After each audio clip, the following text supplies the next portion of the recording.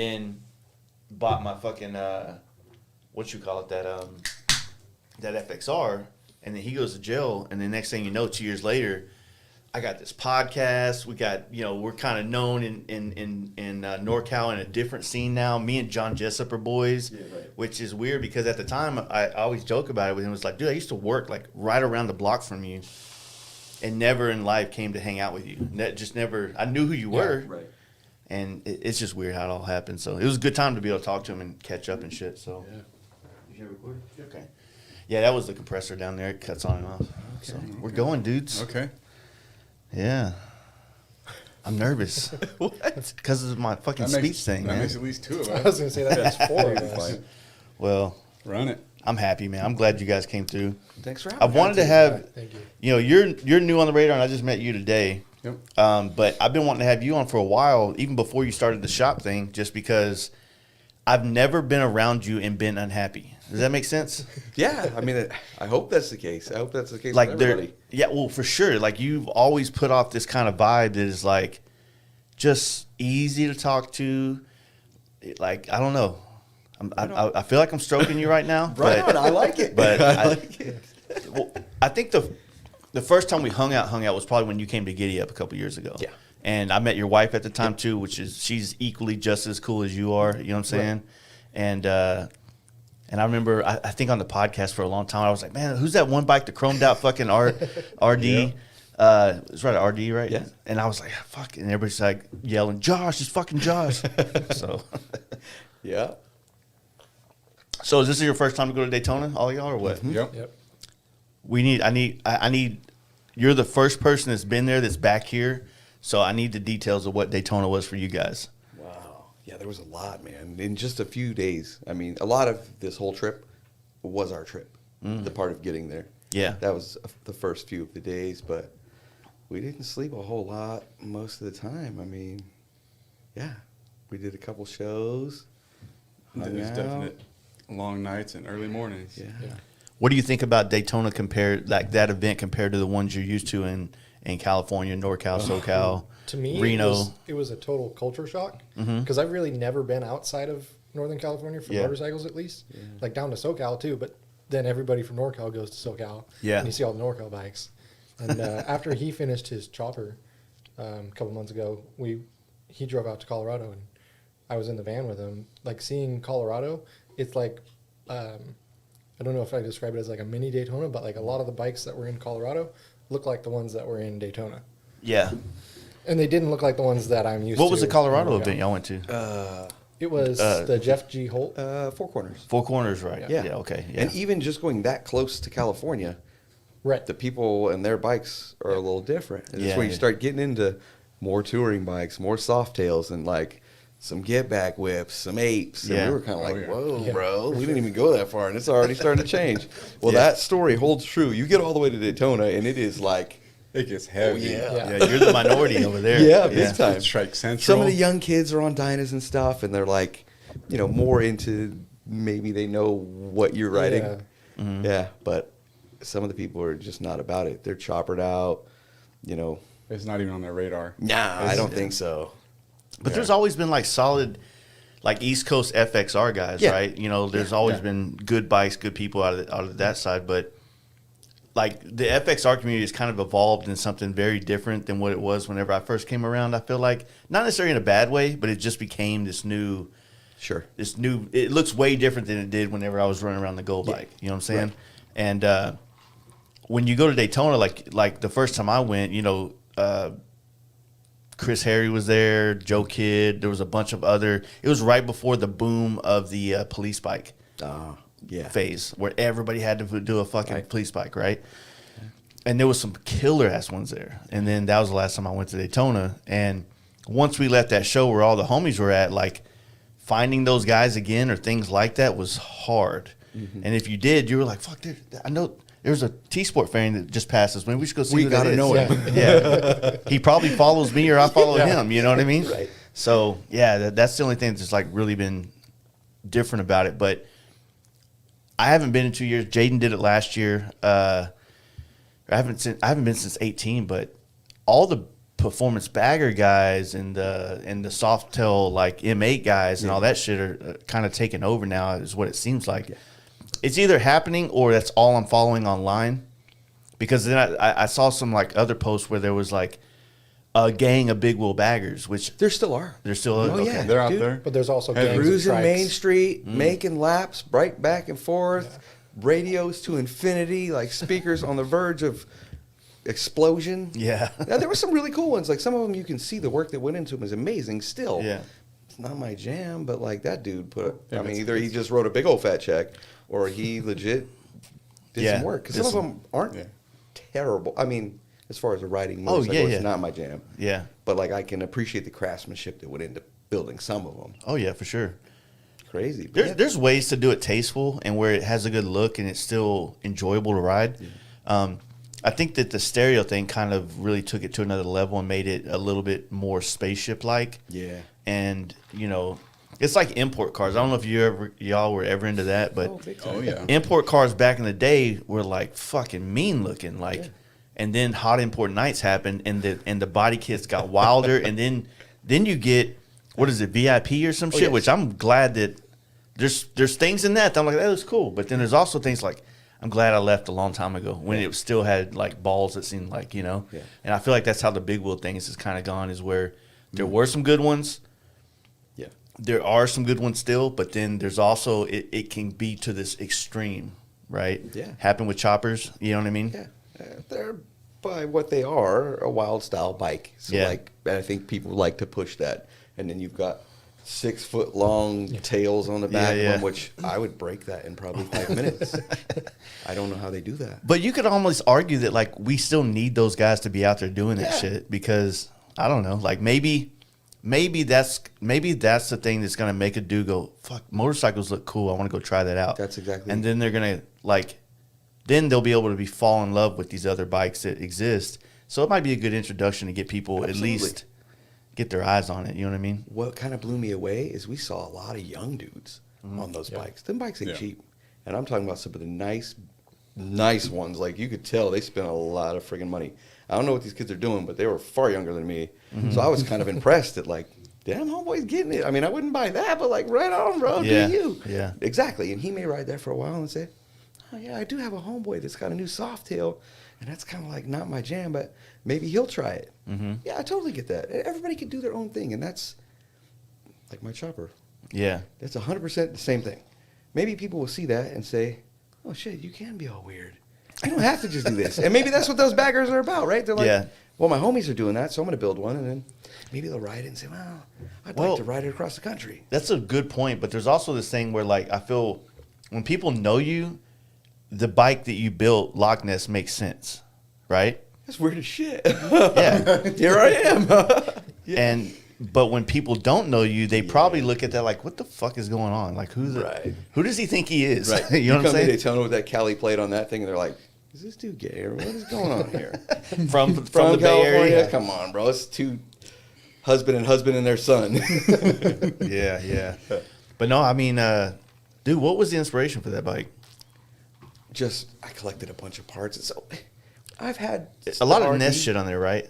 Yeah. Yeah. Yeah, a lot of, I like that kind of stuff. It looks Yeah. cool, it's flashy. That was another wave though, right? It totally was. With the fucking ball, what do they call Ball it? mill. Ball mill, dude. Yeah, there's different styles, and just like Harley has their different, what you call those, Like- collections of yeah, stuff. yeah. They had theirs too. There'd be like the radius ones or whatever. So it's like a Pokemon deal. You got to collect the whole deal, and the only way to do that now is through like swap meets, eBay, Yeah, like yeah.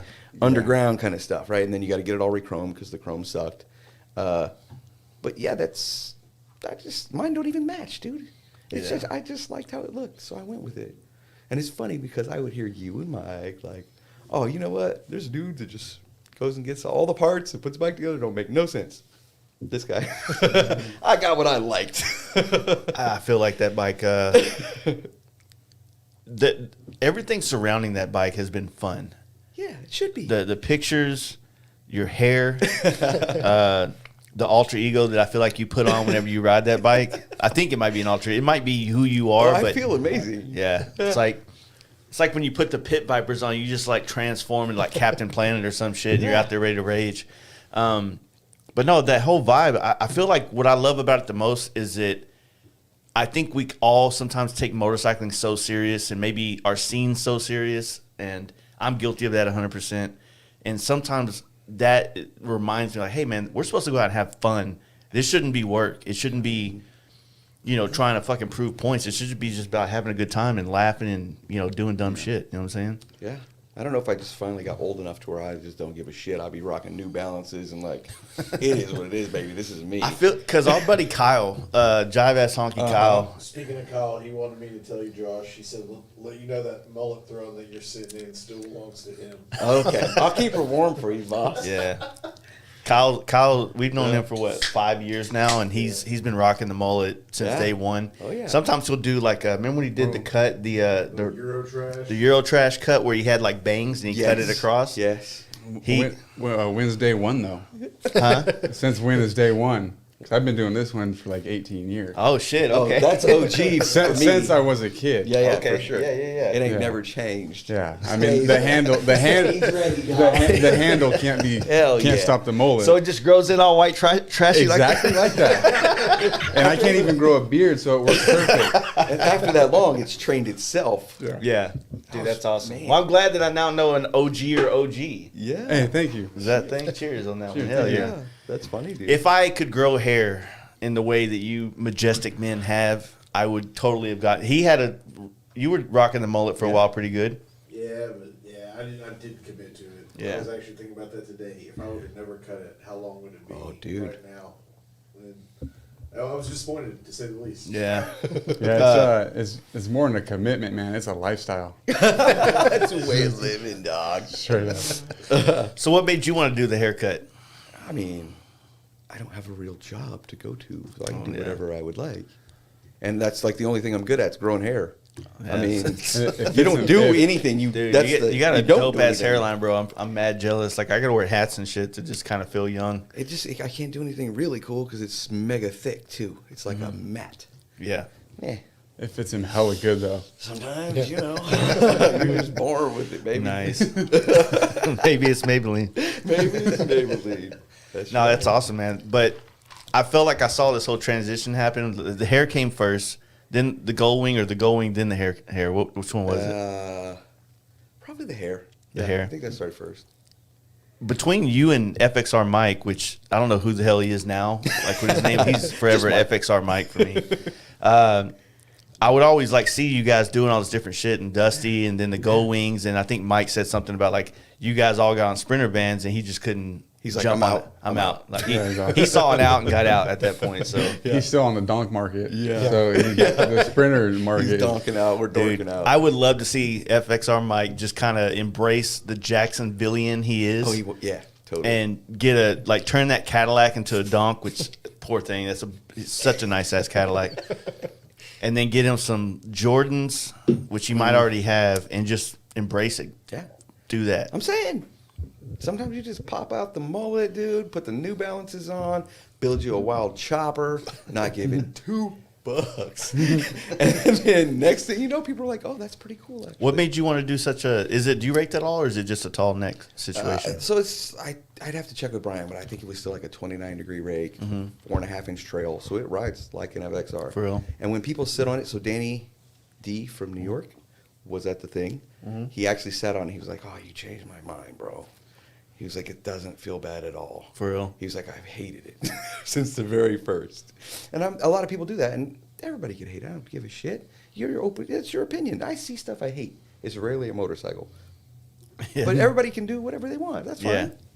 And he was like, honestly, I hated it. But he was like, I kind of like it. So that's cool. And that's what it's about. Changing people's minds. I feel like it's going to 100%. Like, I don't know if I would say it's going to start a trend, but I think it's going to maybe you open the floodgates for people to like be a little bit more wild or a little bit more free with their idea of how a bike should be done. That's all it is. You know, and I think in a sense, I think it could go back to FXR Mike when he was having all the hate when he was building his chopper. Yes. And how people were taking what he was doing on his own bike with his own money and his own time so personal. I mean, I just remember the comments and the fucking the reposts and the people just, with the throw up emoji and shit like that. And I'm like, choppers are supposed to be fucking exactly what that was. It was supposed to make people feel that way. You know what I'm saying? So like, So I don't know if you have enough bikes or you get to a point in your life where you're like, I don't care. what's next? Yeah, I don't care. We've all seen same thing. I've had black Dianas, I've had black FXRs, I've had OG FXRs, and after a while, we've all seen every combo possible. What the fuck is next? So I was like, I'm gonna build me a chopper like 3 or 4 years ago. And then I just started collecting parts. I got a frame. There was the stock back half that somebody already did a weird tube thing to the front. Yeah. Didn't have no bin. It was just a frame. Some swap meet junk. I'm like, that's a good one to cut. I'm Yeah. not ruining nothing. Okay, so I got that. And then step by step, I collect all these parts. Well, then finally I bought the motor with the magneto. It's a 95-inch twin cam. It's a 01, bagger trans, Screaming Eagle 6-speed gear set, hydro clutch, 3-inch belt drive that I got from a homeboy, like when he moved out of state. And Brian made the mids. Brian fixed the frame. Yeah. And the tank came from a swap meet pile. Same thing with the fender. The front fender I bought off eBay. But all of it has been So like... other than like the two only wild ass parts on there is the fairing and the front fender. Those to me are the two most out there. Yeah, everybody, Mike included, my wife included, likes it without the fairing. Yeah. But, I mean, that's what makes it just over the top. It reminds me of that, like, what is like that Japanese, like there's a couple of those Yeah. fairings that look super weird where it's like thin and it's like a thick, bulbous kind of thing in the front. Like, I get it. Like, it's just It's weird. what it is, and I was telling him before you got here because I was like, man, it's actually fucking badass in person, dude. And it's like, it's one of those things that, like, I think that when you see it online, maybe people that want to be like, oh, I don't fucking like it, that looks stupid. When you see it in person, you're like, what the fuck is going on? Why do I like this shit? This is a mess. Yeah, like why am I? What is this feeling? Why is my underwear tight right now? You know, It's definitely weird. It's so funny because at first it was kind of just online. It was just the people at the jam that saw it. Yep. And of course the homies aren't going to be like, bro, that shit sucks. So everybody was kind of like cool with it, like, oh wow, that's pretty cool. And then people started like with the negativity, like, oh, that's fucking weird. And they never would say it to you directly, right? Even Yeah. if somebody said, they said, right? And I'm like, I don't give a shit. They're entitled to their opinion. Yeah. Well, once Born Free happened, and they saw that Jeff Holt and Danny G and the guys at San Diego Customs were like, oh, that shit's tight. And then they're like, oh, yeah, that shit's tight. yeah. Let's not be like that, folks. Let's just have you know what I mean? Do you, Yeah. and don't worry about. But a lot of people are there, and I think maybe I was at a point too early on where it was Black Dyna, Black FXR, Dyna Bro, all the things. You know what I mean? I was like, this is it. FXR only. There's too many good fucking bikes out there to be all negative like that. Yeah. And Mike saw some of that when he got that Goldwing. Yeah. A lot of people did. Like people that you had been homies with or thought you were, like deleted it or talked shit or whatever.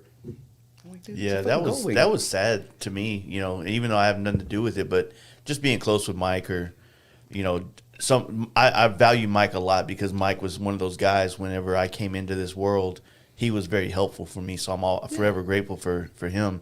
But yeah, when his opinion was always valued by so many people, and I think that what happened was when he went to the Goldwing, I think as humans we're all like ready to join a cult. 100%. Yeah, and the FXR was an easy, fun one because everybody that was in it was good people, right? And so like, man, I want to be a part of this thing. And so when you see people come in and you get your FXR, you're like, fuck yeah, I'm in the club now. And then somebody that you had held at high regard takes a left and jumps on a Goldwing. I think for them, it like fucks with their identity in some kind of weird, deeper way that. They say, I'm not ready to go that way yet. Yeah. That shit is weak, I did. dude. It is. It's not. I don't like it at all, but I think it's one of those things that people subconsciously end up going down that path of that tribalism, and that's what kind of causes that. But you know, that's kind of a deeper conversation, and maybe you should break out the stash for. Yeah, I mean, But what's so weird is that Mike didn't sell his RT when he bought his Goldwing. He had them Yeah. at the same time. So it's not like he was like, fuck FXRs, I'm done with them, I'm Yeah. buying this Goldwing. Yeah. And then he was like telling everybody else to buy Goldwing. No, he bought a Goldwing, he liked the Goldwing, he rode the Goldwing, and he still likes the Goldwing. Yeah. He wrote that here to the bike night or to do the podcast a couple of times. I think he came to our anniversary party, go winged out, fucking full of just. I love it. I don't know, man. I think that the bike thing, it's all like once you have a group of friends, like you should be able to do whatever the fuck you want to do and still be considered in the group of friends. You know what I mean? As long as you stay on a bike. If you get a jet ski or something, like, bro, come on. Right. Like, I get it. stay with the bikes at least. You know what I mean? But if a guy wants to have 5 different bikes, don't get butthurt because he bought a fucking Goldwing. Yeah. That just sure. doesn't make sense to me because I could give 2 shits if you buy one. Like, it doesn't matter. Yeah, if like a guy, why? if he's like, dude, you should try this out. This sucker is actually really cool. Mm-hmm. That's how he got a Goldwing because I was like, bro, these shits are cheap and it's a great backup bike. And he got one too. Yeah. Everybody got one, dude. I even have awesome. a little trailer. Yeah, and I had a trailer too. Yeah. Hell yeah. Took our little camp took trailer, our dude, family pull on behind rides. I it. took my daughter for a trip. I Yeah. took my son for a trip. Like overnight trips, camping. Hell yeah. Yeah. But we'd all Get out didn't and see sell off stuff. our other stuff like, oh, this is the end all be all for bikes. Yeah. Yeah. Like, it just, you got to be open minded, and that's what I hope. That's the idea with the chopper. It obviously was something that I just wanted. I didn't have in my brain the weird paint, but I'm not a painter, so I painted that bike with Napa spray cans that they preloaded for me. So at you Napa. painted it? Yeah, I know you will look at No, it. honestly, it's not fucking bad, dude. Straight Well, thanks, up, dude. Yeah. Thanks. So in That his makes me warehouse, feel he's good. got how tall would the shelves I have be? 10-foot racks in there with parts and stuff on it. Probably 5-foot gaps in between them. 4. Yeah. 4 feet. Okay, so that you can walk. Yeah, down like a hallway. And he took plastic sheets, draped them up, made a little cubby, climbed inside the cubby, and painted all of those. Yeah. So I would take piece by piece to the paint store, and they got the books. Mm-hmm. I'd text Courtney pictures of the colors because Yeah. I'm like, what Hey, look at color this should be the purple. frame? Purple. I'm like, Nice. sick. Okay, Yeah, give me. sick. And then yeah. each couple days, I'd have a new one sanded down and kind of ready to rock. I'd go get the primer, 2K clear, and whatever color she said. It looks like 2149. She'd text me like out of the sample book. Yeah. They'd load her up, and I'd get to work.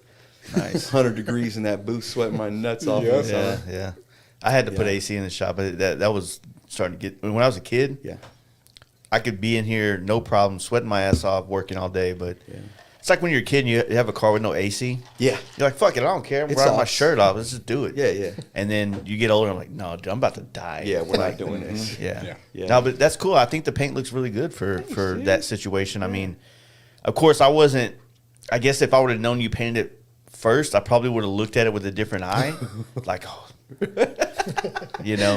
But no, it looks fine. How'd you do the side cover situation with the logo and everything So on I it? painted them white and blinky striping, did Did the pinstripe over top of pinstriping? it. Nice. Yeah. And there's actually some of its decals too that she printed at the house on the Cricket. Because we're just, people, dude. Yeah. So yeah, we've made some decals so they weren't. How blank. butthurt is people knowing this now that lost to you at Born Free? Nobody said anything. I felt hella bad, dude. I was telling somebody when we were there, I'm like, dude, I'd trade that bike for like 6 of these bitches. Yeah. Like if somebody's like, yo, that thing is cool. Would you rather have this one? Let's roll. Yeah. The dudes from, FXR division. yeah, they had this 2-tone purple one that they did. Fucking hard. Killer, dude. Yeah. That whole competition was And then the stacked. one that Ramjet did, the brown one, Yeah, dude. Yeah. bro. Well, yeah, the one for I think I shot pictures of that one. The dude out of Yeah. Colorado, I can't remember his name right Hans. Hans. That yeah, bike dude. is bitching. He's actually come to our camp out now. Oh, nice. Yeah, it's fucking he's a badass. cool That dude. dude's cool as shit, Yeah, yeah. man. I seen him in Colorado too. Yeah. Yeah, that bike's fucking bad. So when they called my name, I'm like, you gotta be fucking kidding me, Did dude. anybody go boo? I'm sure. I'm sure. I didn't hear none of that. Nah, I don't think anybody would do it. But no, it was dope that I think you're nailing it on the head right there, or hitting the nail on the head or some shit. Every year this FXR show happens at Born Free. It's a good that show and the one at Sturgis, in my opinion, are like the two main FXR shows that if you build something, you want to win one of those. What else are you gonna do? The Hans bike is beautiful. It's really badass, 100%. There's a lot of details in it to make it really nice, but with the utmost respect, it's still very similar to the other bikes that are out there, like aesthetically, right? RT fairing, Overall. Right. Yeah. If you looked at it from afar. Yeah. I mean, I looked at it up close, and Tony was pointing at things. Dude, there's a million fucking things on that bike. the mirrors aren't mirrors. Yeah. They're fucking polished aluminum. Yeah. That's some space age shit for me, dude. Badass. So just to be clear, like I'm not saying that the bike Right, isn't right. amazing. I'm saying that If like you look at that that bike, one- that setup yeah. aesthetically is pretty well done Sure. and has been for a while, Sure. right? So how do you come in? And I've always been a big fan of like Power Plant. You know, I've Yeah. always really liked their style. When they would do FXRs, like they're the only ones, in my opinion, that I've always fell in love with their slim down, Right. well, just like not full fairing bikes, right? Like just like maybe a quarter fairing or a T-Sport fairing or something like that on an FXR. Yeah. And they've always done it real clean and classy to me. So He's got killer taste for yeah, sure. he does. Yeah, yeah. He did a soft tail. I think that they had it. Yeah. It was pretty clean too. It is. We saw it. Yeah. It's right there. Yeah, they got clean bikes, dude. For sure. But yeah, so like, what do you do? I mean, how do you keep evolving that and reinventing? You know, whatever it is. Some people will move on to a different kind of bike altogether. I think that's what ends up happening. I think that's They'll kind of step what up we to were a talking bagger about. and Yeah. then go mess with that for a while, or I don't know. But I mean, if you love a FXR, dude, and like all your homies are into that same thing, and now that's like your thing. Well, I'm not leaving that thing. I still love that thing. Yeah.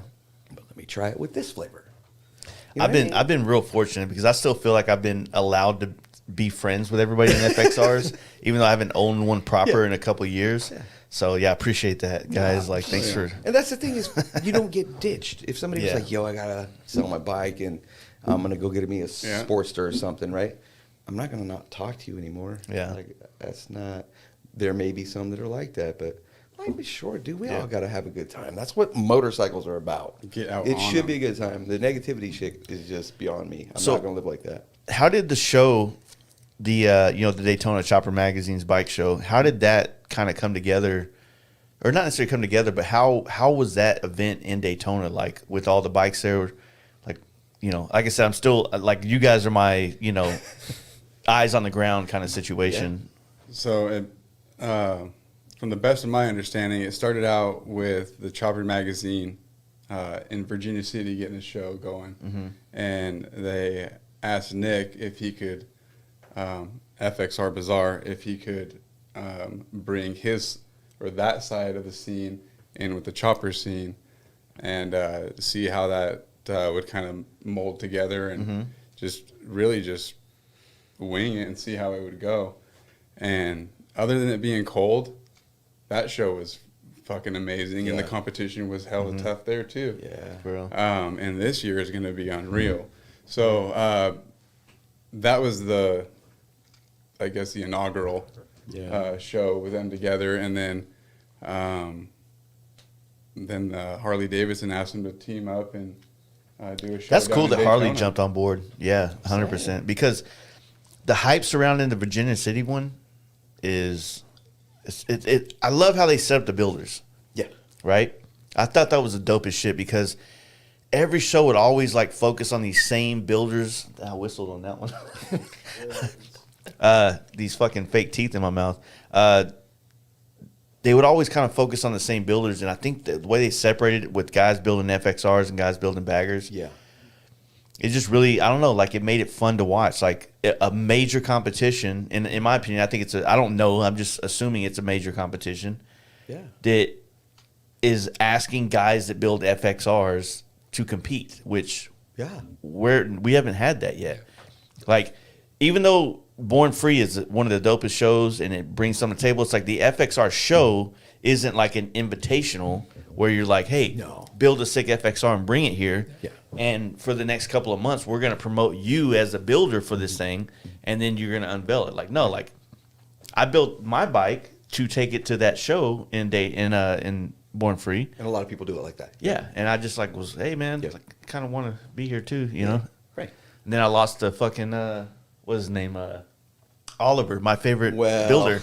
I'm like, fuck, man. That's one of my favorites too. At first, I was so butthurt, Yeah. and then I got to know Oliver, and I was like, I can't be mad at you. God damn it, I want to be you. You're cool as shit, bro. I just seen him at the show, and I was like, oh, Yeah. he's cool, man. He was talking about coming through here on the way down, but he's fucking swap meet chasing across the country all the Hard. time. Dude, Homeboy pregame Daytona swap. He was here like a week. He and a went half a week early. Yeah. before and snatched the goods. That's rad. That's his model, man. Yeah. But no, like that was the year he built that FXR with the Pro Charger or the Aero Charger, I think it was with like the flames. And he, at first glance, I was like, man, there's no way that bike's gonna beat mine. But then I started looking into it. I was like, wow, like that dude did some fucking crazy shit to it. And all I did was fucking panel paint a fucking FXR. It looked cool. Yeah. So yeah, it looked cool. You know, but I think with me the whole thing was we were like really well documenting putting the bike together, building it, and then riding it to NorCal, and then the FXR show at Born Free. So, and I learned how to work on Evos on that trip too. Nice. What happened? Everything. God. Sounds about right. Yeah. There's so many things that happen.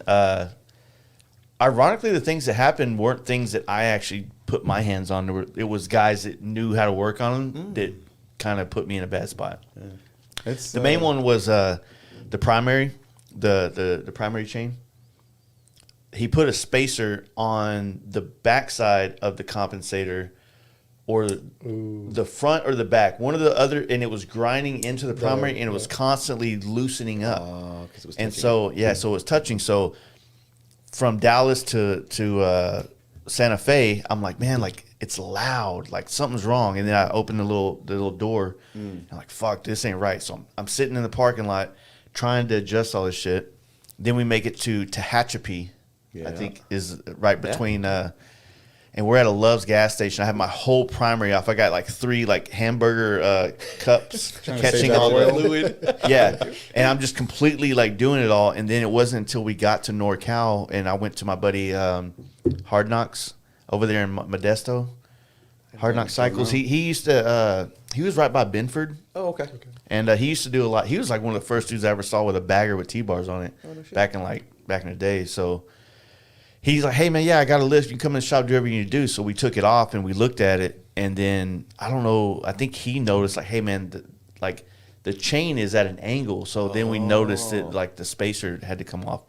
Never had a problem with it ever. Yeah, that's pretty simple. Yeah. I'm guilty of that. Yeah, I think everybody's done it once. Yeah. I had a bag of parts. Did you learn? After. I mean, break-in mild. Thank God. But I mean, that was not the worst of it. But it's like, come to find out, it's like, yeah, missing the spacer. I had a bag of parts, and it's like, Oh, that one? Big ass one? because I thought it had something to do with my starter the whole time. I was like, it's all too big for the starter. It's a little tiny shim. Where in the hell is? You know what so the second problem I had, this is embarrassing. This is so funny.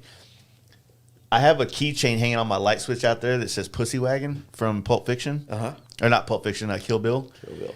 And so I bought this keychain to hang on the bike. So when it's at the show, it just has that Pussy Wagon hanging on it, right? Okay. A little touch. Okay.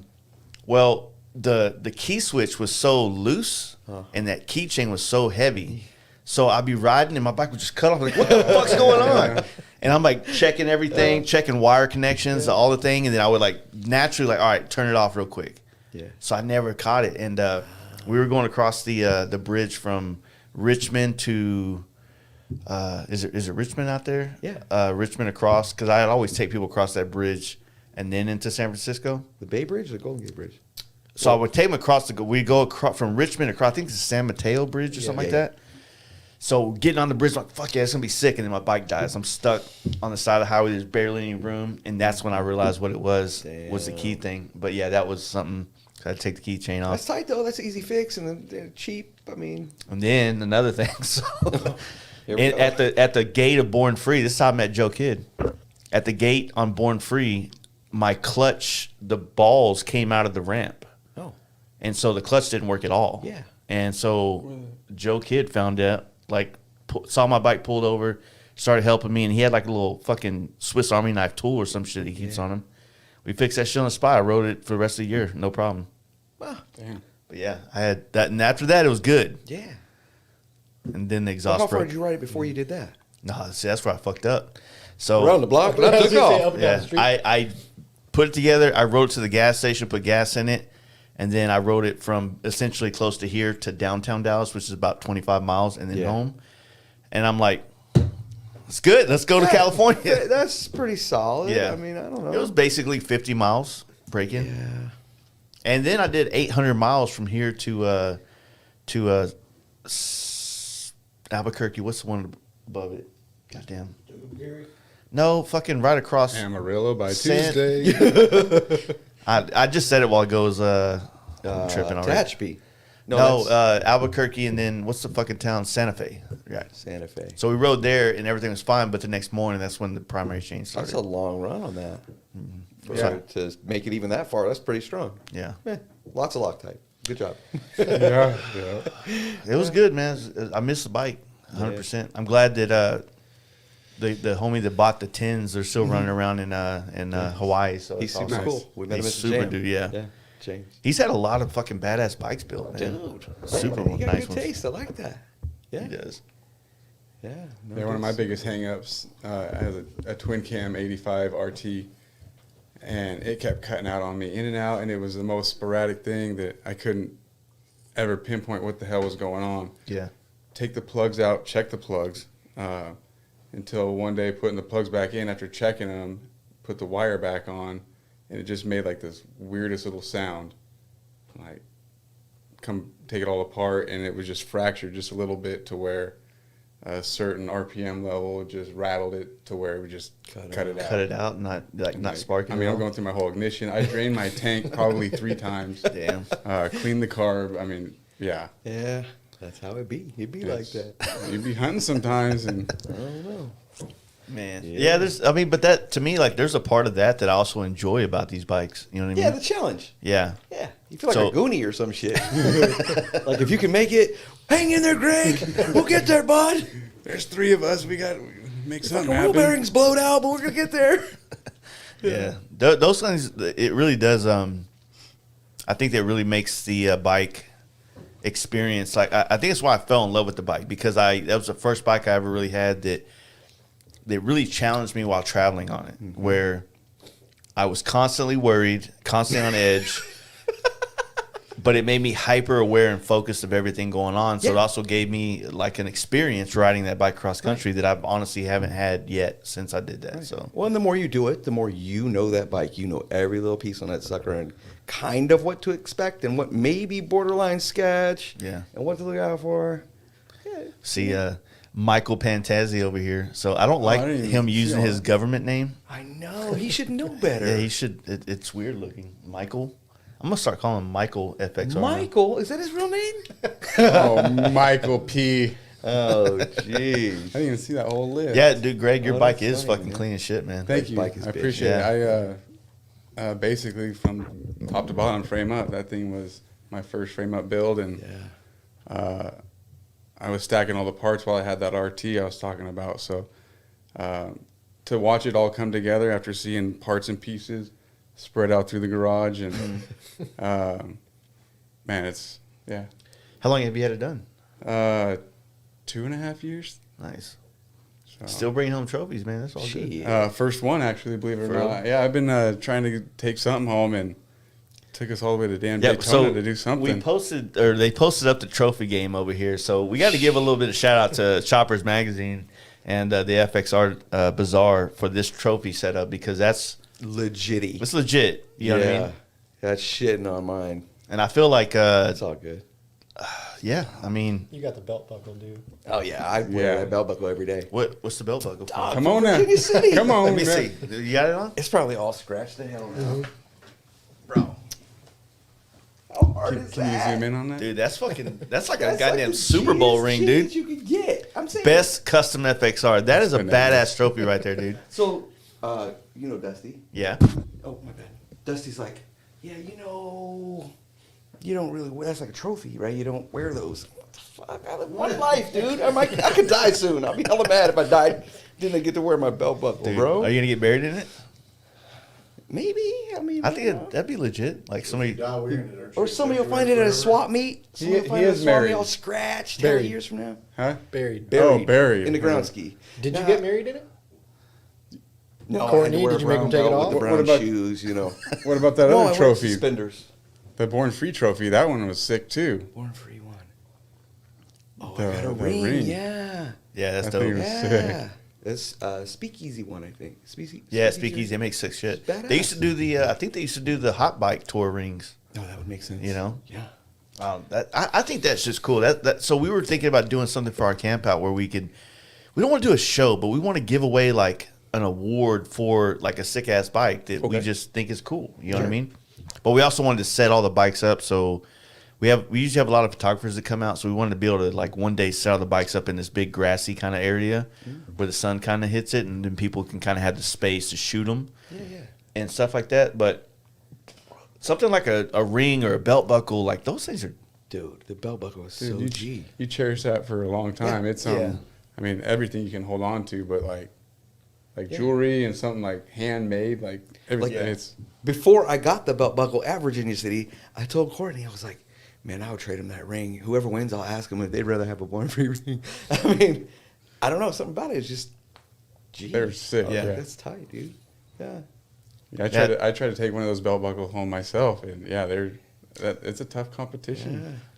So the Virginia City one, when was the last one of that? Was that earlier last? That was the first That one was last the first year. one. Okay, yeah. And I'm glad I went to that one because I shit want is to deep fucking. this I was telling you, I want to go, dude, because I want to see. I forget the guy's name, but the guy's doing the FXR with the Pan America motor in it. Yeah, I've been following him. Jackson, yep. Yeah, I've been watching some of the progress, and I have my own questions of that, but I'm instead of bombarding him like, so what are you gonna do here and here and here? I'm like, I got my questions, and I'm waiting for you to reveal the answers to me. So I've been having a good time watching that unfold.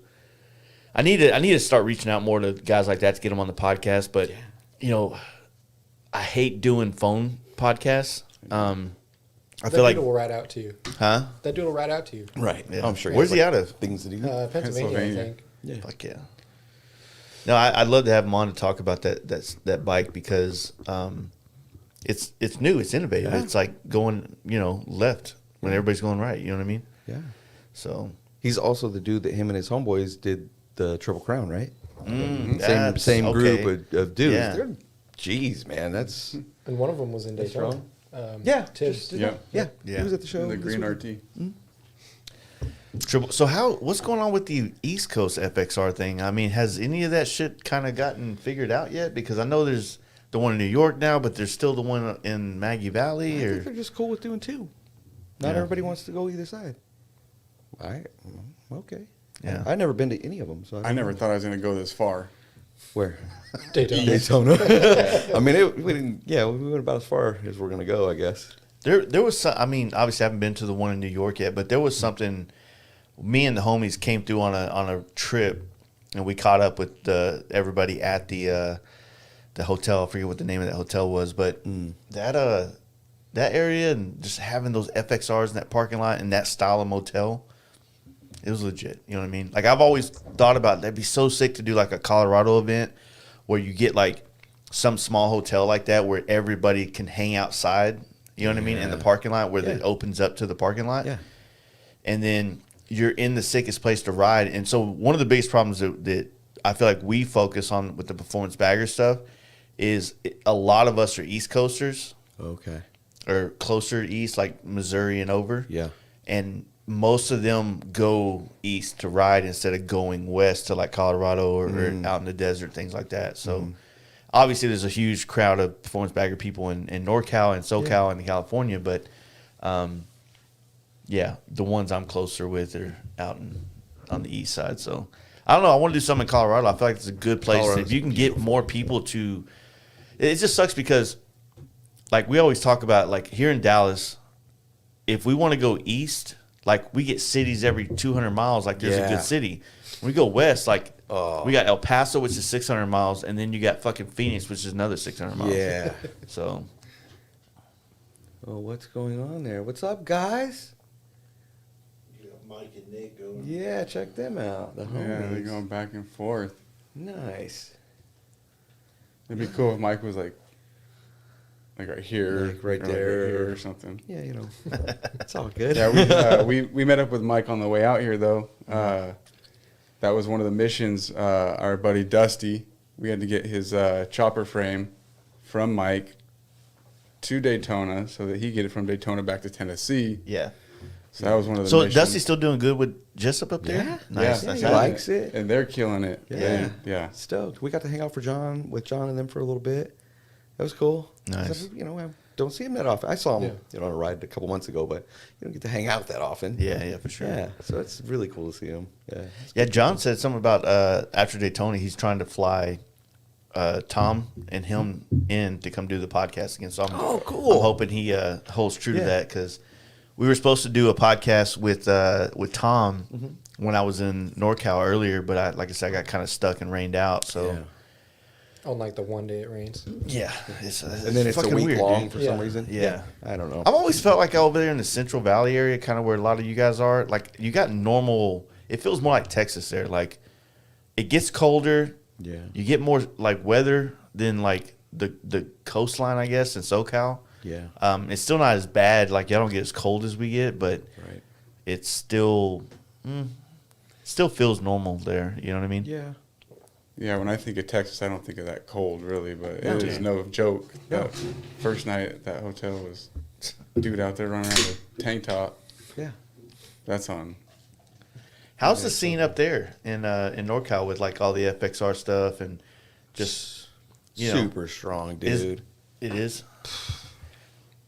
I think for a lot of people, Virginia City this year was kind of an eye opener, because I don't think anybody thought that like chopper dudes and FXR dudes were going to mix as well as they did, because it's two totally different like personas, if you will. Like chopper dudes are generally, their bikes aren't super clean. They're original. They're greasy, oily, dirty. And FXR dudes, especially in NorCal, they bring out the hitters, and they're all clean, stock paint, mostly original, maybe some bars and a thunder header. Yeah. So I think like being able to see what all those chopper dudes are doing, like as far as custom fabrication, custom paint, stuff like that, I think it's really opening up eyes for people in Northern California, or even if you weren't from here and you went to that show, it's good inspiration. Yeah, because they used to do a show out there in Dixon that was pretty big for a while, and they would have it like invited builders. That was the first time I ever saw TBJ's bikes in person. I didn't know him at the time, but seeing his bike in person, I was actually in love with. I think he had like a plaid situation going on in the tank or something like that. Some kind of weird thing going on. It's a vague memory because I was big Will Bagger Jace at the time. Okay. You know what I mean? Gotcha. But I wonder, because California is so heavy with club presence, that is it hard to like have like bike nights and hangouts and meets where it's kind of just you and it doesn't turn into like a whole bunch of dudes that are trying to join a club come out and act all weird and shit like that. You know what I mean? Do you ever get that kind of shit? No, it's all. I mean, There's a little bit of it, but for the most part, like there's two different groups. They do their thing, we kind of do our thing. And Yeah. Not to say that they're bad, but it No, not definitely at all. can they're- kind of put a everybody's welcome at the jam, right? So Yeah. that's the biggest. Everybody shows up. The riding to the jam for most people isn't the best part of the jam. The best part of the jam is sitting in the parking lot at 2:00 in the morning, walking back and forth, looking at all the FXRs. Geeking out when Yeah. another one pulls in. You're like, oh, Dude, that's those- yeah. that I haven't been to that, but just all the pictures and the backdrop with the fucking mountains and Yeah. dude, killer rides in any direction. Yeah. It's a great location. It's exactly what you were saying. A kind of not the greatest hotel situation, but right there in the parking lot is where it all goes down. Yeah. You can go gamble. You can get you some pie. Like, it's just a good situation. You got to show up dude. early for the pie, though. Yeah, because it will be gone. Easy. Some people get there early to make sure that they get all of it. Mike says, let's hear that refuel story. Yeah. Yeah. All right. Well, so you're young as fuck. Yeah, I am. So is it? You think you'll grow a full beard in your lifetime, or is Dude, it? like if I. So here's the thing. We made him Refuel shave. is what I do Oh, you did? now for the most part. So I'll get really into that and not do anything. I won't like go outside.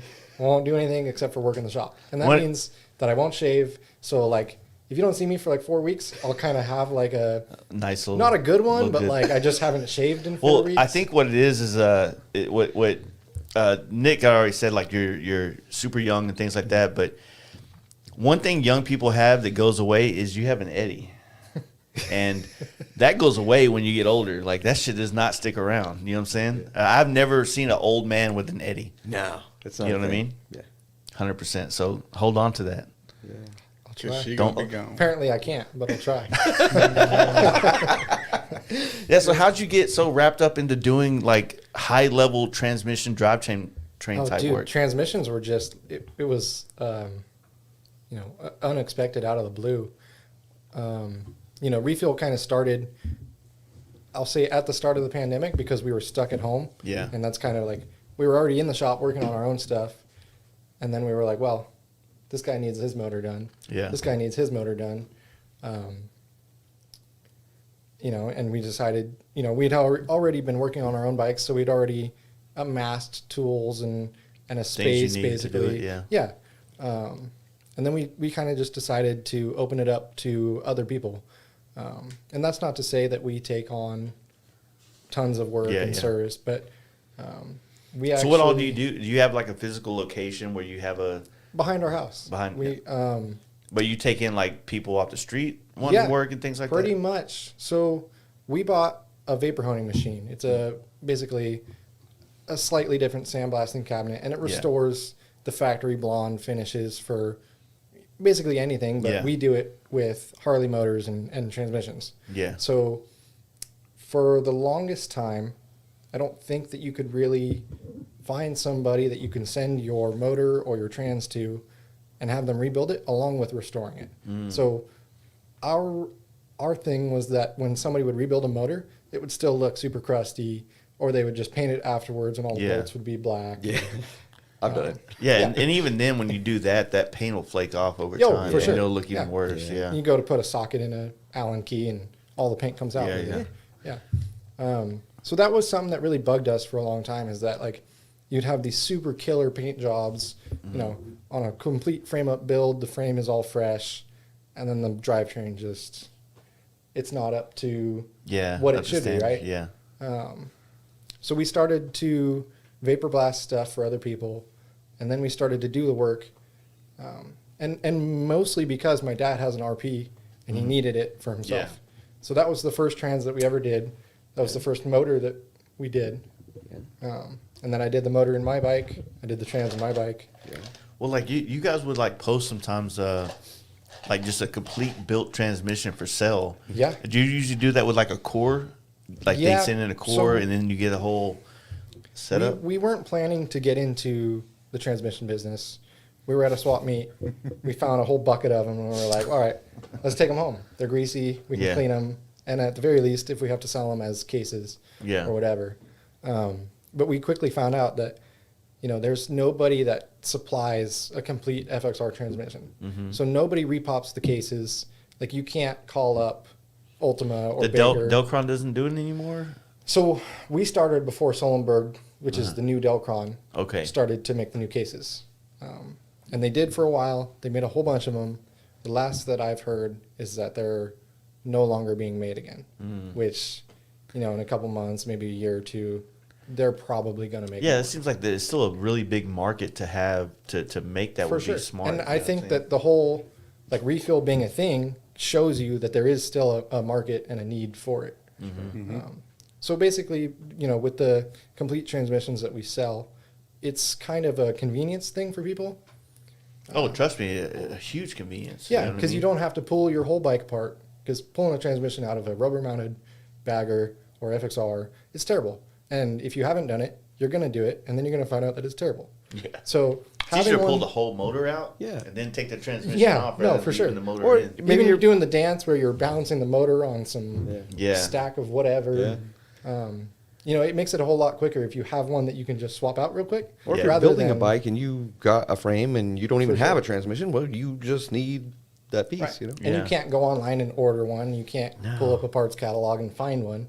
The cases, I don't want to say they're like gold, but they're pretty hard to find, especially in this one. I feel like the transmission and the primary, because I think I was talking to you about the primary too whenever I was talking to you, because there's a lot of and I'm not an expert of this, but I know that there's a lot of different primaries that come on FXRs. Yeah, for sure. And it gets a little complicated to figure out what you have if you're a new guy. Yeah. And what you need and what's going to be less of a pain in the ass to own. And there's so much information out there, and there's a lot of information that's not necessarily correct or even like the easiest route to go. So, you're new into this, you buy an FXR and you get an early one. and you're reading on Facebook and it says that, you know, you have a tapered shaft, It's you gonna got the blow early up. starter, it's going to blow up, Yeah. it's terrible, Yeah. take it apart. Which, you know, people have different opinions on, you know, tapered shaft versus spline shaft or early model versus late, but at the end of the day, the late model is a better transmission. It's going to hold up better. So, you know, if you have the money, if you have the need, why not upgrade it all? Yeah. But then, like you were saying, you have to find, you know, the correct transmission case, the correct primary, and that includes the correct outer primary, clutch. Yeah. Starter. Yeah, all that junk. Right. So, and that's why I was like looking at this one where it was an 88, which was supposed to be, was the 88 was supposed to be the better transmission, but it was still coupled with the bad primary setup or That's something 80, like that. 89. 89 Okay. had the later primary and starter, but it had the tapered shaft. I don't even know. I just asked the kid. Yeah. That's Yeah, what I'm saying. so like I the, think that the trans and the chopper, he did that. Nice. Like when it's any transmissions are weird to me, dude. I know it's not that big of a Yeah, deal, dude, but it's- to have somebody to just be like, bro, can you make sure it's good so I can just put it back? I can put it back. Yeah. Just I don't know. There's little fidgety bearings Yeah, and all bullshit that. in there, seals, and they got to be stacked this way. I mean, you've seen a gear set how that Yeah, looks. dude. That's intimidating.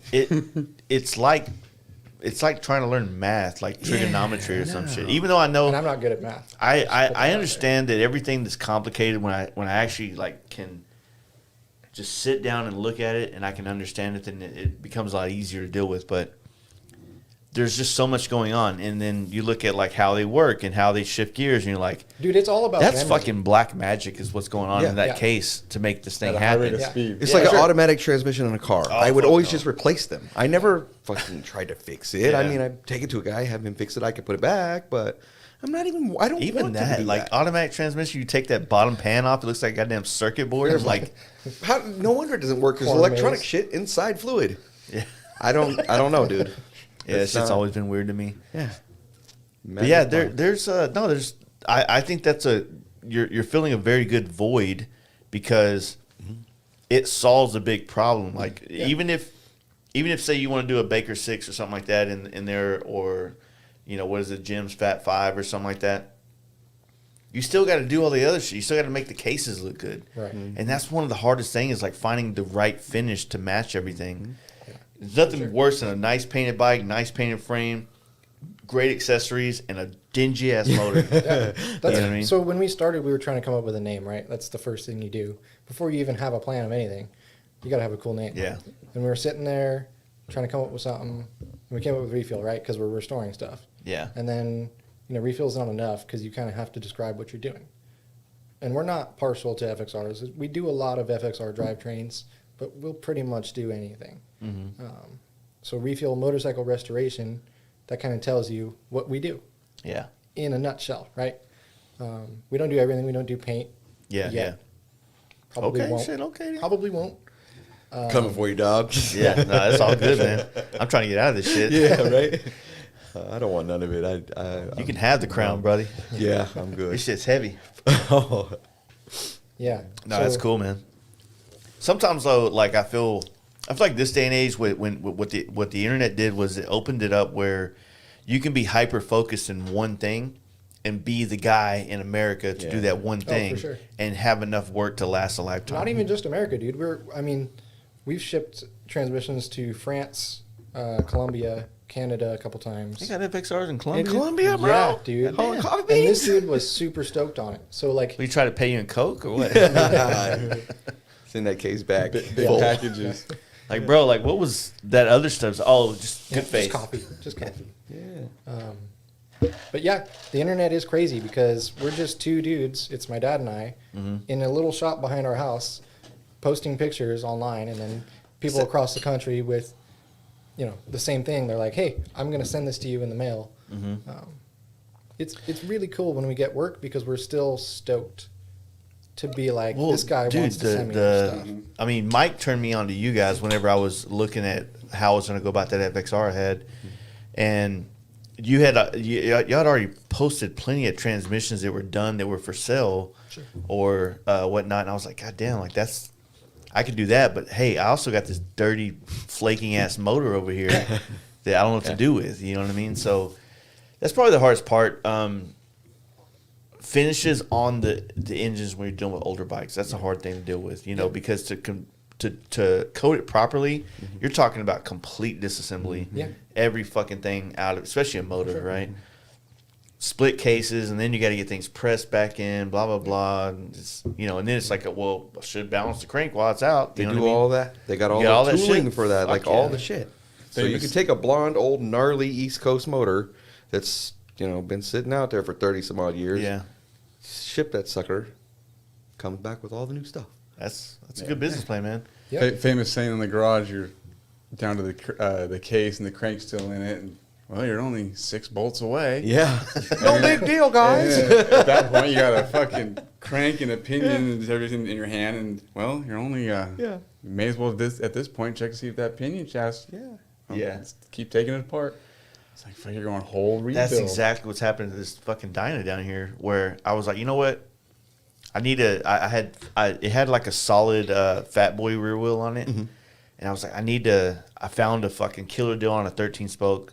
I was like, all right, I need to pull these wheels off. I want new bearings, new tires. Yeah. I'm gonna powder coat them black just for the time being. Right.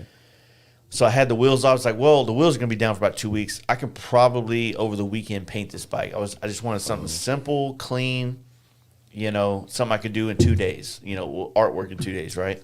And then I finished the paint on Sunday, and then I like set it on the bike, and all it did was like draw my focus into everything else on the bike that was not clean, and I'm like, oh fuck, man, like this looks like shit. You know what I mean? It's like it highlights the rest of the shit on your bike that don't look good, and so for the last 3 days, I'm like, should I paint the frame?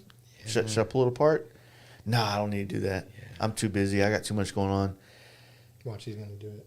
I am. I pulled the fucking gotta. wire harness off You gotta today, commit. and now I'm doing it. But what happens is now that's going to be clean. And now the motor's going to be dingy. So like you were saying with the what was the S100 or whatever. Some of that Gotta spit hit that, shine, yeah. boy. you get out the fucking bike and you just Freshen shake her that up. can up and Yep. just hit them with a couple squirts like it's goddamn like a fro or That old to new Yeah. right there. Dude. Yep. I don't know. T-Sport's been one of my all-time Yeah. want to have bikes, Yeah. and so you know here we are. That's tight, dude. That's what My dream garage was always a bagger, a T-Sport, an RT, and like some chopper that fit like whatever I was into. You know what I mean? I dig the blue pinstripes. Mixing with all that. Yeah. So You sound like very hesitant. no, it's like when it comes to bikes, I'm more keen to warm colored bikes. Okay. So like your yellows, oranges, reds, like everything in the warm color family. Basically every color on his bike. Yeah, pretty much. Like, well, his is more cool, honestly. Like, his is that difference where cool turns into warm. So because that purple and the pink, that's kind of like the blending of those, right? So warms are always going to be more like earth tones, golds, oranges, things like that. So I've always been more partial to that. Like it fits, like whatever idea of myself riding a bike. Like I see myself on that. So the Dyna is a smaller canvas, so I feel like I can get away with a cool colored bike, and I'm gonna enjoy it more than if it was a big fucking bagger. You know what I'm saying? So it's a lot less paint, and I've always loved purple. It just sucks that right now is the year of purple. Everybody's painting purple bikes right now. Oh, I love the stock T-Sport purple. I mean, That's why I wanted to do purple. fire. That fucking I forget the color name of it, but Concord something. or Concord, other. yeah. I call it grape, but it's not grape. It's beautiful, man. Oh, it's like it's a amazing. really nice. One of the guys used to work at the shop or here with me. He had a purple lowrider and with like gold wheels. I was like, "Fuck that! It hits so hard. It's so nice." But yeah, so I just wanted to do something like that. But on the bagger, I'm probably going to go more towards the warm side again with colors, and then have like a nice contrasting difference. So Yeah. when I did that gold FXR, my dyno was teal. So I had those at the same time. Got ya. And so I had a nice balance of like warm and cool. Yeah. And it's a little bit more in-depth thinking of color, that most people don't really like go down that path of like, I'm feeling warm colored bike right now. I'll take like, that one today. Yeah. But for me, it's like, it's just a vibe that Yeah. I sound like I'm fucking collecting crystals and shit. Like the Yeah. energy of the blue bike, just like I need the blue bike sometimes to balance me out in my chakras or some shit. You know It's what I mean? like Dairy Cream with the hot eats and cool treats. You Right. get you get a banana split. Fucking deep cuts over here, dude. Oh man, You get a banana split. it's and a from the hamburger. bong. Dude, nothing like when you options. pour that hot And chocolate on the levels. ice cream and then it melts and becomes a shell. Oh yeah. All that smoke. There's Dairy Queens Dude. down here. I had my first Whataburger What do you think? Oh, Fire. come on. at 4 Thank you. a.m. after you made it from Daytona to where did we stop? Oh, I don't know where that We were was. past Alabama? Mobile. We were It past was Mobile. Yeah. Mississippi or something. Chicken breakfast on a biscuit. The honey Oh, chicken, oh, honey butter chicken biscuit? Yeah. Yeah. Yeah, dude. I That wish I shit got make two you, of them. make you come in your pants, bro. He was like, "Look at all this sauce." I was like, "Oh, I this was place is scooping it good." up with the Like fork. you know, individual ones, some are better than others. Yeah. Some places are weak on the sauce. Yeah. Yeah. That one was Dude, hitting that this honey morning. butter chicken biscuit, man. That shit will change your life. Dude, Whataburger, there's just more options. There is. You know, I get the hype of the In-N-Out burger. It's not a bad burger at all, but I mean, it's way funner to have beef with somebody over a hamburger joint. Absolutely. You know? Why not? Yeah. Right? Fight about Yeah. that, not go wings. I mean, yeah. Everything about California, Texas has always kind of been the polar opposite Yeah. in life, like in so many aspects. And so California is a pretty big state. Texas is a pretty big state. We're not as populated as California, but at the same time, like we have a big presence in America the same way California does. Sure. So it makes sense for us to have all these like comparisons across the board against each other, whether it's hamburgers or state income tax versus no Right. state income tax. Thanks, bud. Thanks. That Cali shit hits different. Yeah, I do. Nick Yeah, says so- that Bucky's pulled pork was hitting in Daytona. Oh yeah, It's that not too. wrong. So they have a Pretty good. Buc-ee's down there in Swoop Daytona? Yeah, they Got do. it. What? Yeah, they I do. feel I'm like kind it's of like not not bad. happy about that. Like I don't like the fact that Buc-ee's is like super and like going everywhere out. Like it was cooler when it was a Texas thing. You know what I'm saying? It's a trip every time, dude. You I can buy still a don't- Buc-ee's bathing suit for your chick. I had Courtney on the phone. I didn't realize it was 5 a.m. back home. And I'm like, babe, which one of these do you want? And I pulled the camera up on a FaceTime. She was like, what are you talking about? That should be fire on the Delta, dude. I'm saying a hot pink onesie with the little whatever he is on there. beaver? It's Yeah. like a beaver, dude. Hell yeah. So around, I don't know if you saw it, but on the highways when you're like, there's a Buc-ee's en route wherever you're going. Oh, the They billboards. always put these billboards up. Trust me, we've seen them. Yeah, Take yeah, me to the beaver. yeah. Do it for the gram. yeah, for the Do it for gram. the gram was a good one. It's the best place to take a shit though if you're on the road. Oh, Absolute that was best so place. spacious. Oh, we you get your own definitely- door. Yeah, and it's like, got brick walls around. You're like, I feel so safe in here to take my clothes off. Take all your clothes off. and no rush. Absolutely no rush. You don't got Yeah. you might have one jackass tug the handle once or twice, but They're like, for some reason, when people go in Buc-ee's, they have like, they just have class when they walk in there. And so when you go to the bathroom there, there's not like a, I don't really get that. People start, when all the bathrooms are filled up, like the actual shitters, there's a line that gets naturally formed in everyone I've ever been to. And it's just like, yo, man, I appreciate the fact that we all just, Can you know, wait a do it, you know? But I've been a Buc-ee's hater for quite a while because I always looked at them as like the Walmart of gas stations, you know? sure. But I'm fucking losing it, man. Like I'm losing the fight because I conveniently use all their facilities now. Yeah. And he said the pulled pork sandwich, but like they got a hot ham and cheese that'll fucking Oh, the croissant, the breakfast one. no. They got a And the straight bacon. hot. It's like it has some type of sweet bun on it. Like it's very like sweet tasting. Okay. Hawaiian almost. Yeah, Hawaiian. Oh. Okay. It's- Pulled on the way home. pork? No, it's No, chicken, you it's said? a hot ham and cheese sandwich. Okay. Goes fucking Okay. hard. We got to give Well, that. we got a little ways home. Well, there'll definitely be another one. No big deal. No, No, say that. nothing west of here. There's a Buc-ee's north and south of here, Oh shit. not west. We are Moab? north, right? Yeah, we're thinking about hitting Moab on the We're way a home. long way It's to like Moab. 2 or 3 hours difference, I guess, from how we came. So Oh yeah, honey, and whoever else. Yep. listens, Yeah, we we're going might Moab. that's actually thinking about Moab. That's pretty dope, man. It was like 2018 was when Buc-ee's spread out of Texas. For real. Yeah. Because we do our buddy does a camp out in Florida, and so I think 2 years ago we did the first one. We're like, Yeah. holy shit, because they have that Buc-ee's right on the border of Alabama and Florida. Like, the fuck? When did they come out here, you know? Yeah. And then there was this other thing. So apparently some company in Chicago bought Whataburger, and now they're going to start expanding Whataburger west. Oh, cool. So I think they just got one in Colorado. Dude, we used to go to Arizona, I think was the first one. Arizona, they have them in That's a Phoenix journey. area.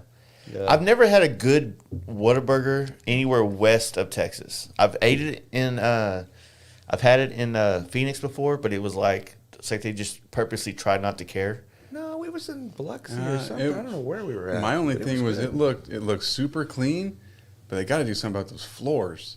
Oh, it's There's slippery as shit in there, It's dude. like, and it carried it all the way to the parking lot. Like, See what when am happens I is gonna when they gain get to traction? California, motherfuckers are looking for that shit. They sue. Oh, the sue 'em. inspectors? There ain't no inspectors No, out here. I ain't trying to do nothing. I'm trying to have time, but they got to do something about the floors. Yeah. Might break a neck or something. It's not a slippery grease. It's like a. Like kind of a sticky. I don't know, man. But the food was. It's good. I mean, Yeah. people are always. To me, fucking Whataburger just goes hard. I eat all of it. I don't care. Yeah, I really don't give a shit either. If somebody wants to buy me an In-N-Out, I'll eat it. Problem And is, I'll I tell don't 'em like to it's wait good. for In-N-Out.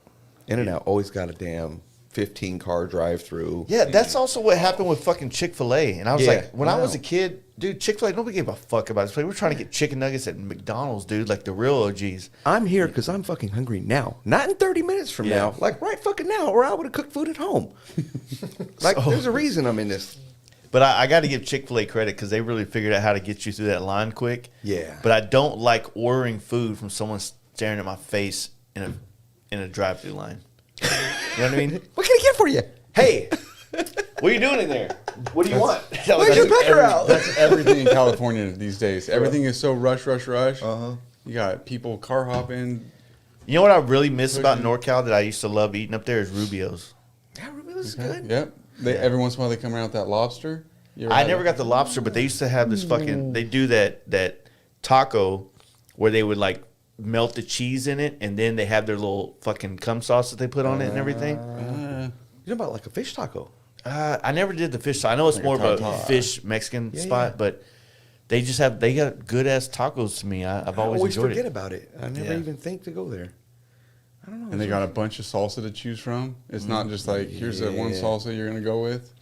The only thing that I didn't like about NorCal, like when it comes to restaurants and food, we've always had a huge patio atmosphere in Dallas. Like Dallas is one of those places where if you like to go out and do brunch and Sunday fun day and fucking all that type of shit, and you want to be on patios and you want to have like that experience, we got that shit on lock.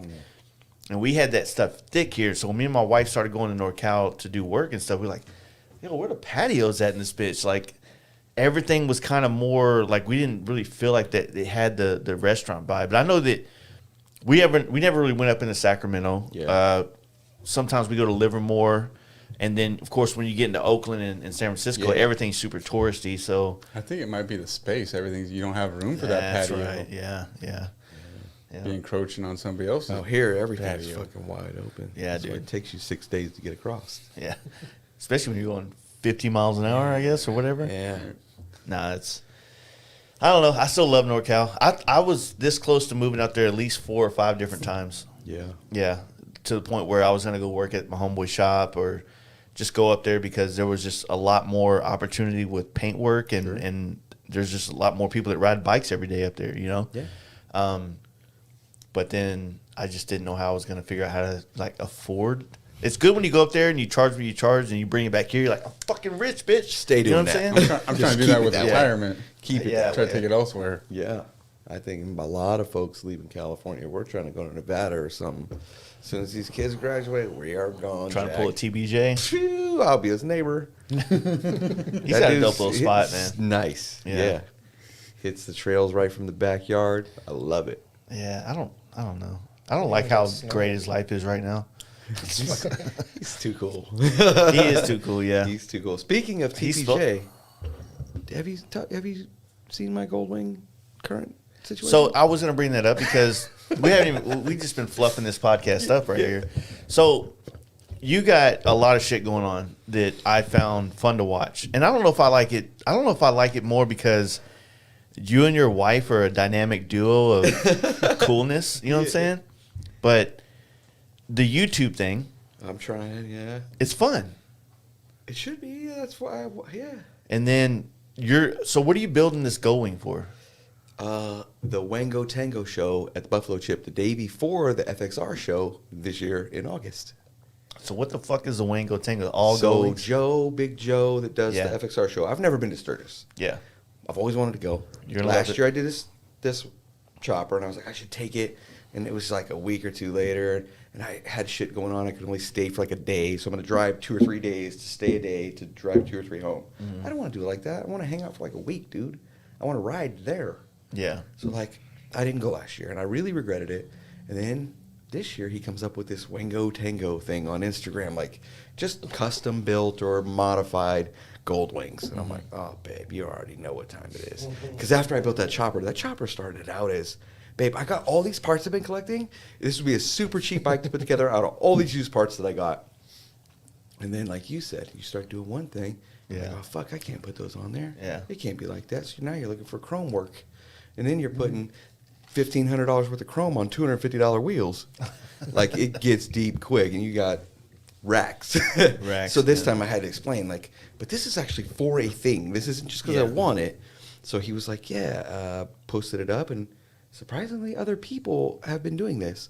So, you know what I did? I went and got me a 81 GL 1100 Gold Wing, like a fully running bike, but not Yeah. the one with all the full fairing and all. It's Yeah. like a kind of a basic one. So I went and picked one Got up. the Road King version? Yeah, right. Road King version.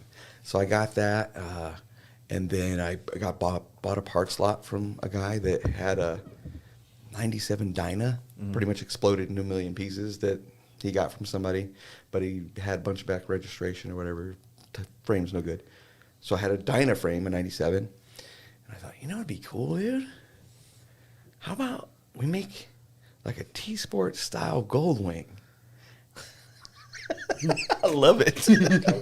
It's a GLDXT. GLDXT. Bro, it has, so I got a DX front end, full front end, forks Yeah. and all. The frame I already had is, I bought a new set of leather pros and a mag wheel. So for you the front. taking the motor out of the GL and putting it in the dyno frame? Negative. So You're my putting- boy, TPJ, shout out. Brian has cut the top of the gold wing frame off from like, the top part of where it hits the neck Yeah. off and sectioned the dyna frame and has put it on. So Wow. now stock dyna tank, seat, leather pros, gold wing motor, gold wing shaft drive rear 11-spoke mag because it had those weird whatever. Yeah. And then I got a 13-spoke up front, Brembo brakes, 11.8 rotors. Dude, that sounds adjustable cool as shit. front, 13.5-inch DX shocks. It may suck. I don't fucking know. Dude, honestly, if you bring that same hair energy into this bike as you did on the chopper, I think that you're gonna be coming home with some fucking killers, man. So I've been planning to paint it like that gray, Fucking sick. like that battleship gray. But I'm open to. And you even use like the fucking shocks from the DX. Oh, 100%, dude. 100%. Dyna rear fender. You gotta pay attention. People are really going to be pissed. I saw the video. I saw the video of when you and your wife were doing the Oh, YouTube, yeah. and you were taking it apart. Yeah. But I haven't seen this yet, What is and it's that picture. Oh, you didn't see it with the haven't- crater fairing, the T-Sport fairing on No, the I haven't front? seen that part yet. Bro. 16-inch T's. I need a step-up seat. You Dude. gotta, if you're Dyna Bro, you got to So- bro all the way, dog. I need a step-up seat next. I fucking love it, dude. Yeah. It may be terrible. I don't know. I don't know. I never seen a 4-to-1 You know when you put a bike Thunderheader. together, when you're building one, right? When all the tins are off and it's just sitting there Yeah. with, like as a roller, even with the motor in it, and it's like sexy to you, then you know from there on out it's going to be a good It's the build. stance. It's the way it presents Stance. itself. It has a good stance, dude. It really does. Yeah. So what did he do? Like, is it like what's the degree of the neck and everything? I wish. They're like a degree or two different between the stock Gold Wing and the Dyna. piece. I basically took that. You could Google their specs, right? Yeah. Bikes.net or whatever. Put them both side by side. Even a stock 88 twin cam versus that motor, very close in power, very close in weight, very close in rake. Like it's. I don't Pretty know. close. My data statistics say that it should be pretty close. No, dude. He just whacked it off, you know? Yeah. He's going to meld the two together. We're going to do a 4-into-1 thunder header on one side. 4-to-1. Hell of Dyna, Fucking bro. tough. So, like, it had the side covers, like, kind of FXR, but real swoopy, Yeah. plasticky More sporty, side covers. more sporty. Brian was like, I don't think it's going to work. So it'll have, like, legit battery box on one side from a Dyna, like, all the business. Nice. He's making the, I come up with the bullshit, and I'm like, dude, what do you think about this? And at first he's like, huh? Oh, yeah, whatever you want to do. I know he's usually like, yeah, I don't know. Yeah. I don't know that he always thinks it's a good idea, but that's what's cool about him. Well, he would tell you, I think, but he doesn't tell me Nah. that it's a terrible idea. Well, I mean, he's got a good he brings a good eye to the table because I've never seen a bike that he's actually built that didn't scream performance, custom, and have a stance that really fit the build. You know what I mean?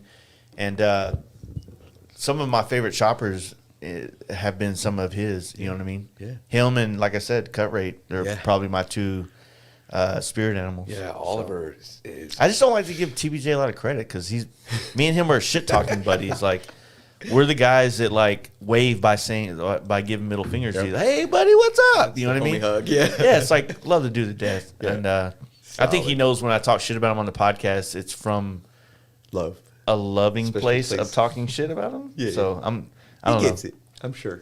He's been trying to find a plane ticket to get here to come do the podcast Well, he game. rides that KTM all over the planet. He can't ride doesn't it go down here? south of Interstate 40. Calm down. Oh, come on, Yeah. dude. But I keep fucking with him because if I was Jeff Holt, he'd ride his bike cross country. Hey, Jeff G. Holt here. Can you make it to Daytona tomorrow? I want to talk. I want to put you in the show here. He's like, I'm on my way. And I'm like, hey, bro, I want to do a podcast with you. I'll pick you up at the airport. I'll take you to lunch and dinner, and you can stay at my house. Dang, that's strong. And he's like, oh, man, I'll see what I can do. We could have almost had him on this trip. Yeah, we should. Yeah. We had room on the bench seat. Roll with, bro. He's cool, man. I love that dude. Homeboy could ride a motorcycle too. We tried to keep up with him on that trip because that day right there that we took that photo, we were camping in his backyard in Reno. What bike that was night he on? He was riding that Sporty that he was. They were still kind of in the transition of moving from Lodi over to Reno there. Yeah, yeah. And so I was like, hey, dude, there's like, what is it, 6 of us? I was like, there's 6 of us. We ain't trying to stay in your house, but Right. if you got a backyard, we'll camp in that motherfucker. Yeah. And me and him did a podcast together where it was the first time I ever smoked weed on. Oh, nice. And as usual, I'm not good at smoking weed. Yeah, me either. And so I just like kind of, I don't know. It was a good podcast. It was a lot of Greg great sitting there things. smiling. Greg said, "I'm pretty good at it." We've been trying to do more narcotic fucking podcasts lately, and I'm just not good at it, man. No, I cannot function. We flew out Ryan Cruzy. Yeah. That's right, TPJ. We flew out Ryan Cruzy. Damn, they don't love you at all, bro. Yeah. And I was good, man. And then I guess I got peer pressured into smoking weed on that podcast, and I don't do it on a podcast for a reason, and I did it. And I just had a moment where I was like, I have to go downstairs while they're doing a podcast up here. Just got a little hung up. It sucks too, man, because like the comments and YouTube is the worst place, dude. People that watch the live are the best dudes, but the people that comment on the videos afterwards, Oh yeah, they're the the shitheads. I Yeah, hate those for guys. They're just mad they missed the party. Yeah, we Yeah. win. And so people are like, Ryan, you should do your own podcast. This guy sucks at doing podcasts, blah, blah, blah. And I'm like, he does have his own podcast. It's not as big as mine. No, he's on YouTube. I watched his videos. Yeah. You see, Nah, he took but- the Honda Monkey and he's flipping it all out. Dude, watch all Ryan's a that great shit. dude. Yeah. He's a great dude. And they're everything they're doing is awesome. But yeah, it was just one of those deals where like you're doing all this shit. And a lot of his audience found me for the first time when we were watching it. So they were hypercritical on everything I was doing or Got ya. not doing. Got ya. And whatnot. So I just had to deal with that fucking. That's how any internet shit is, dude. There's We good did and a- there's we- bad. We did a New Year's or Christmas special. We all wore fucking Christmas I sweaters. saw that. We were high as fuck on mushrooms. Something was going down. Yeah, it was apparent. We had to wear sunglasses so we didn't make eye contact and start laughing. And laughing, yes. There was a lot of laughing. I knew something was going down. That was a good one, yeah. Well, the thing was that, like, me and Jaden could probably get away with it, but, like, some of the other guys in the podcast, they were like, one of them works for a bank that's pretty nationally known, and we're just worried, like, if he... Right. You know what I mean? Might get a raise. Like, you're fucking That's a cooler better than way we to thought think you about were. it. Like, hey, dude. We didn't know you were that cool. Parties, Yeah. happy hour. Next thing, he's not even doing his job. He's a party planner for company events. Opening new doors. Fucking, they call me into the office. He's like, comes in like with ultimate confidence, like, you like that shit, right? Right. He gets fired. The Wolf of Wall Street. Yeah, that'd be sick. No, but with the, you know, obviously we have the podcast we've been doing forever, but trying to make these live events like more of a party that you want to be a part of and be there, like finding like stupid shit to do, whether it's wearing ugly sweaters and things like that, or, you know, whatever, man. Like, it's just, I feel like people like checking this shit out because they feel like they're hanging out with us in the garage. You know what I mean? That's why I like it. Yeah. I watch all kinds of shit on YouTube, and that's why I started doing my own. Yeah. Up until the last few years, I didn't watch hardly a lot. How hard was it to get you, like, what's some of the challenges you've dealt with, like, doing the YouTube? Like, are you hypercritical on, like, certain aspects of yourself, or? No, mostly, like, trying to do camera stuff and audio. Like, I went and bought all the things in the clip-on little, because the first few sucked real bad. And at that point, I had already watched a whole bunch, like, of everybody else's. Yeah. And I kind of knew what was a good one and what was a trash one. Yeah.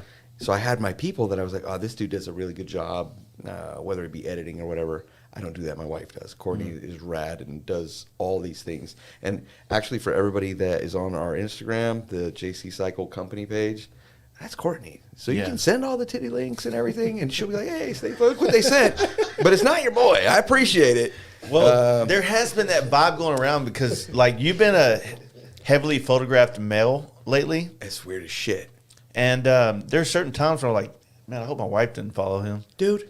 You know what I mean? We need to Chicks talk about at some places of at events fucking come out and take pictures with me. And, like, even at Born Free, they're like, you know, I figured it was the bike. Yeah. And they'd be like, can we get a picture? Sure. And I'm thinking, with this motorcycle. No. Like, with you. What the fuck, dude? It's so weird.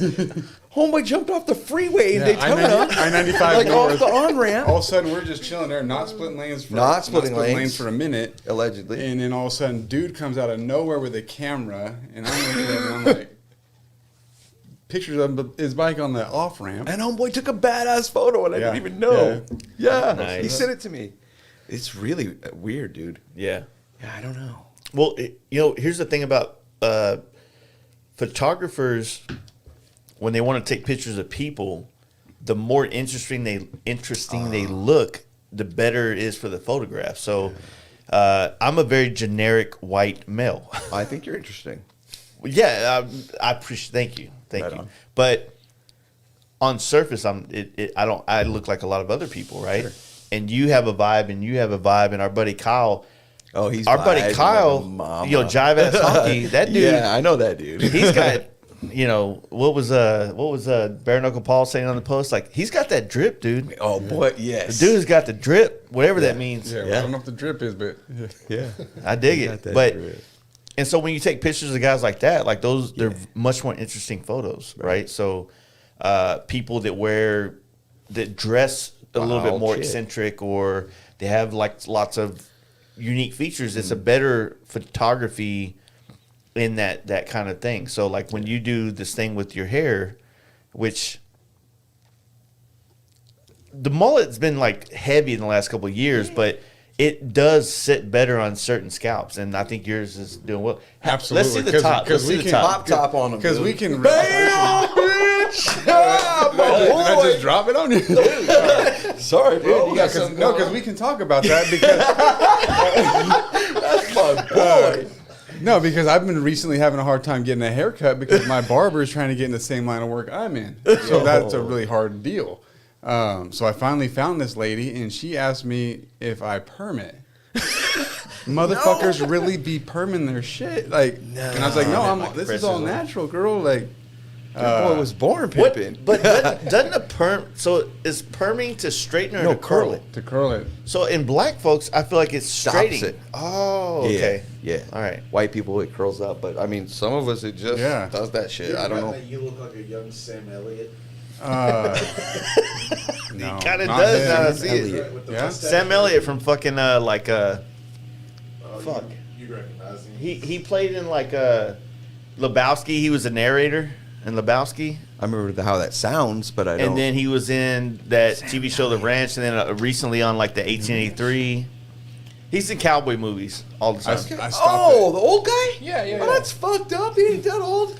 That's why he said he's a young one. Oh, a young one. Okay, I got you. I'll be It's the 40 mustache, this bro. Give me what? 40 this year. Hey, Me why too, don't dude. chicks like that, dude? Oh yeah, 82 babies. Hell yeah. Keeping it true since Yeah. 82. That's funny, man. I wish 82 had a fucking Evo motor in it. Yeah. Unfortunately, you got one of them Brian deals where it's every day you're shoveling. Every day. No, Yeah, not for tell me. I'm wrong. He said I Googled it. Yeah, you do actually, bro. Thank you. Hey, he had kick-ass hair. That's a Check out handsome your man, boy. dude. Thank you. Fucking Hell stud. yeah. Yeah, Alright. do it, dude. I was gonna say, chicks, even younger chicks, really like that dude. Even now that he's hella old. How about at your wedding? Oh, how about at your Oh, man. So All of a sudden we got Courtney's buddies. Courtney's friends were like, "Yo, I touched your boy's butt." Like her older married friends. Chicks were hella stoked on Greg. Yeah, Well, I think crazy. I mean, you got to think about it. There's a psychological thing going on with this the haircuts, right? Where I think so many men have to kind of fit a mold to work in the world. Yeah. And then there's this thing where you guys come along all free and loving, and it just kind of isn't like I don't know, man. I don't know either. And they just these chicks just they can't control themselves. Like You just feel like you're at home. It's just like you're there, like you've arrived, dude. My chick. So I sent her a picture the other day of me roasted in the sun or something at Daytona, just raccoon glasses and Yeah. all. And she's like, I think most chicks would like be wondering what's going on here, but she was like, I'm pretty stoked you're mine with like all this everything Yeah. going on. I don't know. Yeah, it's well, okay. Like I think about this a lot, and more so to justify my lack of working out, taking care of myself. same, bro. But I feel like to get that Instagram body of a male and all the shit, you have to be unfun to do that. Because you have to be so disciplined on everything in your life, the food you eat, all that stuff. And so, like, you want to be able to go and just, like, feel good and do things. And I think that, like, when you're a guy, like, you got this dad bod going on over here, you're like, hey, I have fun. You know what I mean? I don't have the fun hair, but I eat tasty shit. Yeah. If you hang out with me, we're not doing salads only. Nah, we're eating. We're steaks and starting on beers. salads. Yeah. And we're probably going to be drunk later. So, sex will be better. We won't be thinking about it It'll as be much. real comfortable, It'll be numbing. Yeah. smooth, soft. There's just something that comes with it, You just gotta accept yourself, dude. I'm warm. Yeah, cozy. There you go. I'm soft. You got that cuddle factor. I'm fun Yeah. to cuddle with. Yeah. Yeah, I'm not trying to, like, walk around the house naked, but I mean, Yeah. usually after, we've already had sex, then I walk around the house naked. And then you're like, what the fuck? Oh, that's did I weird as just do? shit. Yeah. Put them clothes back on. Donnie hit him with the Roadhouse. I forgot he was in Roadhouse. Oh yeah. Yeah. Never seen Roadhouse. Oh yeah, yeah, yeah. Roadhouse is a good one, man. Sam Elliott. I gotta piss. Y'all can dude, carry dude. this. So So what do we talk about? hang on. I Now wanna you're the say leader. Something about Sam Elliott, because my dad's a huge fan of Tombstone. Oh, so yes. it's always on the fucking TV. That makes sense. That movie's from like 1990. Yeah. And Sam Elliott looks the same as he does in The Ranch. Yeah, he's like been old, bro. almost exactly For the sure. same. We Were Soldiers. I rewatched not recently, Yeah. or pretty recently. And he's in that. Yeah. Kills it too. Yeah. He's in a bunch of stuff. Yeah, it's meant as a compliment. Thank you. Yeah, Hell For sure, dude. Greg's a stud. He fucking knows it. My boy over there killing it. Let's Shit. see what we got out there from Netflix. Chill. What's up, folks? Yeah, we need to talk more about Daytona too. Yeah, Daytona. Or do y'all have anything going on in California soon? Y'all anything, any events? anything Everybody's coming up? everybody's getting ready for So the West Coast Jam started out as like a big meetup and just group and ride, if you will, meet up, do whatever you want. But for some reason, we all started just building bikes, like kind of low key, like building bikes. Like, it's not for this. It's not a bike building Nah. competition, but like, I'm trying to blast this out. Yeah. Show up and look what I got. It's like your first opportunity to show what you've been working on To the people that really care. up to, yeah. At 2 o'clock in the morning. Those are in the your parking lot. people. Yeah.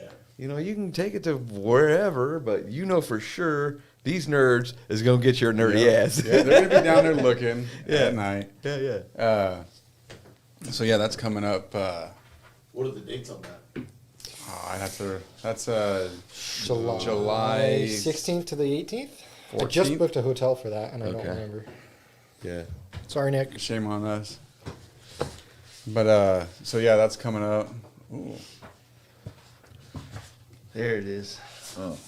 That's our. Okay. Yep, I seen. See yeah. that bulge, dude? Damn. Let's see. Dude's What got else some he nuts on him. Oh, homeboy got him packed up, bruh. Oh, my dog. Yeah, I seen it. He was at Giddy Up Yeah. in like 19 or whatever. Yeah, we didn't really talk that much. But he had a mullet then, didn't he? Yeah, that's what I'm And I was saying. like, So for hey. us, he's our OG mullet guy. Gotcha. Well, Nice. I don't know how long he's had it. Either way, cool dude. I'm down. I need to hang this one up. I don't know why. I didn't have That's this study as fuck. Yeah, that's a good. If you're trying to keep your wife, don't hang it up. Yeah, it was. So this is after he was growing out his Euro trash cut. He had bangs, dude. Ooh, It that's was- real. That's yeah. It was, That's top. That's there a was a picture cold on piece YouTube of work. He got put in a Facebook mullet group.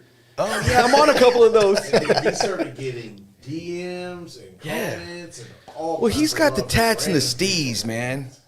Yeah. His shirt says, "Hell yeah, brother." That dude's a Mac, dude. I wish he'd have came here. Oh, he would have. We've been high fiving. He's one of the closest homies, man. That's no, right. I'm finding the picture. Here it is. This is the Euro trash mullet. I think I've seen Yeah, it. yeah, got it real low and tight. Low and tight. Check it out. It's the unfaded. Oh, boy, got that like old fucking railroad worker haircut, dog. My hair fell. Jeez. So he. Straight stud. So what this Lost. this is the thing about this picture. Hold on, let me find it. This was at Halloween, so he did that for a Halloween costume, and he wore a jumpsuit to look like a Russian gangster with the. I don't have it when he's wearing the whole costume, man. This I dude's thought I going did. places. That's commitment. And that's You can do anything guys with that like to level have of fun. commitment. Yeah, dude. Fucking, you only got one shot to just really go after and do it. Yeah. Strong. He Why not do it with a mullet?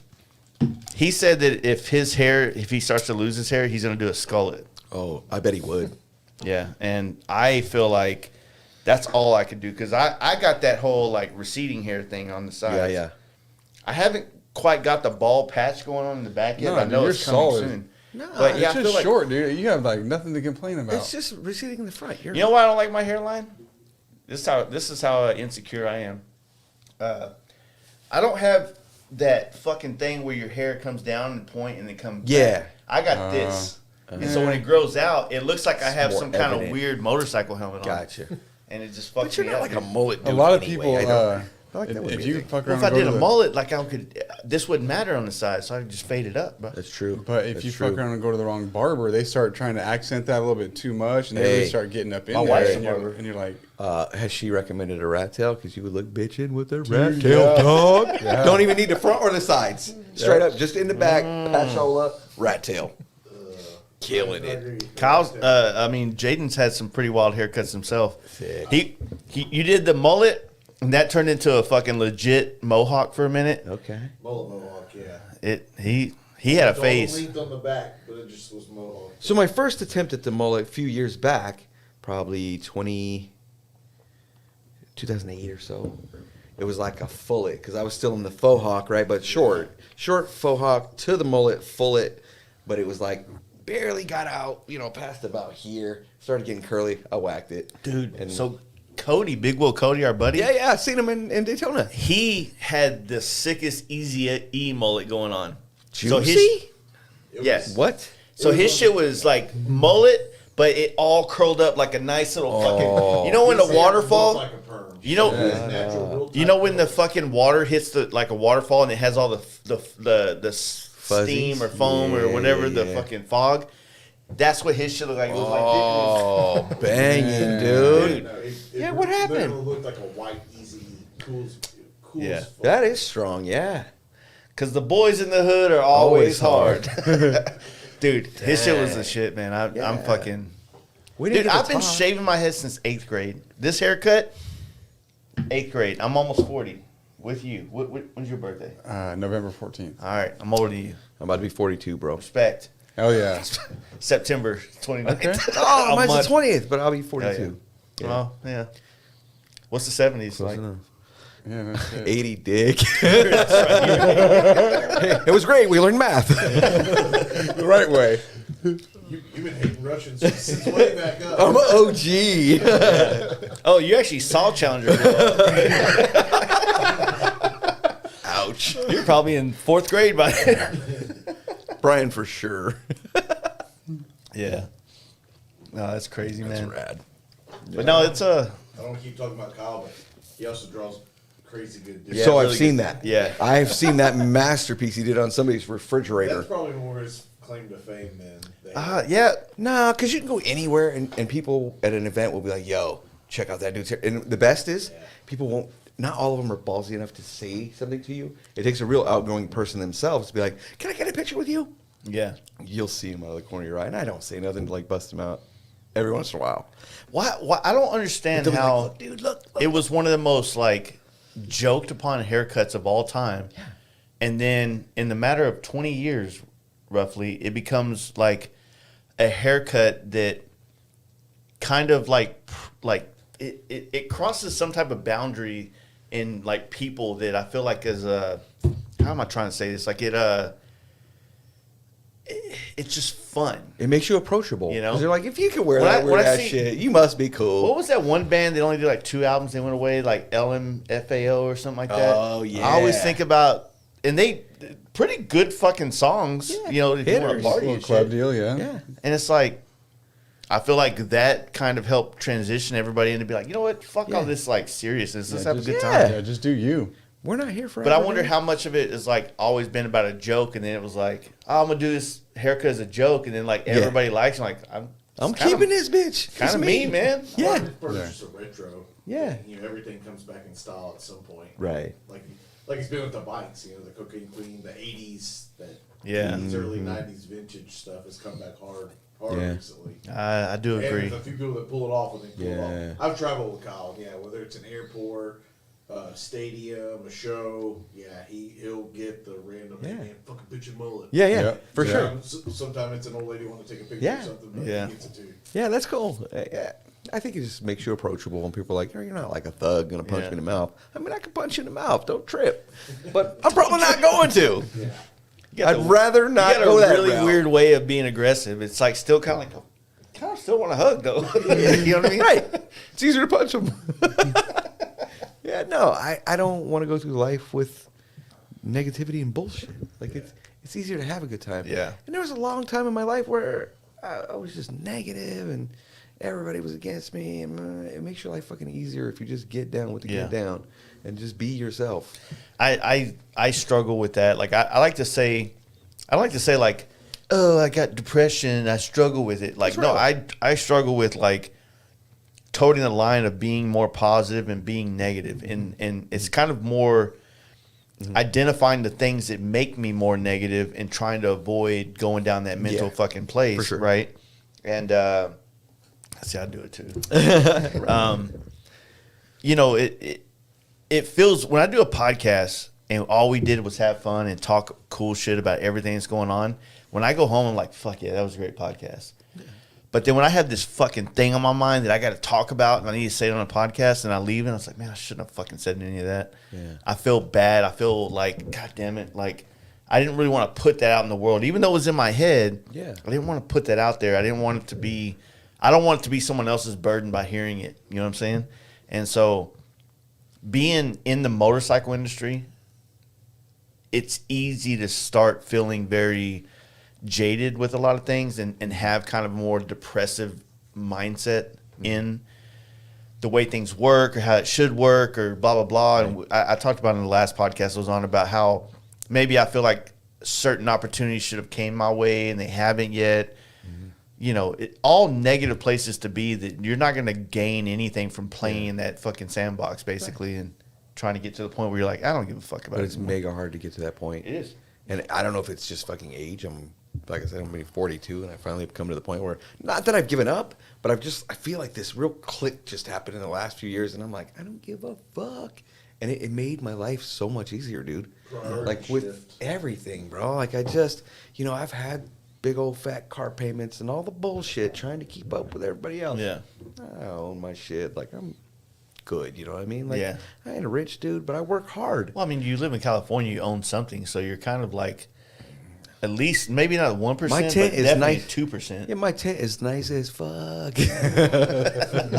Yeah, I mean, we ain't rich, dude, but like once you get to a point where you realize that none of this shit really matters, man. Yeah. My dad died, so we all got these gold wings, right? Yeah. And we were gonna go to the fucking wing ding. I know Mike told you about it, Yeah. right?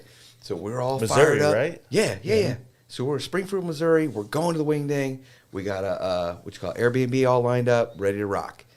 Dumb idea. That I watched videos on YouTube. The event is super lame. It's hella Bob Yeah, and but you might be Sarah's. that fucking spark.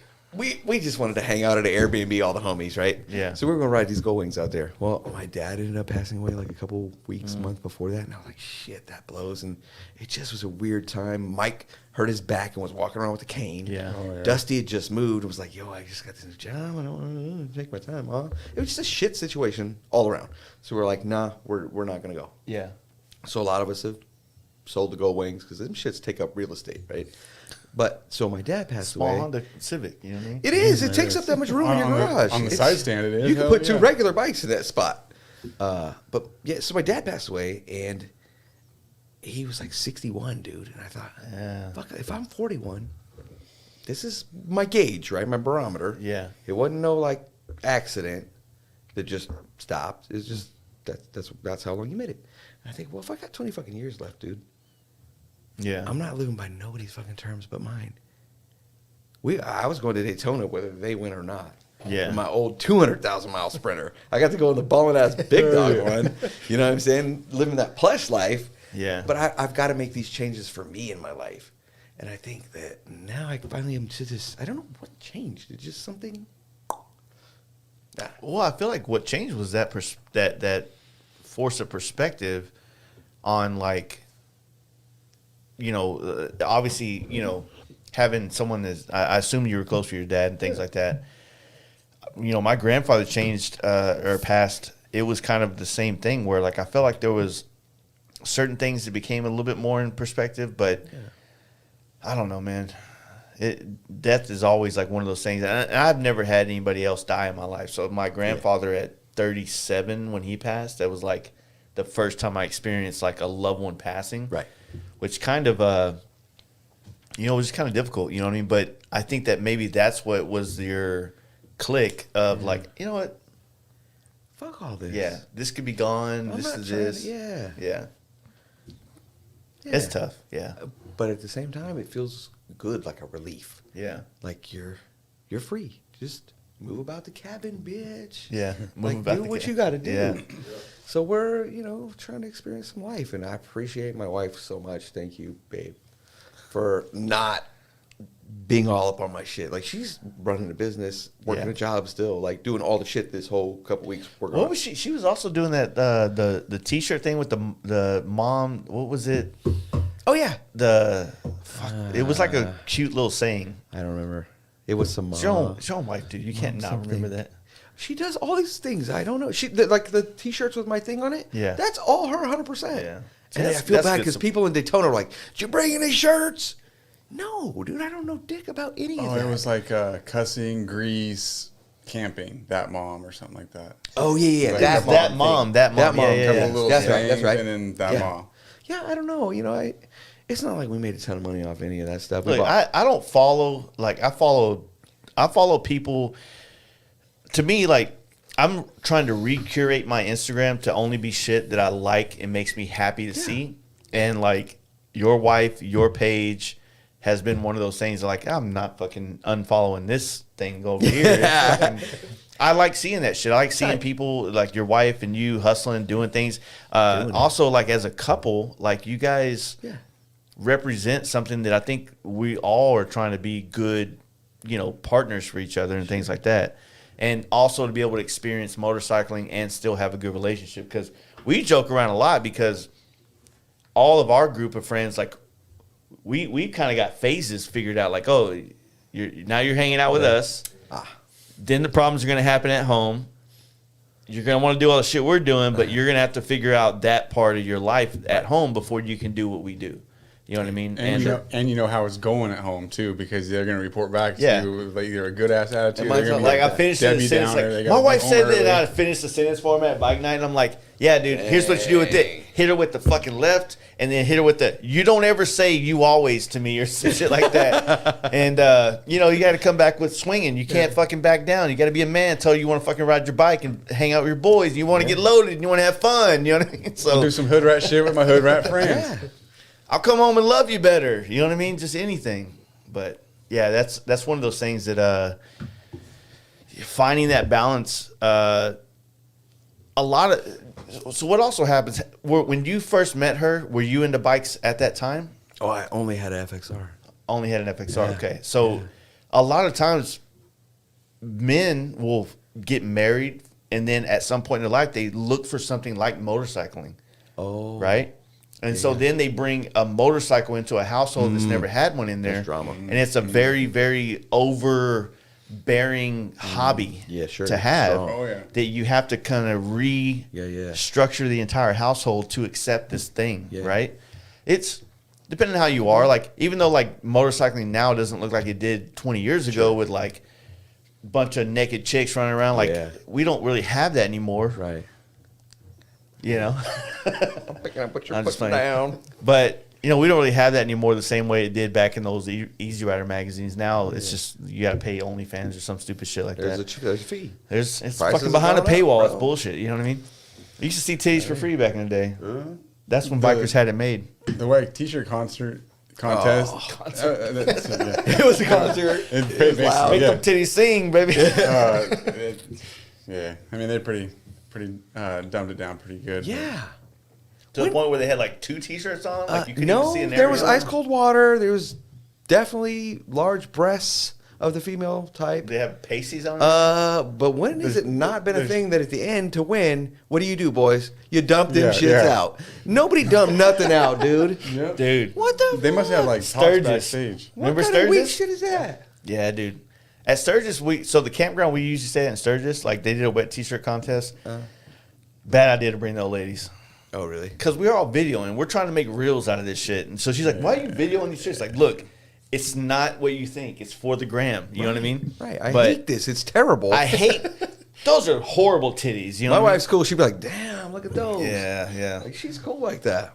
So, yeah, like you have to, like, dude, the Born Free that we went to, we saw a butthole, dude. Yeah, I was there. I was saw there. that one, yeah. I was there. And so, like, but you got to win, right? So that's what I'm saying. Yeah. So I'm telling these guys, I'm like, keep watching, Jamie. Keep watching, bud. I'm focused on him. We're like, keep watching, dude. It's coming. It's coming. They're all just going to... And there was this number 5. I don't remember what her name was. The blonde, heavier set, real, solid chick. Remember? Number 5. The blonde one. Sure She was dancing, had all the moves. The skinny one was all like boring. Jamie, watch. I'm talking Malones, bro. They was huge, bro. And we were waiting for them. Nope. That's the worst wet t-shirt. Nothing can separate you from the competition. No. Yeah. She was terrible. You got to dump them shits out. Everybody knows this. And I didn't know it was like a legality or something. But that's weird. Yeah. In Daytona, I figured that would be like a for sure. And they had rounds of it. They had a show every Kept coming half back, hour. dude. Yeah. Just a bunch of just wet t-shirts. Locked them all winter. Dude. They must have told him not to, because some of them were like feeling the flow. You know what I mean? Yeah. Like, she is moments from dumping them. Nope. No dumpage. That's weird. It's weird because like even on like doing a podcast and talking about that shit, people like, ladies, if you're listening and you're in a wet t-shirt contest, Please be aware to win. Dump them shits out. No, it's the chicks that ride that'll listen to this and be like, you know what? This objectifying of women is bull. I was like, look, I didn't tell them get up there. Yeah, like a competition was put on the table and people joined Accepted. it. Yeah, this is the Hunger Games, I guess the Hunger Games, you got picked to be there. But if you're going to board free, realize you got to show your butthole. Yeah, like it's next level. There's levels. Like if you don't feel like your tits are doing what needs to happen, Give like, them that. Oh yeah, that that beehole, fucking, dude. you know, Show them what time it is. the balloon night. Hey yo. They say, what was Cody and them? The spokes, show them spokes. That's what I'm saying. Oh yeah, dude. Yeah. Oh man, The Death Star. oh shit, yeah, the Death Star. Oh shit, Oh dude. man. So how many bike events have you been to? Your dad's a biker, obviously he's an FXR guy, so he's a fucking G. So His dad is cool as shit. when did the motorcycle life hit you in your age? Like since you've been born? When I was a kid, my dad built this custom chopper, fat tire, period correct. I don't even know How old are what you? it is now. What's that? How old are you? I'm 20. 20. Okay, I've been a. You're going to your high school reunion this year. 20 years. My 20 year was last year, dude. So that's perspective. But go ahead. Yeah. 05? Which one you want? I'm a 01 baby, or 01. My T Sports 01 too, You baby. ain't even born in 01, bitch. I was born in 01. Yeah, So, you're a World Trade baby. Yeah, that's true. Wait, when's your 9/11 baby? What's your what month? June, Okay. end of June. Hell yeah. So, my dad, he's always had bikes, even when he was a kid. Mm-hmm. I think his first bike was a 83 Kawasaki GPZ. Mm. And since then, he's kind of kept on it, I want to say. For a little while after that chopper in the 2000s, we didn't have one. And then he traded a boat when I was freshman in high school for his Dyna. And that was really my first memorable, Okay. kind of engagement into that, because I wasn't a baby. I Yeah. was old enough to remember, and then he did a whole bunch of work to that bike, and I was with him, and that's basically where I started to learn a lot of the stuff. He put an RT fairing on it, and I was like, that's dumb. That looks so stupid. Why did you buy that? Yeah. And then he was like, yeah, I spent $1,000 on it. That's dumb. Yeah. Why'd you do I that? hated them when I first saw them too. When they resurfaced, if you will, I was like, that fairing is ugly as shit. And then it's just like everything else, man. Like you see it more and you see the right photo or the right video or the right bike at the right time. You're like, God damn it, I'm a hypocrite. For sure. Different color of Now I paint, think my maybe a little dad- more chrome, Yeah. a little more black. Now I think my dad's bike is pimp as fuck, especially Yeah. when I ride it. Yeah. It's fun. And that definitely, like, seeing that bike and then getting exposed to everything, What do you shortly- think about the motorcycle culture? Like from your perspective of your age and everything? From my perspective, it's going to change a whole lot more than it has. Like, Yeah. you guys are talking about how much it's changed. I think it's going to get crazy. What do you think's going to happen? Come on, Elon Musk. I think that it's going to get real small. I don't think that a lot of people are going to get into it. I think that people look at me and they see a young kid that's, going to be the next generation or whatever. I really, there's still going to be tons of us, but I don't think it's going to be as big as it is now. I'm wondering if it gets to be more matter-of-fact biking. Like in other countries where it's like legit transportation. Yeah, no, Like, for is sure. that going Like to be more your scooters thing and- because gas is We've stupid always, expensive? for sure. we've always talked about Texas is like a good logistical place to live if you're a manufacturer of motorcycle things, because we're in the center of the country. So we're a flight here. The furthest places of the country is like 2.5 hours, maybe 3, right? So shipping and transporting is another thing. But the only thing is, like, if you got a lot of shit coming from China, California is a great place to be because that's where the hub is, right? But to your point, there is that aspect where, did you listen to that Mr. Beast podcast when he was doing it with Rogan? I think me and Kyle was talking about him. Oh, yeah. So Mr. Beast, biggest dude on YouTube, right? Yeah. You know who he is, right? Sure. I'm not really into all the shit they do. It's just kind of, it's just not that it's not amazing. Obviously, it's Yeah, amazing because everybody for sure. likes it, right? But it's just not. I guess I'm too old. I don't really Yeah. get it. But listening to him talk on Joe Rogan's just like, this kid he grew up with only YouTube. He doesn't know movie culture. He Right. can't reference Roadhouse and fucking Half Baked and all these different types of things, right? So he's like, is it on YouTube? Is it on YouTube? And you got to think about it, like, I'm guilty of that. Like, my son's like, hey, man, hey, what do you, kiss your iPad? And he's just watching, like, somebody play a video game on YouTube. Yeah. If motorcycling can't become something that's interesting to that generation in that space that they're in, because right now most motorcycling YouTube stuff is super boring. It's not like a guy like Mr. Beast making it look cool and Right. fun, Sure. and that's kind of like the way it needs to happen for a younger generation to find a love for it. Yeah. Right now we got a whole bunch of dudes wearing a fucking helmet on talking about, the seat feels cushy, and oh, look at this guy, he's getting in my lane, and blah blah blah, and that shit. And it's like, dude, like, I'm too old to watch you unwrap a present of motorcycling Right. in front of me when I can just go do it myself. You know what I mean? So yeah, it's a weird one. Like, I wonder how that. It's scary for us because, for me, I don't want motorcycling to die in my generation. Sure. Right. And technically, it's my responsibility to inspire you to want to do it. Yeah, exactly. So And I don't. That's why it would die on me and not you. You know what I mean? I don't per se think that it's going to die. I think that it's just, right now, like, there's so many different avenues, so many different motorcycles, so many different kind of subcultures inside of motorcycling Yeah. that, like, I think that it's all going to kind of get compressed into closer. Like what he was saying, some people are going to use it as a purely transportation, which if you ride an actual motorcycle, you know that that's not the case. Like you feel a certain way when you twist the throttle and you shift through the gears. It's not. I mean, it depends on what you're riding, bro. Yeah. No, it really doesn't. Yeah, I mean, I guess. I Relative mean, to when what you you're drive a used to. How do smart you car, feel it when- feels the same. It feels kind of like driving a motorcycle when you do a smart car. And like, Yeah. I went in slingshots. I tried to have a Grom for transportation. I did not feel that. yeah. How many 25 slingshots on the sidewalk? are in Daytona? I don't fucking wave back at them. Slingshots? This is not the same. It's a fucking shifter like a car. No. If they have pedals, calm the fuck down. You're not a bike. Steering wheel. That's You have a steering That's wheel. true. I tried one. It sucks. They have Yeah. seatbelts? It's nothing like a motorcycle. I think they do have seatbelts. They do have seatbelts. But they require them to wear a helmet, don't they? Unless you get the taller On windshield. Florida or then you even don't have to. Texas. You don't have a helmet on it. No, so that's the reason why we can't do a lane split here. Until the boomers die off completely. We're stuck. We're stuck with like their view of motorcycling in Texas, which is helmetless. If we can get, because the thing with lane splitting, it's going to be with helmet law. Yeah. And most of us, we're like, dude, we fucking, my business is helmets. I'm into it. Hell Hell yeah, I want that.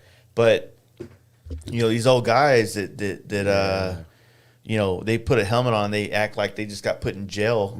You know what I mean? Yeah, I ain't Free- biking rotor. So, in Daytona, I was wearing my little half shell, my ear covers. Greg was out here in front of me on his bike, dude. Mullet, just water falling down the back. His hair was just, man, I was mad. And I thought, why am I even wearing this dumbass thing? It's not a DOT. Like, what am I doing? And I was just thinking, I'm used to wearing a helmet. So, somewhere like Daytona, right? So, put it like this. I'm trying to finish this T-Sport because me and my wife are going to do a small camping trip we've been doing it for a while to replace Giddy Up because it's gone. Okay. So, we'll go stay at the same campground Braunfels. and just me and her will hang out and we'll go rip around and kind of ride together. Yeah. I don't want to wear my helmet with me and her just cruising the bike in those roads, right? Yeah. I want it to just be a cruise, right? Yeah.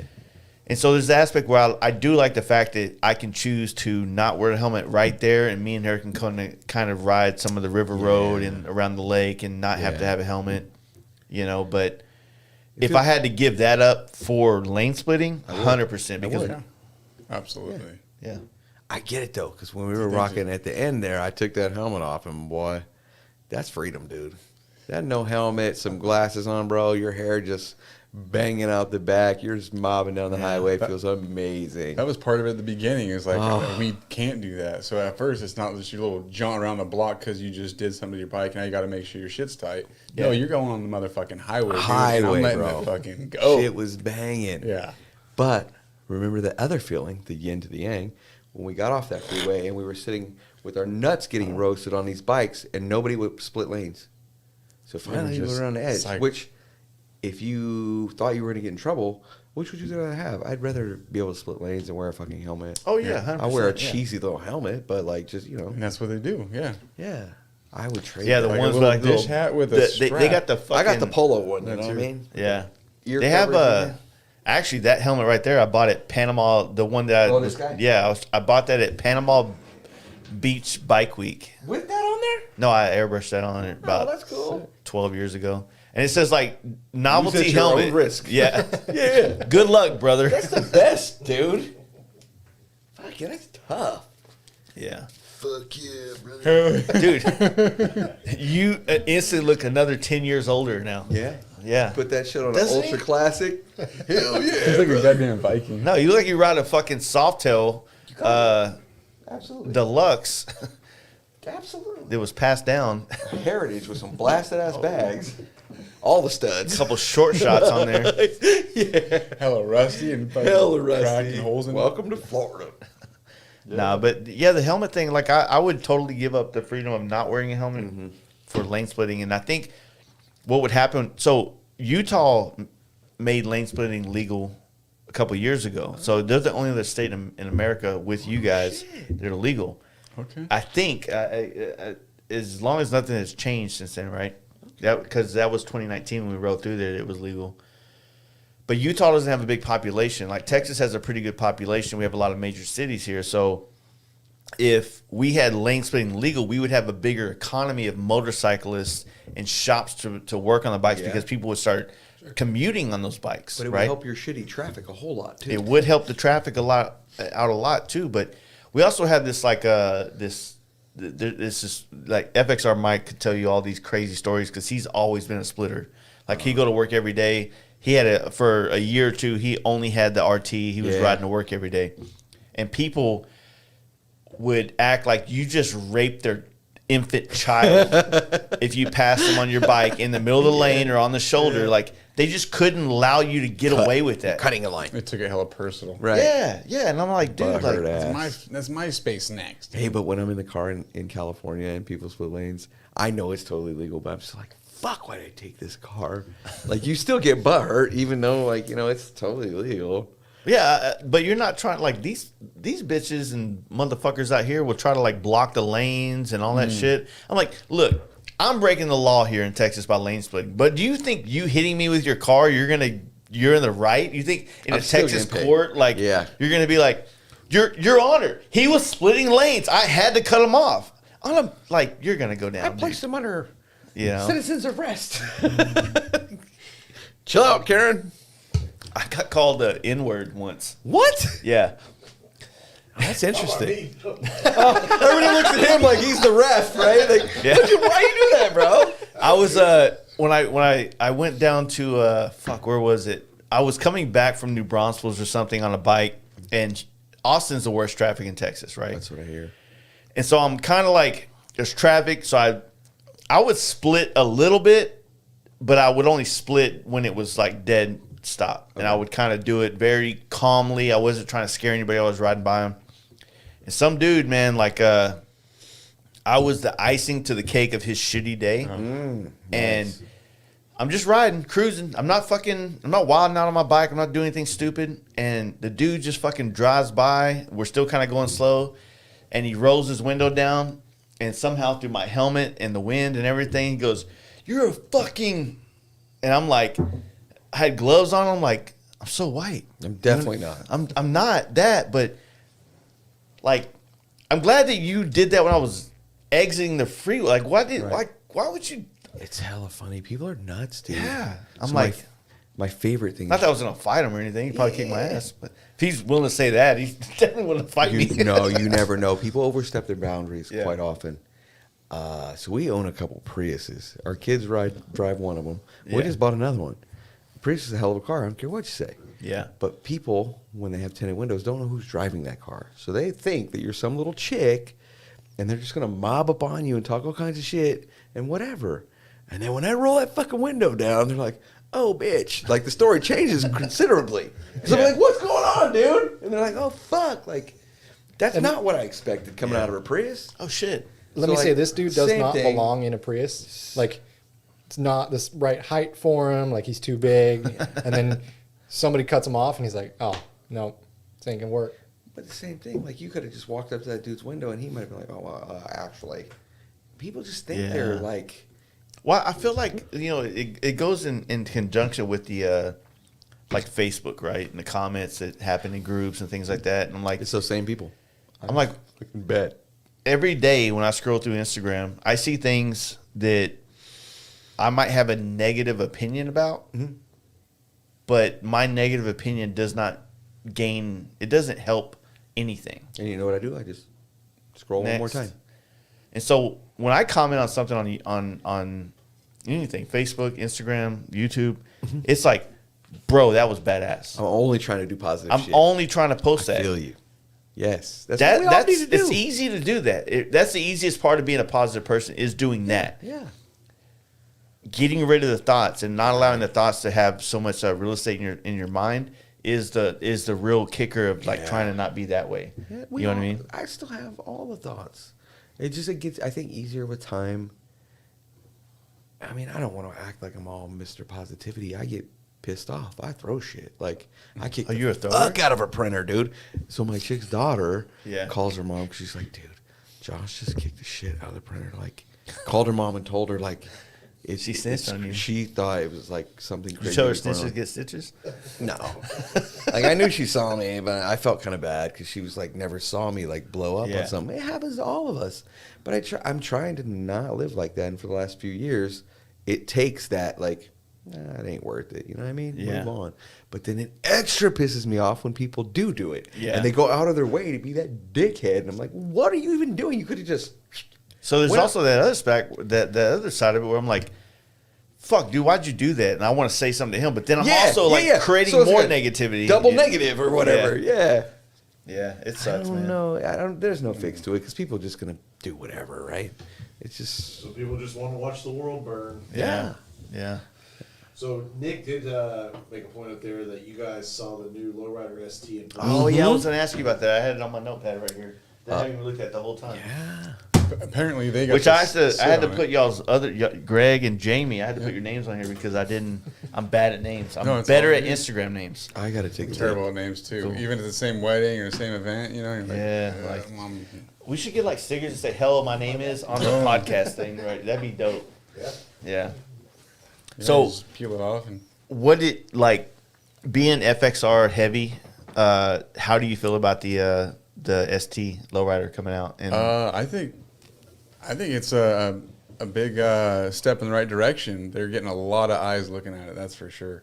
I apparently didn't get the same view that they did. You looked at the wrong bike, dude. Yeah, Nick got to sit on it. I just walked by one and videotaped it, but I'm still having a hard time with the different size bags. Yeah. It's crazy because that's like a new thing for everybody that's just now putting eyes on it, but we've been dealing with that with the Sport Glide for the last 3 years now. And the style of the storage in the bags, I guess they're still the same style of clamshell. Probably most of it's in the lid, but there's some kind of retainer, a divider that comes stock. Yeah, they have like a mesh net that'll allow it to like not get overextended and put too much bearing on the hinges. You know what I mean? And when you go to shut it, it's all. Yeah, so you know how like on the clamshells, you would have like that little arm that would kind of come in the hinge. Well, so when I was telling you about all the shit I had wrong with that bike, everything was good. By the time I left Born Free, the bike was fucking tits. Well, in Benson, Arizona, my bag the hinge decided to break, and it fucking let all my shit on the highway. So.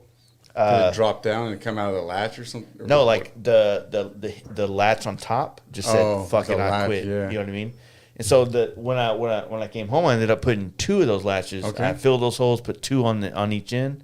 Never had a problem again. But it came out, and then that because there was so much weight in there, it came out and snapped either the bolts or they weren't that tight, and just dumped all my shit on the highway.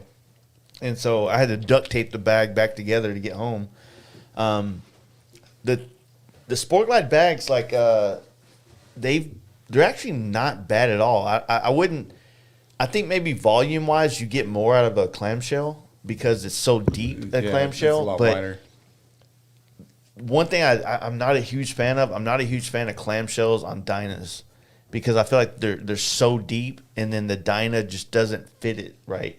A clamshell with an RT fairing and RT lowers, it fits. Everything fits really well. It's a good aesthetic. More flow yeah. But on a Dyna, it doesn't fucking sit with me very well. I don't know. Different positioning and the way it actually mounts and It's soft. It's all how it, and then the setting of the tank. Somebody's doing FXR right now. They put the T-Sport bags on it. I saw on somewhere. Somebody or. I feel like that's pretty common. It is. I haven't seen them before. I mean, Not factory T-Sport. one? Sport Glide bags. Oh, that I have not seen. Yeah, there's somebody right now. I scroll past their Instagram. They were putting Sport Glide bags on like an RT or something like I that. did see that too. I think those bags are cool. It's still weird for me that one size is smaller than the other one. Yeah. But no, we saw that one at Daytona that they had the little bit taller windshield on it too. It's a really good looking bike too. Oh, Yeah. that's another part I forgot about was a taller windshield. Yeah, That totally sets it off. makes it look like you could just ride it. Like really. Mm-hmm. I mean, I'm not trying to buy a new bike anytime soon, but I mean that's pretty cool. I don't know pricing wise. I didn't look into all that. It's not that bad price, but there's gonna right now with the way the market is, there's a markup on all the bikes, so it's like it's basically still under 20 grand, Is I it? believe, or right around 20 grand. But how much is a Road Glide, bro? 29. Oh, is it really? Damn, I'm just broke. Okay. Yeah. No, trust me. It's getting really hard to be a baller. Yeah, shit. That's why you're talking about. You see those young kids on them big wheels That's down there. impressive. Yeah. No, well, I mean, yeah, a lot of those kids on big wheels aren't on brand new big wheels. Though. Yeah, They're not on brand new, but it's a lot of money in I it. didn't see how wide the back tire was, so I Yeah. don't know. Yeah, I don't know, man. That's a lot of bread. I mean, So I think it's interesting that when you asked us about that Sport Glide, you said as heavy as FXR guys as we are, you asked for our opinion there. But I think most of the dudes that are looking at that new ST aren't FXR guys. So they don't know really what an RT would have looked like. Like to us, we would probably all still take an RT. They want that one bike that looks you like know, that, but more of that fairing. But Yeah, it's a yeah. brand So- new one, right. and I can take this from here to there right now, and maybe a couple little add-on things. But I'm looking just like those guys. with Yeah. this as new you shit. progress in life and get older, you also are like, yo, I kind of been looking at something I could just turn on and go. Yeah. So, yes, I want to have RT or whatever RD because I love it, right? Mhm. But then there's also like, maybe, you know, you got to spend some coin and have something that you can just get on and go. Yeah. I mean, there's Cons. something, I mean, that thing runs, bro. It's bad. Well, I think I guess the question stems more from as people that are like, just so heavy. It's the only real adjective I can kind of throw at it about FXRs and that whole culture. When Harley drops this bike and it on their fucking main advertising on their page, it's like Right. for the. That's an FXR. That's right. Oh, let's see. TSM Motorsports. So I think you can swipe and Does check it it look out. good on there? I think it does. But the problem is like the Sport Glide bags aren't designed for outside shocks. They're designed for a bike with inside shocks. So it might have to stick out further than it normally would, or you'd have to make Work an the inner bag. bag that wouldn't Yeah. work. Yeah. Are they I don't know ABS? whose Or... bike that is. I don't want to comment too hard, but I'm not going to voice my opinion. Don't it- talk it- about here. anything but the bag. It I will let them know does really how I feel. no, that's good. Is it? People I mean, that have the you can bags swipe, say you they're can great swipe. bags. It's hard Yeah. to Like it's hard functionality-wise. to match an older fender with the newer Yeah. bag line. Yeah. But for what they got going on, it's Oh no, that looks. I mean, it's that a looks good to me. Yeah, Yeah, it's looks edgy. good. It looks. And keep it real. OG clams suck dick, dude. Yeah, they do. I They're was telling him my janky. clam You can't- problem story when you walked out. Man. You got to have the bro. bags minimum to at least Yeah. contain half the shit you're even Like, fucking with. I was never a big fan of the police bags though. Like Nah. I didn't really like the aesthetic. Like I've seen police bags on bikes. I'm like, fuck, that bike's good with those bags. Yeah. But me personally, as a painter, I can't put a fucking raw piece of plastic on my bike that doesn't get paint. Yeah. And so I'm like, there's no. It's like it looks like a fucking like an ammo locker on a bike, Yeah. and I can't do it. You know what I mean? On a police bike, it makes total sense if Yeah. you're doing your classic kind of police bike. But I feel like a clam looks way prettier if you paint it, and they Yeah. make those bitchin' ass slim ones now. But then you like got half the bag too, like functionality wise. That sucks. What you got in that bag? Oh, a t-shirt. I got it fucking. Yeah, I board got free. 2 Yeah, rags to wipe sticker. it down. I mean, there's not a whole lot of A room in there. t-shirt and a couple brochures. Right, right. Little spray wax or something. You know what I mean? There ain't a whole lot you can put in there. I think they look great is the problem. And like on the RD, you can't just take them shits off and put whatever you want on there. But keep it real. A Leather Pro or a whatever, that should expand. You can put a 30-pack on each side, dude. Well, I mean, And take them up into your bedroom. Yeah, just pop them right off with all your shit in it. They're great. so with the Dyna, you know, I got the Leather Pros on there because it didn't come with bags. So I had to find, and I was trying to hold out to find some OG bags, but everyone I find, they were like $1,300 and they were Yeah. fucked up. And I'm like, roached. I'm done. Nah. I'm good. Nah. You know? And so I hate them. Which one? I hate them. The What Leather are you Pros. talking about? Why? Because I'm coming from a place of so much expandable storage with a bag and a bagger. Oh, And now I have this fucking zipper all the time that I fucking hate. Zippers. Your bagger, you could put a 30-pack on each side? Mm-hmm. Oh, really? I ain't had a bagger in a long time. Dude, baggers are great. I had a 2012 Road Glide CVO, the skunk one. And I had it a couple months. 2012? And back then, so my chick didn't ride, right? So it was us on both You bikes. got her. You did a bike for her, right? Yeah. She's got a little fucking She's little got an jammer. FXR too. Yeah. Still got that 84?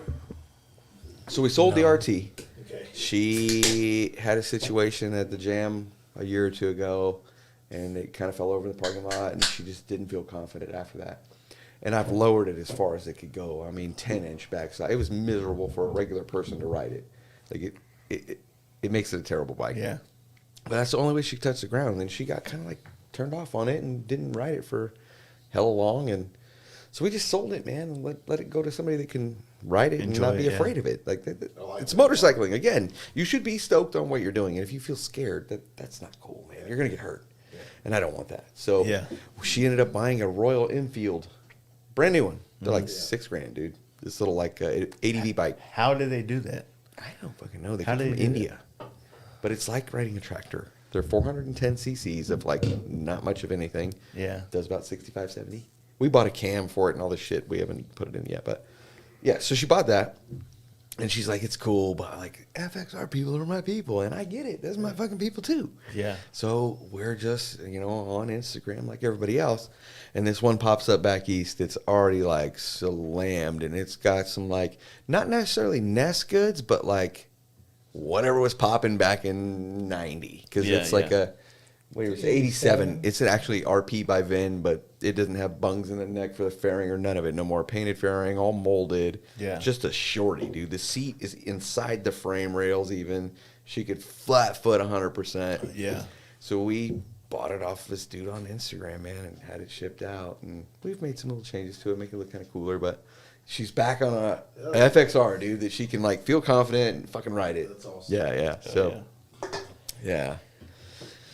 Yeah, I was wondering, they asked the question up there, but I was also, it was written down here, like just the thoughts, because, with trying to progressionize or progress, sorry, fucking tease, a lot, like a lot of the homies I have now, like when I first met them, like the guys on the picture, like a lot of them I met after I built the gold FXR, and they're the closest friends I have, right? And so when they all started wanting to get into like a custom bike or do something or build something, whatever, like, hey, like, so dude, you should get a FXR. I'm like, I don't know if it's really for you. Like an FXR is good. On the Cruisy podcast, I said something that he kind of caught me off guard with this question that was, like, I'm pretty proud of myself because I feel I answered it pretty fucking well. Because Cruzy's pretty hard on FXRs, like with his opinions about them. And I said, well, I feel like if you're a shop or a builder or whatever, and FXR is like your proving grounds of like, can you make this run, do what it got to do, ride it, like. It's kind of a rite of passage if you want to be in this world of custom motorcycles. If you haven't done an FXR, then you haven't really graduated into what it is custom motorcycles is going to be, in a sense. So I feel like for a builder or somebody that's in the world of wanting to customize bikes, an FXR is one of the best platforms. It's one of the first modular platforms where you can do multiple different styles of bikes within one platform or one frame. Yeah. And, but then, nowadays, like, most people only have X amount of weeks of vacation. And if they're spending, like, I can find the romance in figuring out my problems on the side of the road and be like, it sucks. But at the end of the day, like, fuck, that was kind of cool. You know what I mean? Right. Most people are not going to have that same mentality along with the bike. You know what I'm saying? And then when you do spend thousands of dollars and you put all this perfect shit together and then you still might have a little problem here and there, then people are like, fuck this bike. This bike sucks. It's horrible. I spent $30,000 building this bike, and then, I'll give you 12. Yeah. That's the perfect one to buy. No, it's not for everybody. It really ain't. It's for a real dork that is like about it. You're about it. Otherwise, don't fuck with it. Yeah. Just get you something that's fuel injected. You hop on the bitch and go. If ultimately that's what you're doing, is these humongous road trips, and you really are about it, like Joe, or there's a lot of guys that are about it. Like, they don't care that it's the drama. Yeah. And as I get older, I kind of see why. Oh, yeah, I mean, maybe one that just fucking runs ain't a bad idea. Well, I feel like if you can get to a point, the luxury, and I think that the other thing that people have to get in maybe building an FXR or building a chopper is there's a learning curve where you have to learn patience. Absolutely. Right? And I don't have it. Sorry. I feel when it goes off, it's like I farted or something. It's exciting. Sorry. But maybe if people that want to enjoy motorcycles, but maybe they want to kind of dabble in real customization, maybe buy an FXR project. Maybe find something in a frame or a basket case, or maybe something needs a lot of love, and then go down that path, but still have your other ripper that you can go enjoy motorcycles on. Yeah, you'll get burnt out quick if you're always constantly trying to. That's your only girl. Slowly build and ride. So, how many bikes do you have? I only have that one now. I have the 85 RT that I wrecked before this. 87 I have now. Before that, I had a 03 T Sport. I got rear-ended on that bike. Before that, it was raising kids, family, and I had a Victory Kingpin. Oh, hell yeah. So those. We had a Goldwing, too. Yeah. Oh, I had the... More recently. Oh, I had the Goldwing while I was... With this bike. With this bike, yeah. That's when we were going to take it to the Wing Ding, so... Yeah. Like you said, it takes up as much as the Honda Civic, so that thing had to go as soon as we weren't going to... It's big, dog. Well, we did our own little kind of West Coast Wing Ding. We took him to Topaz. That's where the West Coast Jam is. Yeah. We're like, if we're gonna ride out, let's go check on this pie and see if it's ready. But and then before that, my very first bike was a crotch rocket, fresh out of high school. What'd you have? 01 KX 250. Okay. That was the last sport bike I ever built. Was it KX right there. Ninja? So I brought that. The picture's been in my garage for a long time. No shit. That was the last sport bike I built in 2011, and it was in a magazine. I had probably the nicest, like the details on that bike. Like That's really if you pull the fairings off, the inside, everything was done nice. It's probably one of the nicest things I ever built. Like I spent a lot of time on it, and painted. I don't know. It was crazy, but that's what's hard to capture is all that detail. You can't see the details in it, right? Underneath and deep inside. But am I seeing it right that you took one of the brake rotors off? Bro, what's your thing with that? Like what? It's always been my thing, bro. Single disc performance. You realize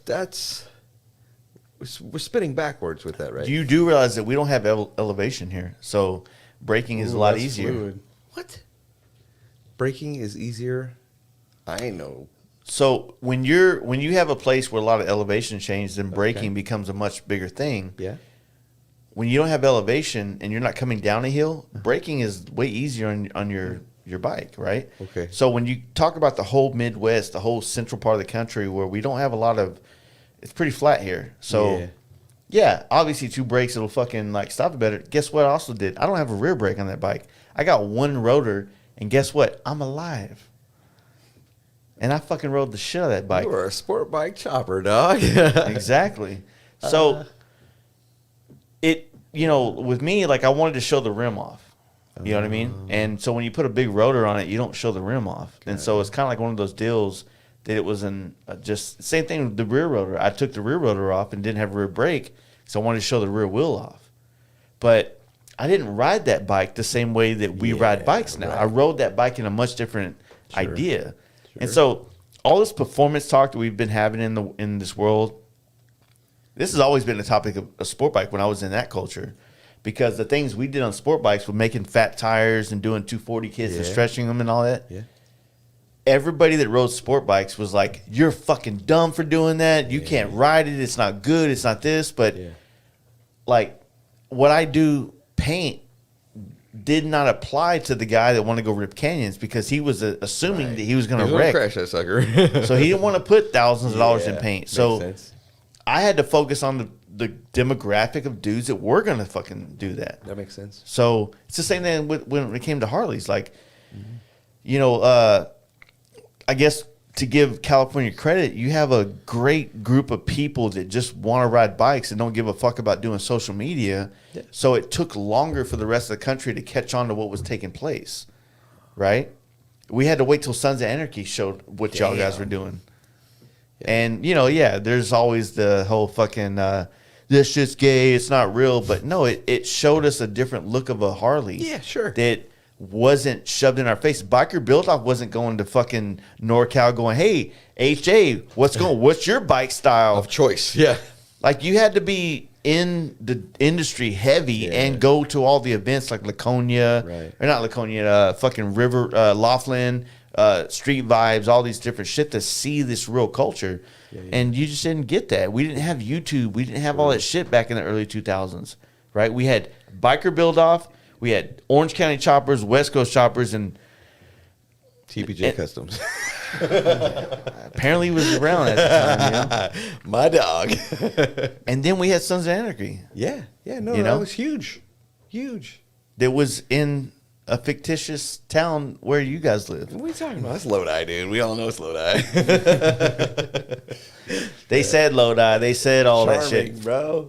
Dude, you don't think the first time I went to NorCal, I was like, oh shit. Where's Charming, guys? Where's Charming at, dude? I'm trying to go peep it real quick. The first time a black diner rode by, I was like, dude, is he in the Sons of He's on the Anarchy? way. He's on the way. Dude, where is that? Do you think you do tours? I would like to see all the Google searches for where, like Google Maps, like where Charming is. Yeah. Because like after Black Panther, with Wakanda, the name of the country in that movie, the fictitious country. Okay. But it was like the #1 Google, like where the fuck is this place? Like, Oh, no shit. People wanting to go there, and it was a made up place. No shit. And I bet that there's been. Oh, yeah.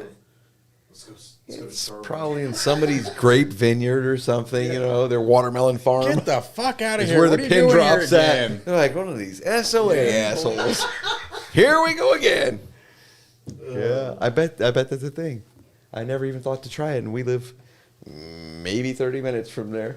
Yeah, that's funny. Yeah. I don't know, man. Yeah. What we got on the YouTube screen? Saw the new lowrider in person. I did. Motorcycles in third world countries. But gas prices aren't one. Homeboy's balling.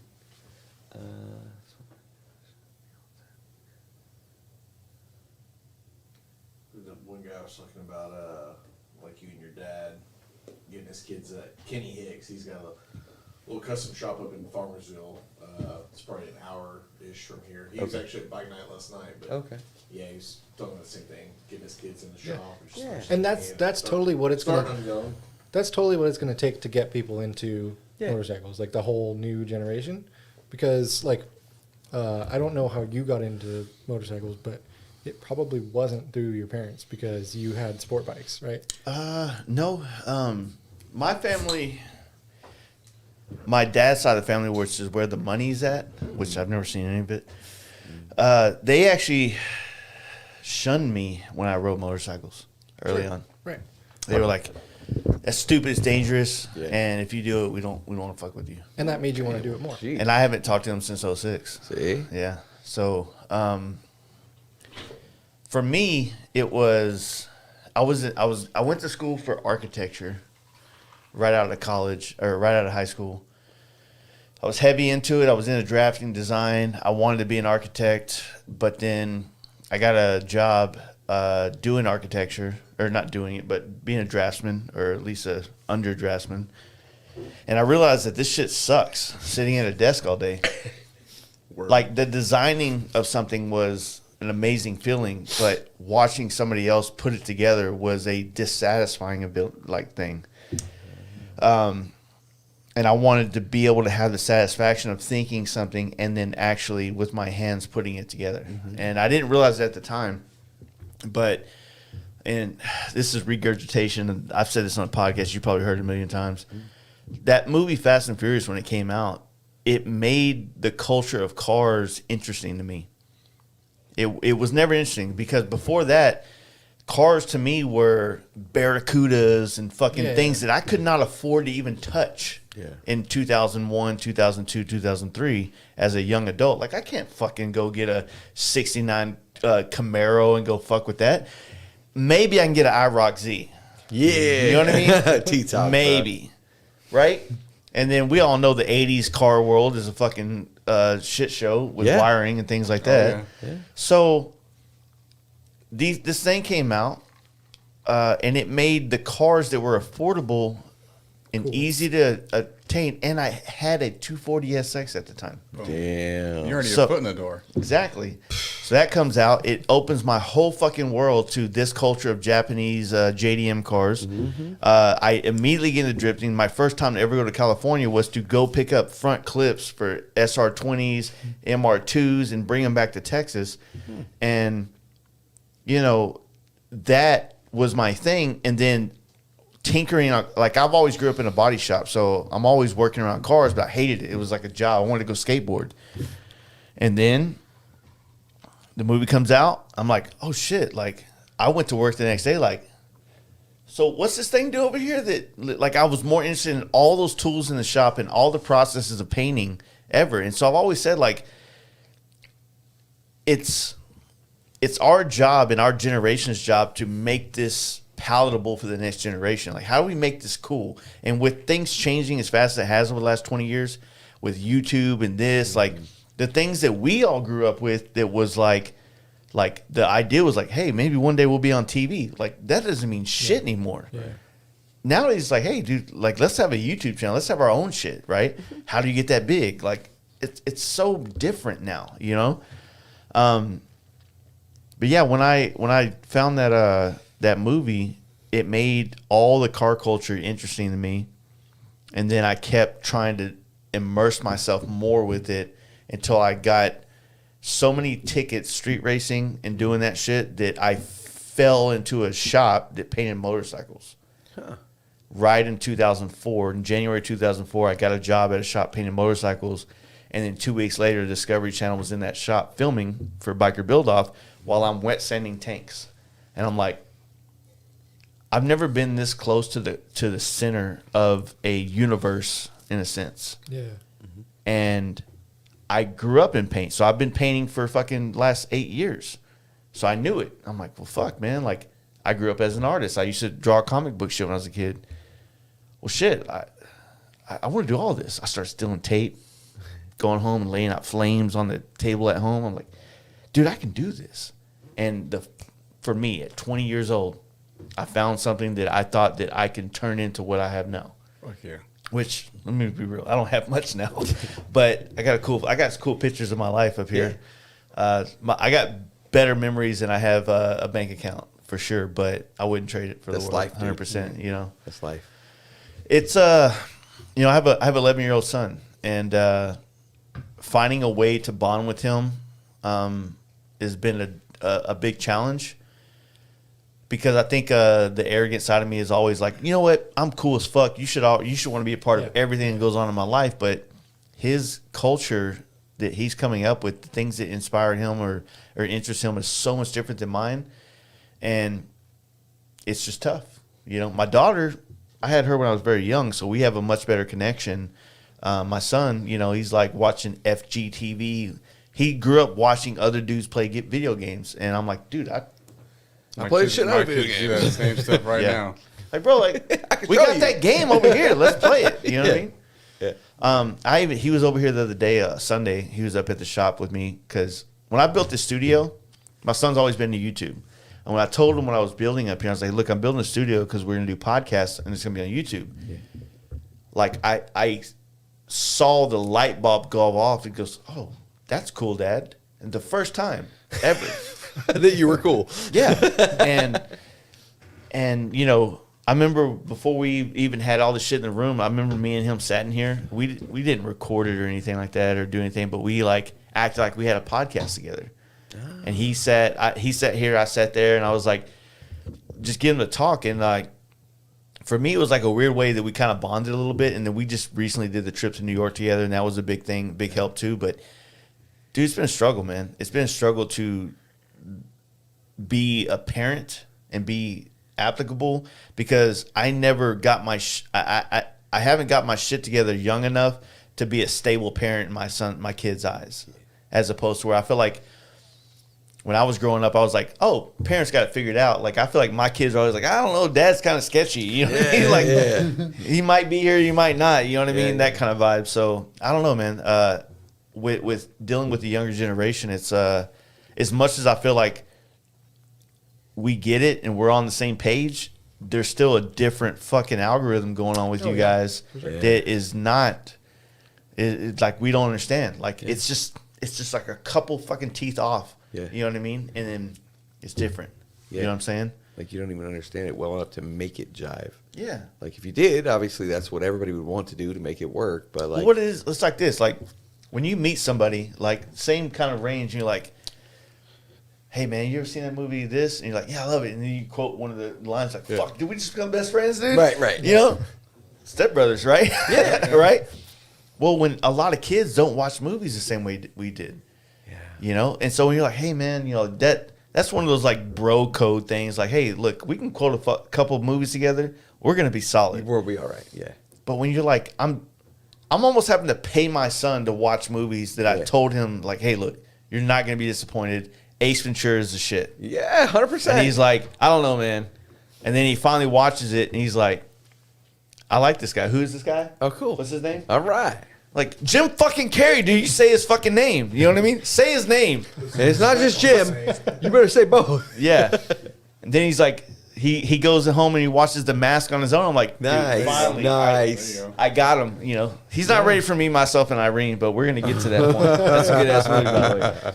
But there's these things, like, you got, like, it's so weird how close you are to us, especially with you being in the biker world.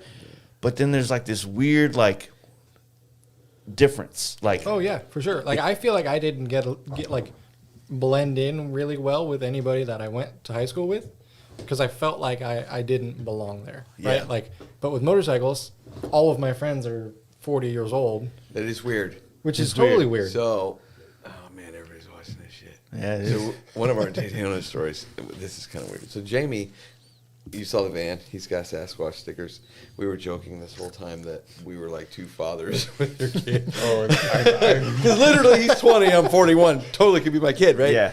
So that was kind of our joke. But things, I mean, we had some conversations that Jamie got to be a part of this weekend or week or two with some I friends. learned some shit. Yeah. So, boys, let me ask you, what is your take on this situation? Greg knows where this is going. It's not even appropriate for this. I don't even know where it's going, but I'm fucking ready Paper for towel it. or toilet paper. Oh. Or just foot kick. Huh? Or just a foot kick. The foot kick.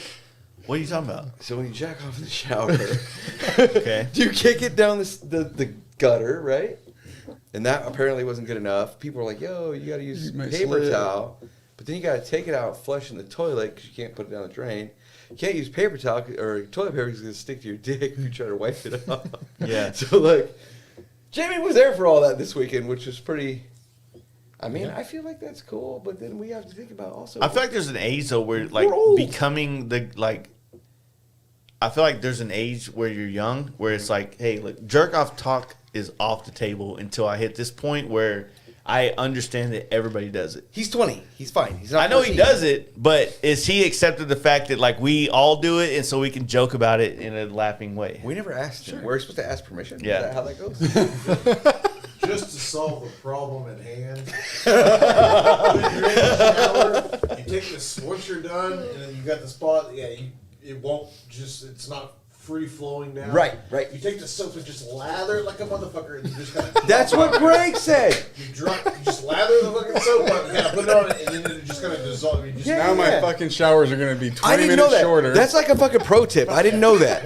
No. You get the soap a lot faster, but I didn't the know floor that, stays dude. clean. So do you... I spent 40 years kicking that shit down the gutter. nowadays, with, like, our current climate, because the way that we had to jerk off as kids is not the way that we jerk off now, right? So do you have, like, hooks in your shower where you put a fucking Ziploc bag in your phone and you beat off? Or you have to do it by your... That's heavy. No, I'm old school, dude. I got a deep spank bake too. deep spank. Or there's nothing. It's just like, that's what we're doing. Gotta Like, get and go. I came in here for one thing only. and it ain't like- taking a shower. Continue on. I didn't need this 3 o'clock shower. It was hot outside, and I was feeling away.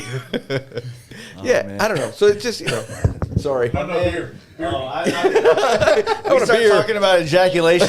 He's like, I'm ready. Let's do me in, it. coach.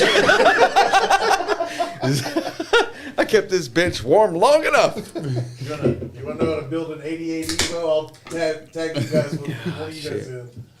You know how to get cum off your shower floor. Yeah. Call it your boy.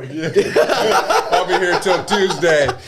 So we're like, yo. So then the next, I don't remember who said what. There's a few people involved, but we're like, yo, you I can't remember use who paper said towel. What? Go ahead. Who taught You you? got the to lesson? use a Viva What lesson paper did you towel. learn? Tell him. What did you learn? Oh, he's got something this in week? his tool bag. Yeah, he's got gonna a pull kit. something out He's of got the a tool bullet bag. in that holster, dog. Yeah. Let these boys know. Dusty taught me not to be a dummy. Not to be what? Not to be a dummy. And Finish on her tummy. You're not wrong. It's Yeah. not wrong. see, he's learning. Yeah.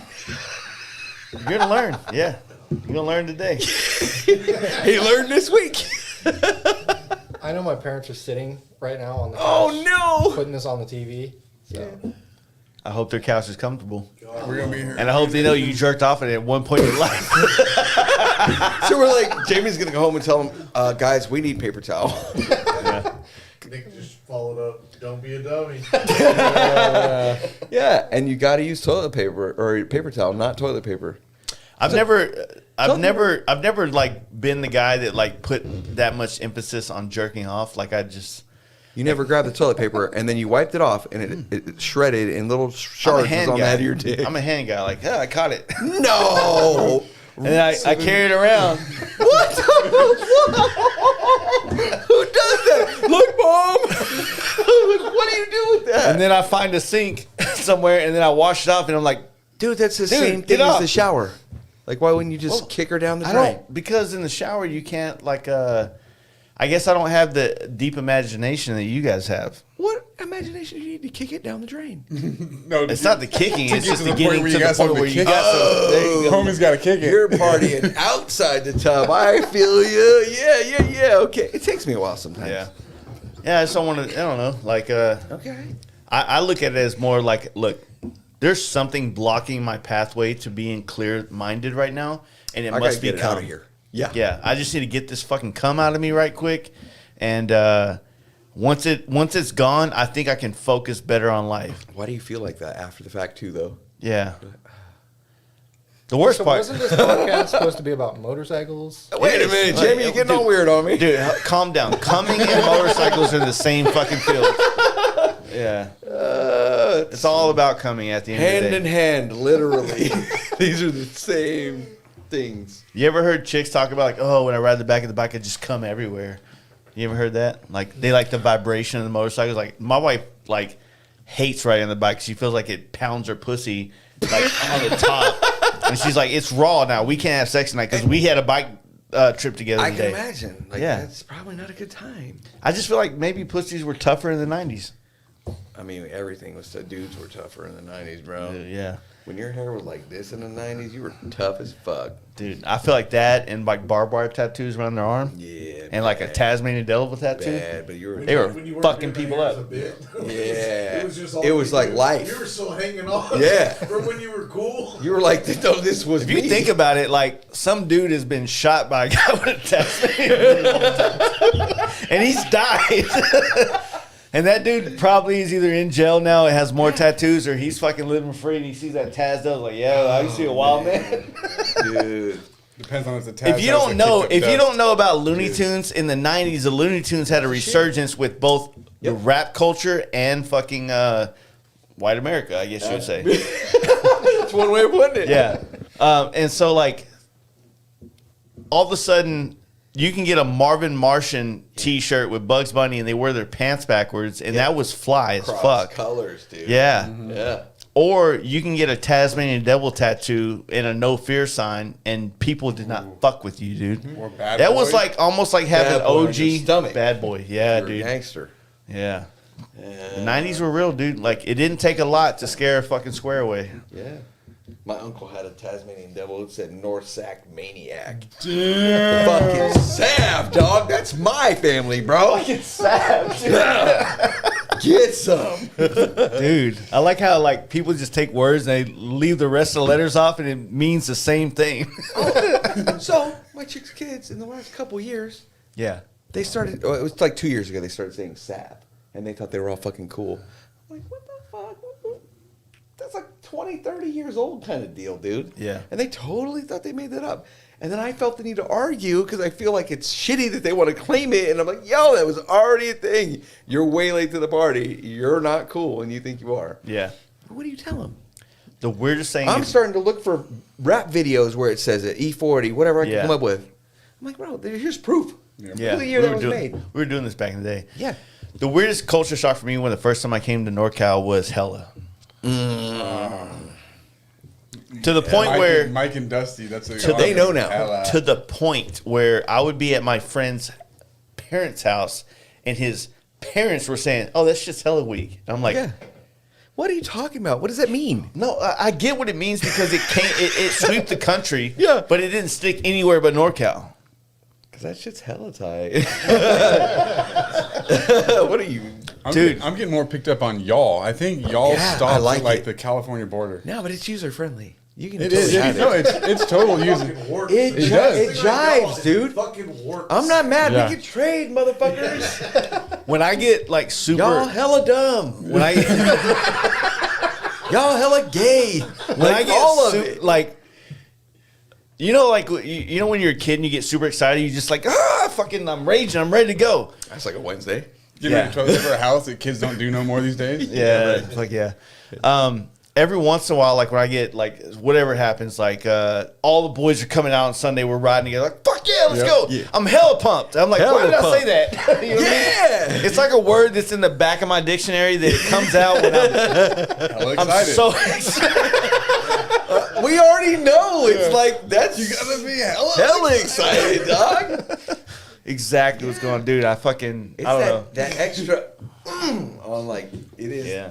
This. But it's like the word fuck, right? You can like put fuck in Yeah, I do. anything. And hella, I've had conversations with people in NorCal where hella was like the adjective for every fucking sentence that they Yeah. put out of their mouth, to the point where like hella meant one thing here and it meant a different thing over there, but it all made sense at the end of the deal, like fuck does. You know what I Yeah, mean? yeah, yeah. Hella fucking sick. Yeah. Yeah. Be a noun, a verb, That's or an like adjective. super strong. And I felt like I was at the wharf, or what's it called? Yeah. And I felt like they had T-shirts that said like hella in San something. Francisco? Yeah. They got all kinds of plays on words to sell you a shirt. When we did Hella that trip, that was the first time a lot of those dudes went to NorCal. And I've always, even before I met all these guys, my bike club, I used to take them to NorCal because we had friends up there. And when you're in San Francisco, like we always like. I know we grew up with the idea that San Francisco had a lot of gay folks in there. Yeah. Can you say gay folks? Is that a thing? Sure. So when you're in San Francisco, you like nowadays like we don't think about like the gay communities that are there, right? Nah, but I drove Uber there, bro. You will You think did? about it. Yeah. Yeah. You will Well, definitely. we landed in some bars. We're like, oh shit, like we're. There's whole areas for like This LA ain't like me. heavier. Well, I hate Ashbury. Yeah. yeah. So like growing up, or not just growing up, but just like being someone that loves history, like there's a lot of history on that street. Absolutely. And so like when you're there, like fuck, like me and my wife went there, like, do we ever hate Ashbury? See the art shops, have a beer, do things like this. We went on that trip. We were just, it was kind of a foggy, muggy kind of vibe in NorCal. It was like the one time a year where the fog is on the entire coastline, all the way from San, like when you come across the mountains from Liverpool, The marine layer. Yeah. and it's just like all you see is clouds Yeah. forever, right? And so when we were all there, we had got an Airbnb in San Francisco. We were trying to find a bar, so everybody had like mentioned going to, I don't remember the name of it, but it was like some biker bar in San Francisco proper that was like, it's been on like TV shows and shit like that. And we went there. There was a bunch of fucking nerds on computers like coding and shit, and gay people. And I say gay people with the most respect in the world. I love Elton John. And so, Hella love. hella love. Well, San Francisco is widely known as like kind of the gay capital of the U.S. Like it is Yeah. like the mecca for homosexuals in our country. When you say Don't say that homosexual, word, it sounds bro. So That's- mean. It sounds like a slander. Like He does. He's being scientific factual, and I Yeah. get that. Now you're It's scientific classifying, term. it's like when you Totally call your fine. dick penis. Penis. Yeah. And we were somewhere super southern this morning getting wings at Wingstop. She said she need pennies, bro. I thought she said, I need penis. That one chick, I need penis. I didn't even hear it, bro. I swear to She God, I didn't thought have she teeth said to penis. like finish the Nah, S. she was a young And there's African no American L- woman. there's no L But on with- roll. It was a was a fucking roll. hell of a man. I almost laughed. It was real. I should have laughed. Yeah. Yeah, I didn't want to get beat up by somebody. I don't know. I don't even know where I'm at. Yeah.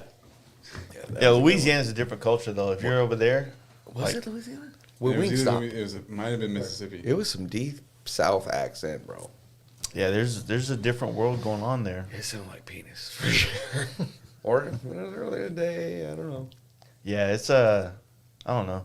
I love being up in NorCal though, man. Like there's The weather. the weather's good, but there's a lot of like as a guy that loves motorcycles, there's a lot of history there. There's a lot of history with you got the Ness family, you got all the different club culture. You have fucking where Corbin's at. What's the town? Hollister. Hollister. You have some of the best riding in the world Yeah. on east or west, wherever you want to go. And it's not just road bikes either. It's dirt bikes. It's just the whole motorcycle community. They Yeah. do the dirt bikes, and then mom and dad also have a Harley. They rip to Sturgis and street vibrations. It's Yeah. the whole community. Street Vibrations, I've been to 1 year of it.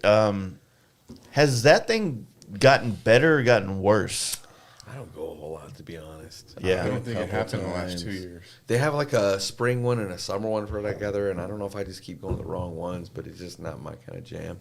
Yeah. I mean, it just seemed like a lot of people with not the kind of stuff that I'm into. Yeah. Yeah, I went 2 times, and that was just And it's a small kind of place, I feel like, to pack so many friggin' people. Well, they would do like the downtown in Yeah. Reno, and they would do the Crescent City Yeah. dealership. Would always Yeah. have big shit going on, but yeah, it's I mean, I only know about it because there was always that surge of like, hey, we're trying to build this bike for street vibes, so I'm flying out there to paint bikes back to Yeah. back to back to do this shit. And when the Road Glide, the new body style Road Glide first came out in 2014, so we flew up there. I painted one. So Dirtbag Cycles, I don't know if you ever heard of those guys. They're in Martinez. I think so. They make bars and stuff. They make things. So It was like heavy bagger shit, right? heavy bagger shit, but honestly, man, this is the guy that really helped usher me into Dynas and FXRs. He definitely chased the bagger shit. There's more money in it. There's Sure, more 100%. parts, there's more shit. I ain't mad. I'm not mad either. But I'd be there picking up parts that we're painting for him, and he'd always have a fucking clean-ass Dyna or clean-ass FXR in there. It's kind of like every big wheel I painted in NorCal, there was a Dyna in the garage, too. Yeah, their other bike. You know what I mean? It was like, hey, I want this to go fucking flex. It's like they needed a boat for the Delta or some shit like that. Yeah. I need that, but this is the bike that I ride when we do runs. This is the bike I do when we go to Dixon for a fucking show. Yeah. Or, you know, we go to the fucking, you know, they used to do a bike night at fucking Disco Bay at on the water, you know, kind of thing. Yeah. And so I would go to his shop a lot. And I've been wanting to have him on the podcast forever, but it's like being up there, I don't know. I've done a bad job at that, right? Because when we kind of all came into this like performance motorcycle shit, I started looking at everybody in NorCal that was not in the shit that I was doing when I was in NorCal earlier. Yeah. So I'm looking at like, oh, I need to get Taylor Schultz on. I need to get, you know, I need to get all these other homies on that are doing, you know, John Jessup, things like that. And yeah, I mean, the dude's been fucking killing it. He's still making it. He's actually saved my ass a couple of times while I've been on bike trips up there. Like I left the gas cap in like Pittsburgh once. It was a fucking sick ass like live to ride. Like nice. what I would do when I would build a bike or customize a bike, I'd always get on Instagram like, hey, if anybody has an old gas cap, like an OG old one, none of that bullshit glue on shit. Yeah, right. An OG old gas cap that said live to ride on my bike, 100%. If you send it to me, I'll pay you for it if you want me to. If not, shipping, whatever, I'll shout you out. I want an OG gas cap on all my bikes. And I've always done that, and I left it at a fucking gas pump, and I had to go get a pop-up cap, which I'm complaining about a cap that costs $100+. I'm like, he gave me the cap. I'm like, this shit's gay as A's. I'm like, I want the cap that's like $20 that somebody shipped me. You know what I mean? Yeah, right. But, yeah, that's my rant. That's I'm some done. first world shit right there. To be white, man, it's fucking horrible. It's tough. sometimes. Hard out here for a pimp. You know how hard it is to find a good gas cap these days? It'd be like that. Dude, y'all are weak. You're not even drinking. Are you allowed to drink yet? No, bro. Legally? Yeah. You know, the law doesn't apply here, right? Have you ever had a beer? Yeah. It's super crazy. Dude, Like, yeah, Jay, hey. drink this. He's just he don't care. Dude, good luck. Good for you, dude. Dude, yeah, this shit will fucking ruin your It'll be life. here when you get ready for it. He ain't about it. But his dad's cool as shit. I don't blame you, man. I mean, not that you're not cool, but You are cool, Dad. I mean, what about your other dad? Hey, pop. No, drinking is one of those things like, I don't know. I didn't drink till I was 29. That was the first time I had a beer. No shit. Yeah, and I didn't start till I was 22, 23. I went too hard too quick. Uh, Yeah. I was always, even before high school, all that just. damn. Yeah. Yeah. I went 22, 23. I was definitely not 21. Started drinking beers in my homeboy's driveway. I had a Zima or a Smirnoff on my 21st birthday, and like, hey, you're 21 now, you can drink. I'm like, oh, okay, finally. Yeah. All right. Let me try this. And I'm like, yeah, it sucks, dude. Can I get a Dr. Pepper? Tastes terrible. Yeah, it definitely was chugging a bunch of like Milwaukee's Best with all your other buddies. Like, Dang. that was definitely I not the was- thing to do. I was Bud Light out the gate. My man. It's whenever you get your hands on it at Then that I, point. wised up and became a man, moved to that Bud Heavy, then to the just scores. I mean, that's just how life went for me. Look at this motherfucker. Who's this? That's not where you start. It better not be who I think. What do you want, dude? Hey, I was just gonna ask these guys if they're coming over tonight because I got a bedtime. They have a What they have the a hotel hell? here. Mike, I'm still waiting on you. Yeah, we got a Oh, are room. they staying on the Dallas side? Because they gotta pick up some parts from me. Yeah, they do. Oh, shit. Oh my God, Mike, I forgot about the parts. Leave the parts on the front porch, dude. It'll be okay. You have a nice little patio. I've been there. I've been there. So okay, I'm all confused because I'm watching the thing and it's delayed. So, are they coming by, or are you guys coming by in the morning? What? They're coming by in the morning, if that, because they got a hotel out here tonight. Okay. Well, all right. So yeah, I'll just see them in the morning then, I guess. If they're not gonna wake up early enough, tell them to just hit me up when they get done with this. Okay. All right, they hear you. All right, bud. Love you, buddy. Yeah. He sounds like a mad dad. He's mad. Like, I feel bad. Sorry, Dad. Hey, we're not mad. We're Sorry, just Pop. disappointed. That's what it And he's very fucking disappointed Thought we right would have now. had that figured out by now. I feel like I should have invited him to come hang out. I mean, we tried to get him to come here. Well, I don't know why he wouldn't. It's not even my shit to invite him to, but there's a spot right there, right? Dude, Mike is, this podcast wouldn't be here if Mike didn't, if he wasn't a part of my life, 100%. So, Mike has this podcast at his disposal when he needs it. And maybe people, this is why I say what I say. Jeez, that's strong, dude. Yeah. You're like a They pro. just flow over there. Holy shit balls. Then you were like, yo, you bought a big old pack of them. Hello. Yeah, here's the deal. Buffet beer. I'm an alcoholic. Right on. Get down. That's, yeah. You know what's hard? No, this is what happens on the podcast is I like to, like, when you're talking, I need to Do something. Oh, yeah. That makes sense. if I had a Rubik's Cube or some shit, I'd be like the best. Like, so what were you saying? But that wouldn't look cool for bikers on the Yeah, podcast. that I'm wouldn't be like, our kind of oh yeah. Right. Way better. And so, yeah, I don't know. That's my excuse is why I like to drink beer a lot. No, I just like it. Cool. It's delicious. So, I dig. Yeah. but no, when I was growing up, like I never drank at all, and a lot of that was because my dad was he was a big fuck up, and so everything about his life I tried to avoid growing up, because when I was 17, he got I say locked up, but he got locked up because he failed a probation for coke, which put him in like some kind of rehab thing for like a year and a half, and so I had to go get at 17 my own apartment. Yeah. Which, How do you do if that? I wasn't banging an 18-year-old at the time, You'd have been wouldn't have homeless. been able to do that. You know Yeah. what I mean? But at the same time, it's like as much as I fucking really hate my dad is what he made me fucking sand cars when I was a kid in summer. And if I didn't have that, I would have never gotten to paint. I would never be here. All this, it's like this weird fucking like, I hate you, but you can live. You know what I mean? Boy named Sue. Yeah. Yeah. Yeah. 100%. Boy named Sue. Sue. That's it. That's a good way to put it. I don't know that one. You don't know fucking Boy named Sue. Johnny Cash. Johnny Cash, Boy Named Sue? Oh, dude, it's Oh, one of the my best. Goodness. We just spent like 5,000 miles together. You know that? Yeah. Dude. Oh my. Boy You're Named my Sue. honorary dad, and you don't even know that. You know that? Oh, my man. Like, hey, Oh, This guy's man. like 21. you got to 21 cut on 2 inches of 41. your hair off, dude. He knows what's You're going losing a lot. Oh man. I don't That's a know, good man. analogy, Movies man. just wasn't my gig. It's not a movie. Well, Johnny Well, Cash. honestly, You know who that is.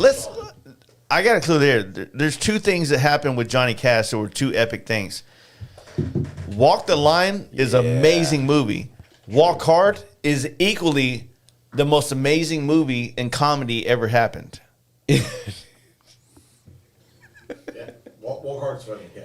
Walk Hard is like one of the best. So A Boy Named Sue is a song by Johnny Cash about a guy who names his son Sue and then Okay. dips out. Ah. The whole song's about how he has to grow up hard. He gets Yeah. made fun of. Okay. But it makes him be tough. He gets in fights. he Fuck gets yeah, sassy, Will. he's like- Yeah. And he finally runs into his dad, and they get into this epic fucking fight. Yeah. But Okay. at the And end they're of best that- friends. Yeah. Well, spoiler alert: he's ready to kill the dad, and he's like, "I did it to make you tough because I knew it wouldn't be there." Yeah. He's like, "Fuck, I love you." Like, Yeah. "You Okay, motherfucker." okay. Exactly how Yeah. it worked out. Yeah, that's exactly kind of the same thing I deal with my dad. My dad's kind of a, I don't know. My dad was a rich kid. You know, he grew up with a lot more opportunities than I did, and he kind of squandered a lot of it. And Happens a lot. yeah, you know, and I haven't seen my dad since 2019 at my grandfather's funeral. Yeah. Did you Yeah. guys talk? No, not at all. Not at all. Not No. a word. I remember, so I told you I haven't seen his parents, my grandparents. They're fucking loaded rich, and I haven't seen them since 2006. I started doing my own custom paint thing in 2004. In 2006, I had painted a Camaro with one of my buddies. So we painted it, flamed it out, did some cool shit in my grandfather's garage that passed away. Okay. He was a big supporter of everything I was doing. Yeah. So I painted that, and I had flaked out like GSXR, and we rode down to where my grandparents lived, and they were hosting this big vintage car show. And my dad was like, he painted this truck where he put a flame job on it. It was like literally the worst flame job I've ever seen in my life. I'm like, bro, I'm your fucking son, dude. Call me. I'll come do these flames for you. Like, all you can do is ask. But my dad, like, turned into this competition with me in paint. Okay. Because he grew up in paint, which he learned from my grandfather. This is getting weird. It's getting, like, deep. It's like the same Sensi. Yeah. So my mom's dad is, like, the man. He wasn't rich. He wasn't poor, but he was skilled as fuck. And he is the guy that I fucking hold at the highest point in my life of, like, if I could ever be him, I have one life, right? My dad's dad married a wealthy younger woman who is not my dad's mom, who owned restaurants in Dallas. So we talk about Bishop Arts a lot. My step grandmother, if you will, owned a lot of property in an area that is now a booming part of, like, one of the biggest districts in Dallas. So when they sold all that property and left and went south, they kind of created this, like, they've always been in the vintage cars. They were car collectors. They'd have, like, they got the original Bonnie and Clyde fucking from the movie, not the original car, but the first Bonnie and Clyde movie car that got shot up. They have the original, like, fucking Model T or some shit like that. Yeah, that's cool. A lot of crazy shit. And so it is a car show in this town called Clifton. And so me and my buddies all went down there, mobbed down there, having a good time. I rode my bikes. My buddy drove his Camaro, and we were all put in the show. And I think this is what, like, kind of sold me on, like, I don't like shows, because I was sitting at a table with my dad and some other friends and my friends, right? And honestly, we didn't really give a fuck about the show. We were just hanging out, shooting the shit. And then they announced the winner, and my dad won. And somehow that truck he flamed out and the car I flamed out was in the same class. I have no idea how that worked. Okay. It's been 20-something years or almost 20 years. And he jumped up and goes, "Yes, that's how you paint a car," to me across the table. And I was like, and that, I don't know, it fucked me up. Wow. And I've never had a relationship with him since. Damn, that's strong. Yeah. Over paint. Do you know how, like, crazy that sounds, that it's over fucking paint? Yeah. You're sitting here talking about how you and your dad hang out in the garage and work together and design shit and build shit. And like, there's a mutual respect. And I never had that, man. Like, I felt like I definitely had that with my grandfather. My grandfather he helped me do so many things in my life that it's amazing. You know what I mean? Yeah. Building this studio, I did this 3 months after he died. And the whole time I was like, this is shit me and my grandfather did together back in the day. I'm not trying to turn this into a fucking weird thing, but, like, the dad aspect, man. Like, I want to be for my son what I didn't have as a dad, but now we have what we were talking about earlier. We have that complication of trying to find the same playing field, the same fucking page, the same, like, thing that makes it work. I mean, I would love to be in a place where, like, I can hire my son to work for me at some point in life. That'd be cool. Yeah. I would love. It's probably never going to be wrenching on bikes or painting bikes, but maybe it'll be like YouTube. And if I could do that, I'm like, fuck yeah. Hey, dude, I get it. You don't like bikes, but look, if you can make this cameras work, you can make this shit. You can do some clips for us. Like, I don't want to do all that. So, like, figure it out. That'd be cool. Yeah. Josh, take a look at the screen and see what Mike just asked you. Oh, Mike, you're tripping, bro. We'll have to come podcast for your house for 6 days to do that. That ain't happening. No. What's the most notable car you've had to you? I don't know. So I used to buy and sell cars. Like, so here's the deal. Used to. I've always sold Get a car salesman haircut, by the way. That's why I had the faux hawk. That used to slay hard. So I sold cars for years. Then I sold bikes for years at discount at different dealers. Yeah. I got tired of working nights and weekends and all the drama that comes along with that, and having people come in on the weekends and tell me about this great ride that they went on, and here I am sweating my nuts off trying to sell a motorcycle. So I gave up and I started selling parts on eBay. Mm-hmm. Been the best things that ever happened. I'm here right now. I mean, I'm not rich, but I'm at least getting to do some things in my life. That's cool. But I have had like a ridiculous amount of cars. Like if you were to count all of them, it's, you know, some could have been just for a couple days. So does that really count? What's the funniest car? If there's one that makes you laugh. Like, there's some that I love. Walk out to it and laughed, or what's just overall the funniest car you feel Oh like? shit. My friends would be probably even better to ask on that. I don't even know, dude. I had a Volvo station wagon that was a Cobra Mustang swap in it with AC and all. Like a 1990 silver Volvo station wagon with a V8 Cobra swap. Yeah, with AC. Funny. That sounds cool. Fucking killer. I've had some random shit, dude. Volkswagen trikes. You ever had a Miata? No, I'm too big. Yeah. I can barely close the door. That's a bummer. You'd look funny in a Miata. So what's funny is you were into the Honda stuff or drifting stuff, right? Yeah. And I graduated in 98, bro. So like 99, 2000, 2001, that's exactly what I was doing. I had all the Honda shit, was doing swaps, working in like carb stuff, right? Doing swaps, and then it evolved into Corollas and 240s and Cressidas. And all that kind of shit. baby. So like, then I learned that I'm really good at working on them, but I'm not a good driver. Yeah. Like I've crashed center dividers and fucking, I'm not good at it.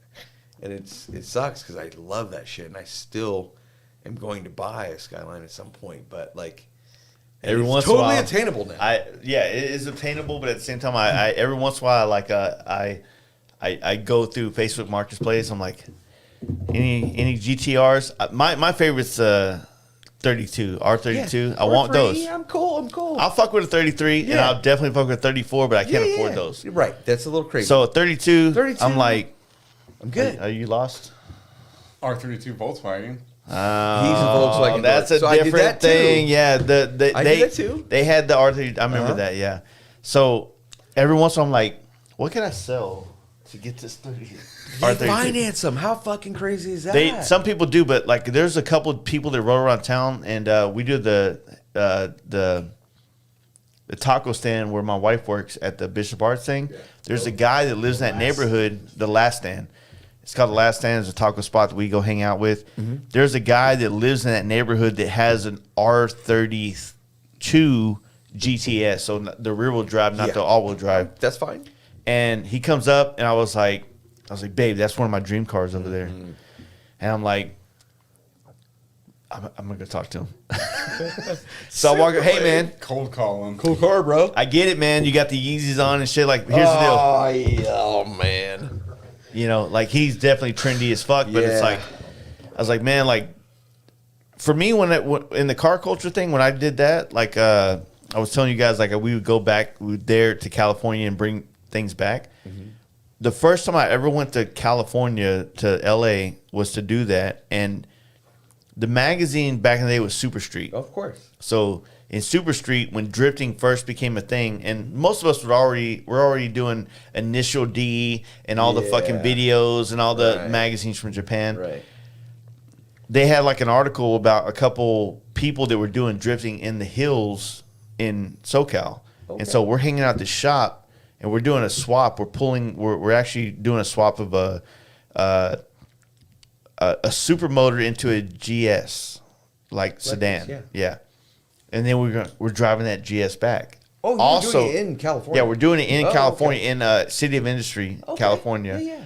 Doing that, and then I had to actually go pull a fucking motor out of a car. We had to repo a motor out of a B20, or it was a Honda. I never was into Hondas heavy. I was always a Nissan guy. And then... So Nissan wiring blows. Yeah. The connectors suck dick. They get crusty, and they suck. I was definitely a Honda dude before Nissan, and then I would take Toyota before Nissan. Yeah, rear wheel drive. I had Corollas and 240s. So at that point in time, we were out there in California doing all this shit, and next thing you know, like the people I saw in the magazine, I'm sitting in the same shop, hanging out with them. Who was it? I don't remember them now. They were just like a random couple. But then at the time, magazines was like Hollywood Oh, to me. shit. Right? Import Tuner, Super Street, all the shit. So at the time, like I saw that and I was like, well, that's fucking like, I don't want, I mean, before MySpace and all that shit, like, dude, I fucking saw you in a magazine. Like that was the thing. Like, and it wasn't, dude, I follow you on Instagram. It wasn't that, right? Yeah, right. Same thing. But you know, like it was a dope time to be able to know something about somebody and then see them in person and be like, oh It was shit, huge then. you're It bigger wasn't than like life. Instagram, Yeah. I have no idea where I was going with that, but Henzo brought up a good thing, dream bikes, dude. Oh, What do you yeah. got? DZ, I follow dude. He has a 4-door R33 or 4. Fucking tight. Yeah. Yeah, do you follow that dude? Who? This dude, DZ home. DZ Home. I guess I'm too drunk. I'm The not last seeing. comment right there, dude. Mike. Oh, Shout out to Mike. DZ. So that Yeah. dude he's talking about has a 4-door. I think it's R33 or 4. Did he leave? He's probably pissing or something. No. He's like, I'm Current fucking over car, this bike. Dream bikes. Go around the horn, boys. Yeah, Let's I do. it. What's your dream bikes? Like Fuck.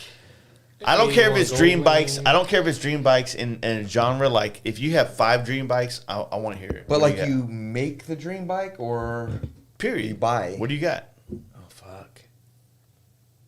You go first, kid. No, you do. I'm actually really interested in hearing you guys. Yeah. It's like probably all Or pre-paint FXR shit. FXRs, yeah. So gay. Dang. Right? And Come on, bro. and just to make my dad mad, it would be like an '89 GSXR RRK with like no miles, like Iconic Motorbikes had the other Yeah. day because he was super mad that he didn't have it. So I'll take that. If you like stock, sorry to interrupt, but if you like stock FXR paint jobs, I'd be interested to know what's your opinion on like the new Softails when guys go with like stock FXR paint jobs. I know Or a couple stock dudes that looking. do it. Softails? They look really good. Yeah, Yeah. like the inmate Softails. Yeah. But when they try to make it look like a new FXR, So I don't remember who it was because I just saw the picture on Instagram and I stared at it.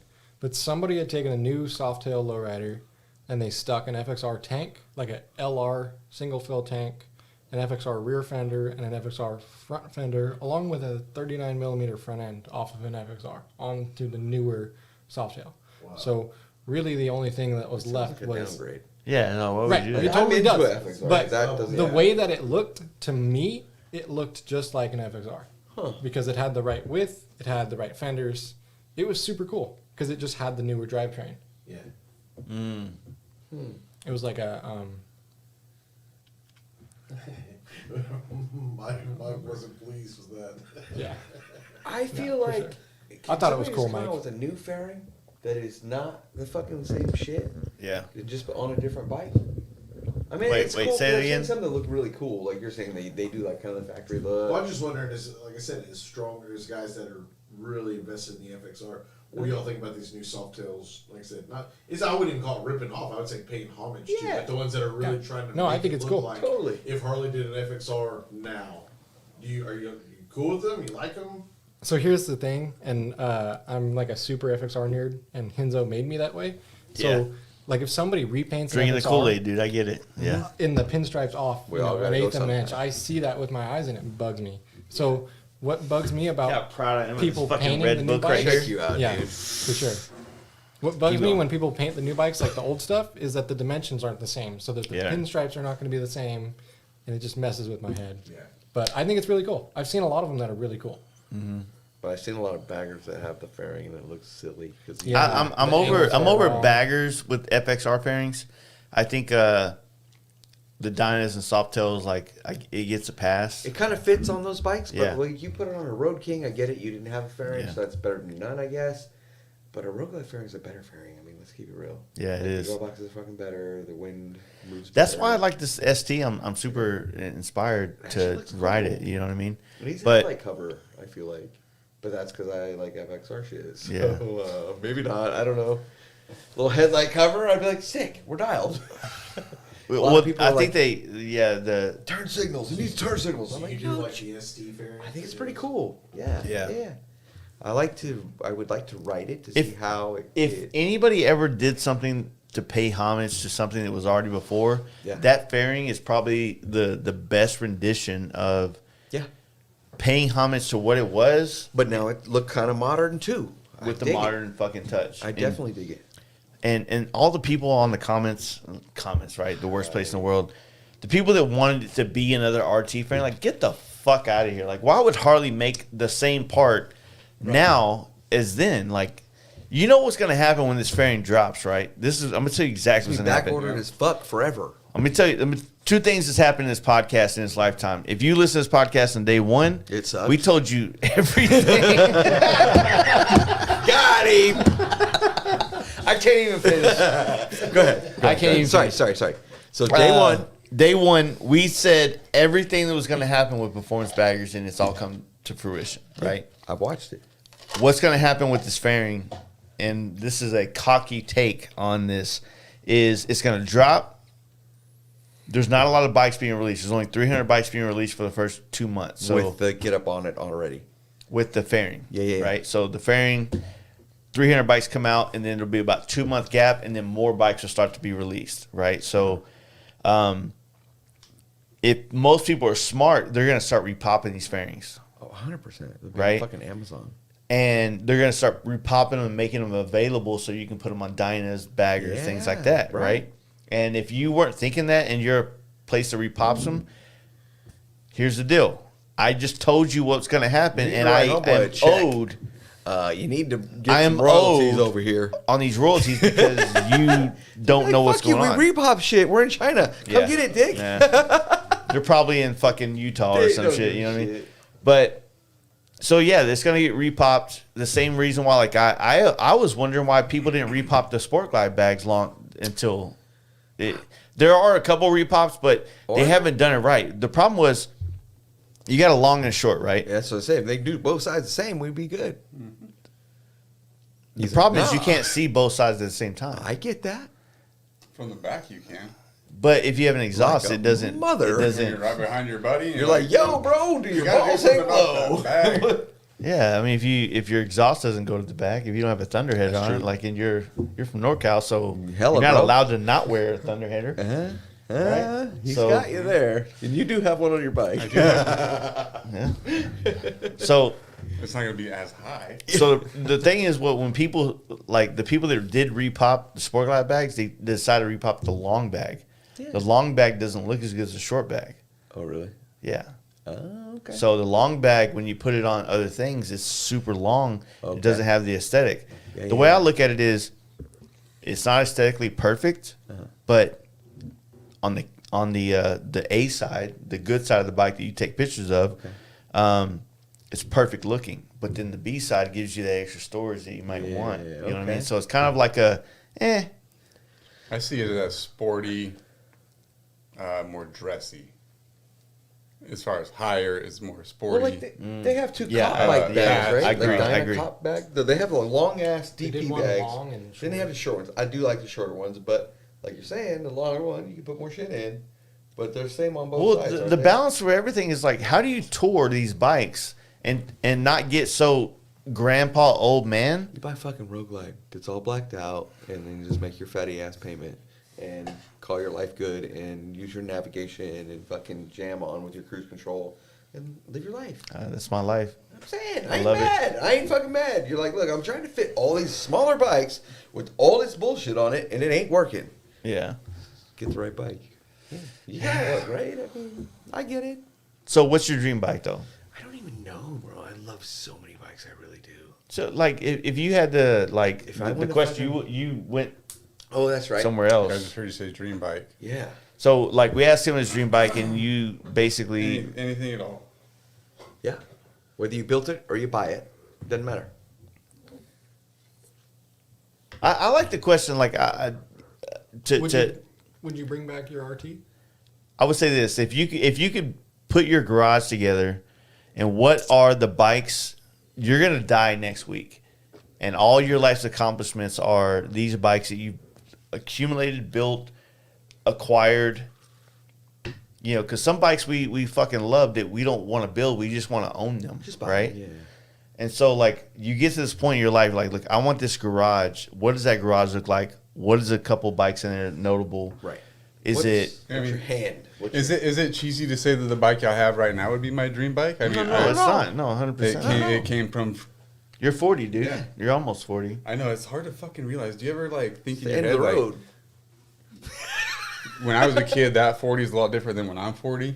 Yeah, I feel like I'm still 20. Exactly. You feel like, yeah. I feel Dude, that. I feel like I'm we go to supposed I'm Buffalo supposed after I'm this, supposed to like- be responsible and shit. I feel like when I'm hanging out with you two with your hair fucking falling like you're doing, I might see some titties at Buffalo Wild Wings tonight. It might be mine. You better- I got pissed. You better bring a bat. 'Cause you're gonna be fucking beating these chicks off left and right. But no, they're like, it's not like that was one of my dream bikes. My FXR was one of my dream bikes. I've had it. I would love to have that bike the way I built it back in my garage, 100%.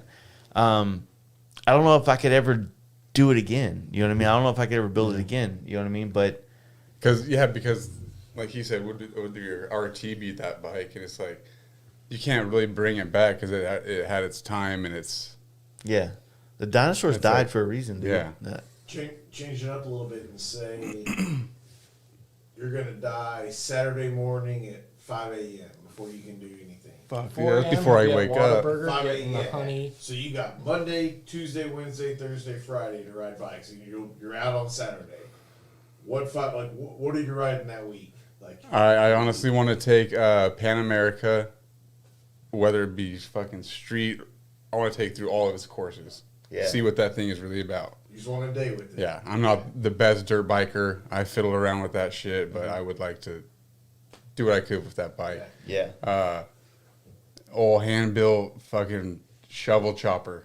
Hell yeah. I want to Yeah. experience fucking cigarette foil fuses, shit making it happen. Yeah, I agree with you that part is like, as I get older, I feel like that dream gets fainter in my mind. Yeah. Like, I don't have the body to be able to ride the chopper that I dream of. You know what I mean? We do. Yeah, I might be able to take it to the market and back, and it's gonna look good. Because It says a market. It's like, it's just a joy of you like mean building. Albertsons? It's just a joy of like building it too. So that's why it would Farmers be. market? That's as far as I would get with a Sprouts. shovel chopper. Sprouts. Building it. Yeah. It's my turn. So you got 2 down, 3 more days. Keep going with A that. fucking a Ducati 998, Oh, something like that. That'll be a fun one. A Yeah. I hot. never rode one of those. Yeah. Yeah. A GL 1800 just to get a little bit more power. What? So we changed it up, Josh, to instead of like dream bikes, whatever. I know it's too encompassing. You're about to wake up Monday morning. You're dying Saturday morning before you can even do anything. So you got Monday, Tuesday, Wednesday, Thursday, Friday. A week. What bikes are you riding that week? If you know you can pick your bikes. That's strong. So that switches up a That's little bit. strong. Like it's Like, are we going somewhere, or every day you're just gonna ride a different one? each day you get one bike. And Okay. You can ride as much as you want. Okay. But as far as you know the end is near, and these are bikes Gotcha. I want to throw a leg over. And Gotcha. Okay. I want to kick the fuck out of a motorcycle, that's for sure. No, other than a dirt bike, I've never kicked over a Harley. I had a buddy that would sit there and fucking kick it and kick it, kick it. It's like, as funny and as goofy it is, Mike It's and fucking Dusty, they're like motorcycles. all about that, dude. yeah. I do want an old ass bike. I really do. In like the last few years, but I don't have the patience for it. But if it's my last week, who gives a fuck? I'm buying a nice one that runs, right?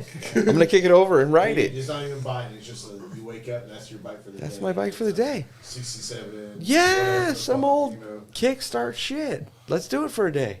Yeah. Yeah, you gotta experience it all, Is right? there a time, like you got an Eleanor and then the Yeah. four after that kind of thing? Yeah. You know what that reference is? The Mustang? Yeah, my He man. knows, he knows. He's, See? he's cultured, dude. He's I love it. seasoned, dude. I'm telling I you. love it. Oh man. What else, Greg? Is that all of them? Oh, yeah. I think you got 2 more, my friend. Yeah. It's a long week. a new bagger Yeah. for a long distance trip, but then I don't have the days to take it. Yeah. Yeah, but hypothetically. I mean, they're a performance bagger. I'd be able to go farther quicker. Mm-hmm. So it'd have to be it'd have to be a performance bagger. Yeah. Yeah. So that'd be one. Mike hates you now. With or I'd like to try one with carbon fiber wheels and one without. It's a thought. You're getting pretty picky for a dude on death row, man. Well, no. You know what I'm saying? Nope, tits aren't big enough. We're talking about hours here, bro. I asked for C's. These are D's. Too big. I started getting carried away. I forgot we were talking about deaf. I thought you said deaf. I got shit to do today. I'm not trying out the fucking wheels. Fuck these wheels. I need one with wheels. We're gonna eat your review next week when you're dead. Yeah. Fucking one of Arlen S's fucking crazy ass builds. I didn't even think about all that shit.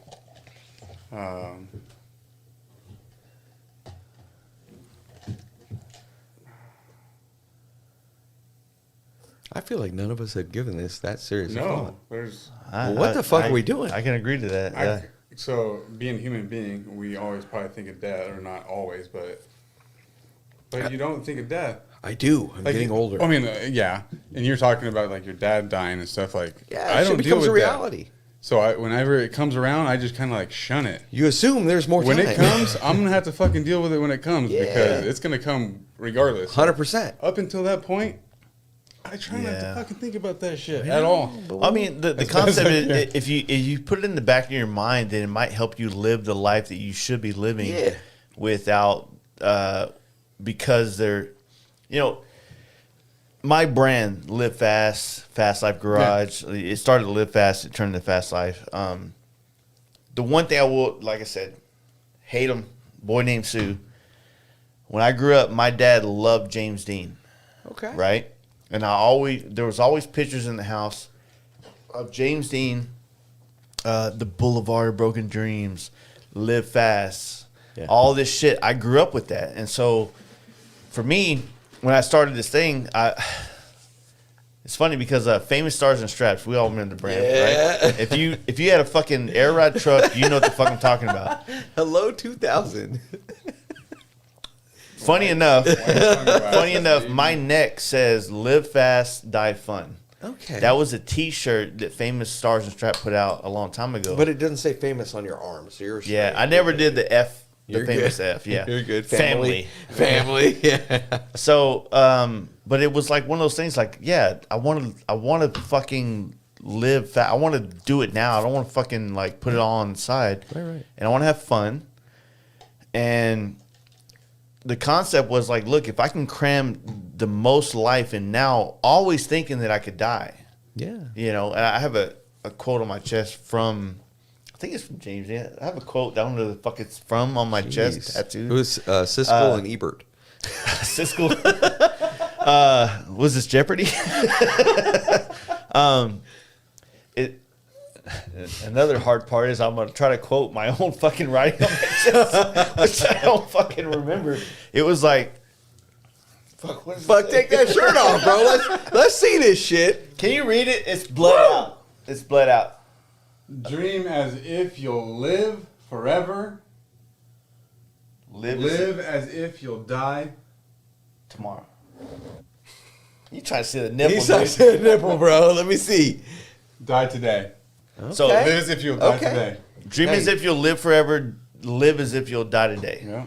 That's it. Yeah. That's it. And so, I mean, in my 30s, I lived the most in my life.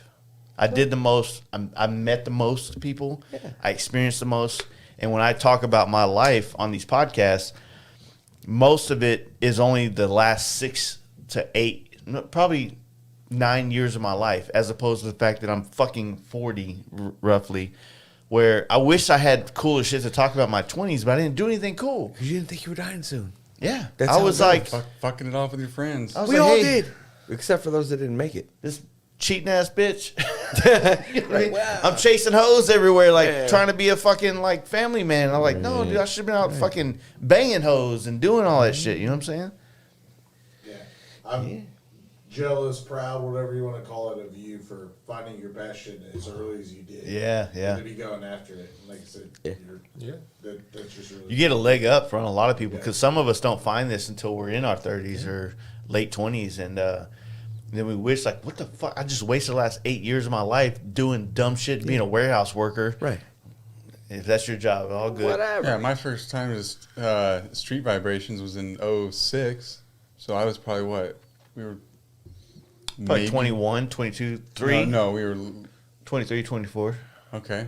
Yeah.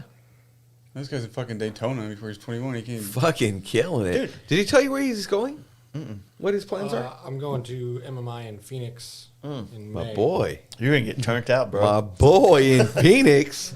yeah. You know Boy's what going to else? be a young cruisy. I'm saying you're close, and Ramjet's close too. Here's the deal. Hey, Bro. if We're gonna you, ramjet. yo, if you're going down there, you need a fucking spot to hang out. I'll hit all the homies up because I know Ramjet will totally let you come be in the shop. Yeah. No Cruisy, bullshit, same thing. kid. Yeah. If you have the right attitude, like, you can go a long way. And when you're younger, your free time can be used to be learning things from all these different people that have done things. And like to be able to go to MMI, do the course, get the certifications, but then to go sweep the floors at a Cruisy or a fucking Ramjet, you couldn't buy that education. Right. You know, because you're going to get to visually see things that they can't teach you at MMI. You know what I'm saying? Yeah. And those are also good fucking references to have in going forward, and people that'll back you and all the things that you're going to end up bringing back to NorCal and whatnot. Unless you decide like, hey, fuck NorCal, Yeah. Phoenix is Well, better. If I don't go back to NorCal, it definitely won't be Louisiana. 'Cause Yeah, that place sucks. yeah. He's a smart kid, dude. I'm telling you. Yeah, I'm like Yeah. almost 40, and I'm trying to maybe start a business, do different avenues and stuff Yeah. like that. It's like, I'm about it. dude, homie, you're running out of time. But like, No, man, you're not. You're not. Express or I mean, All the people but you that gotta we, live, like- all the people that we have kind of more or less idolized in this motorcycle industry, a lot of them didn't even fucking hit it till they were in their 40s. Yep. Some of them didn't hit till their 50s. I mean, Colonel Sanders, bro. Motherfucker killed it when he was like, what, 70, 80? Yeah. There's always time. As long as you ain't dead. If you keep, yeah, I don't know. You just gotta envision it and then go after it. It's the Yeah. work. Yeah. The work is what it takes. What You gotta happens do it. is, like, when you're young, you have all the energy in the world to do anything. When you're older, you have the fucking know-how and the wisdom, but the energy is not there. You gotta save And- that shit up. And when I say the energy is not there, I'm like, dude, 6 years ago, I could be here, I could do this podcast tonight, and I could stay for another 3 hours after drinking this and crank out paint jobs, and then be back here at 8 a.m. doing it again.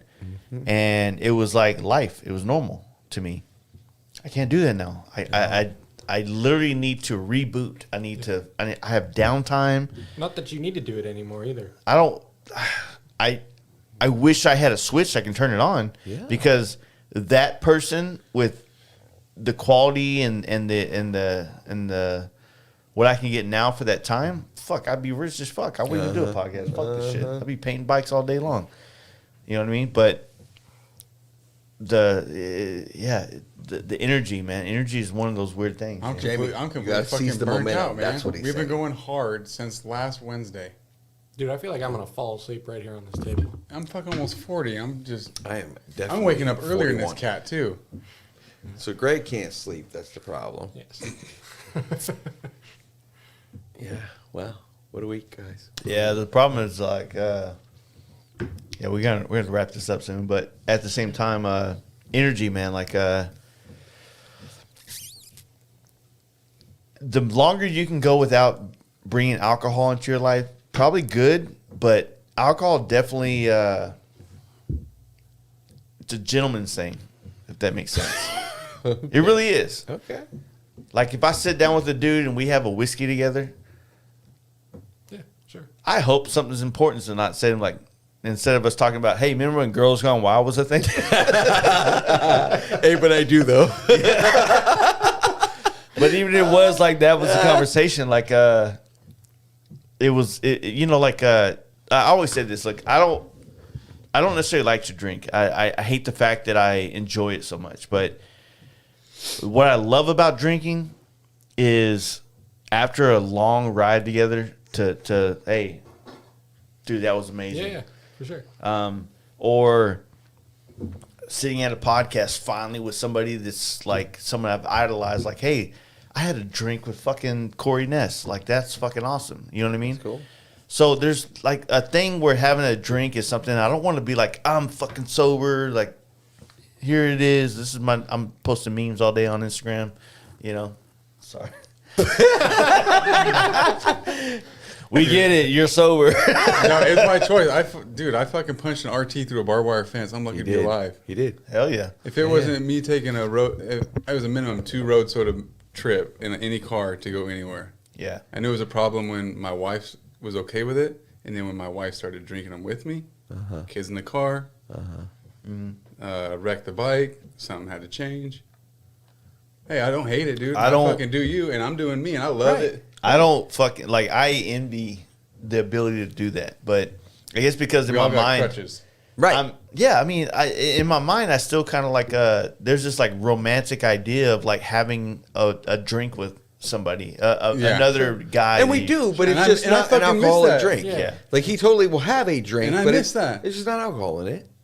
It's just like after a while, I'm slurring my words and you're talking fine, and that's so like, hey, But we're doing him a favor, making him feel smart. Hell yeah, dog, yeah. My dog. yeah, no, You it's, know what I'm saying? We met some fucking weirdos on this trip, dude. That's what he's talking about.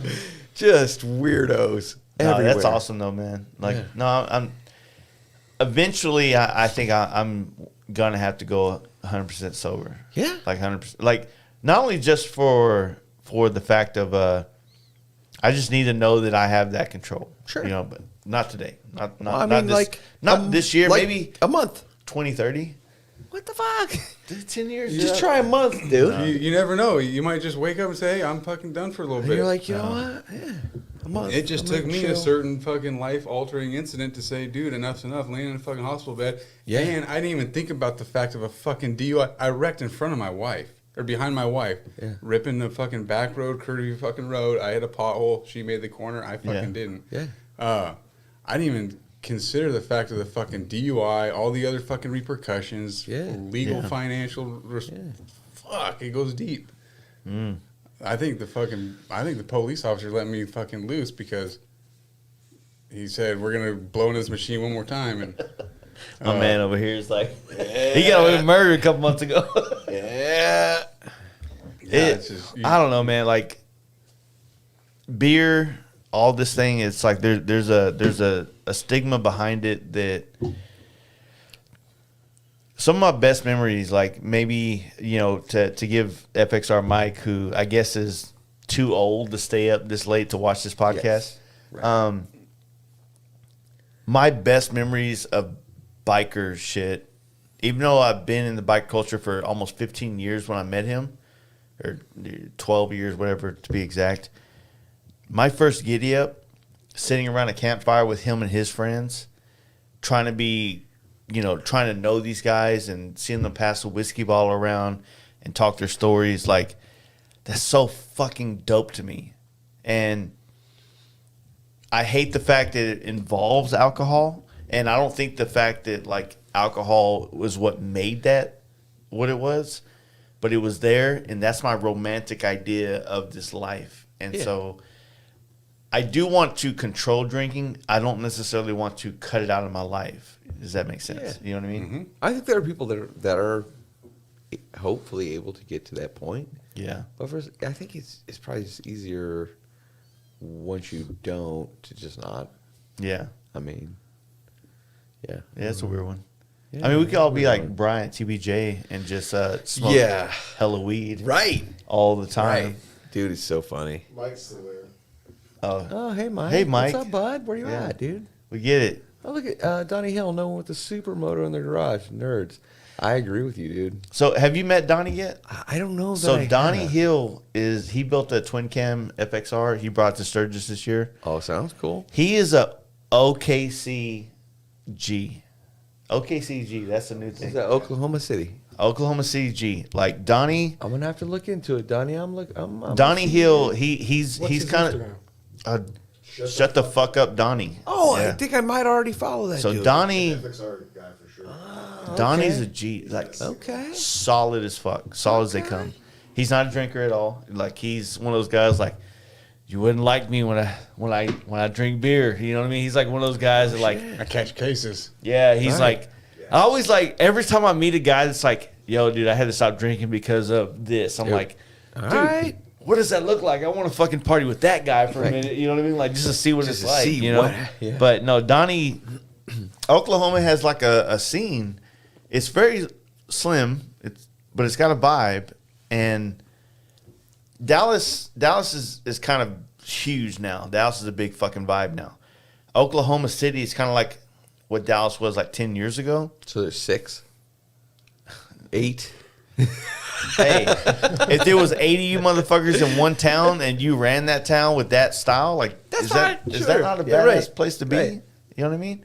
But no, they got a good vibe. But we did a little ride up there a couple of weeks ago and had a fucking blast. Wow. You know, and Donnie is one of those dudes. He's a veteran. He's an OG, and he built a fucking FXR twin cam. He took it to Sturgis, did the whole rounds, and then he just built a performance bagger. He's just like he's an OG, man. He's one of us. He's one of those dudes that's like, look, You can get. I'm not palatable to any wife material. Like I'm not the kind of guy that's probably gonna be the best husband. But I got hella bikes right now. Sick. And he's out Nice. there fucking living the life, riding, fucking tinkering. Okay. You know, dude, I love that dude. I love Okay. those guys up there. I can't wait to fucking make them more known. That's cool. Oklahoma City is rad. They do have a good scene going on there. There's a bunch of good dudes there. Okay. No, but yeah. Oklahoma gets all the tornadoes, though, right? Oh yeah. Hell of tornadoes. Hell, see? I'm just trying to get y'all. Oh, okay. No, that's See, that is absolutely. normal to me. Yeah, I'm like, okay. So he says a lot of tornadoes. That's what I'm saying. What I'm gathering is there's a lot of tornadoes. Hella. Yeah. That's sick. But it's actually a pretty cool town, though. It's probably going to be the new Dallas for real because it's cheaper to live up there, and they have the same kind of. A lot of what's there is here in Dallas too, same kind of terrain and things like that. It's cheaper, so most people are probably going to move to Oklahoma because it's a cheaper place to live, but still has a lot of the amenities of what we have here. Same tax and all that stuff. I mean, I don't think Oklahoma has a state tax. I think it's much like what we are in Texas with it's a very heavy Republican thing. and you guys don't get hit hard for registration. No, we don't get none of that shit. No, our registration is $70. Yeah. And you could fuck. you could register anything with a scratched out VIN number probably through the mail. California. Oklahoma City is it may be another state, but it's only 3 hours up the road. true. 3.5 hours, so Yeah. technically you're another state, but man, it's the same distance from here to Austin as here to Oklahoma City. So pick your taxes. Yeah. You know, kind of Yeah. thing. If you want to be close to here, you just cross the river. Yeah. Come on back, really. Yeah. I met a dude not like a couple weeks ago just giving away boxes and shit on Facebook Marketplace or whatever. And he was on his way to Oklahoma City to open a dispensary. Yeah. And Whoa. it's still like in that, it's got to be These medicinal dudes kind in of Oklahoma purpose. City with weed, it's almost like, bro, did I just like walk into a 21-year-old fucking like Sublime concert? What's going on right Yeah. now? Like There's- these dudes act like weed just was invented. Like they're smoking weed so much. Like, dude, Oh, slow yeah. down. Yeah. There's plenty. He's It's gonna be here make forever. All the money right now. They're He's smoking so weed like it's stoked. gonna be illegal on Friday. Yeah. Oklahoma City was a town. It would have a Scarface poster, a Big Lebowski poster. Is definitely that 19-year-old just went to college. Found out about weed. What's up? Couple black lights. Yeah. Fuck it. Yeah, and one of those like Fish velvet out and in the white background, paint some to big code, birds. like Yeah, pencil yeah. to code. like a fucking Yeah. like yeah, I know what you're talking about. Yeah. Yeah, a little butterfly. Walk back into Come on, Spencer's again. butterfly, sugar, You know, baby. Spencer's. Like a store you all out Spencer, weird. yeah. Hey, my bad. Yeah. Wrong time. I love it. All right.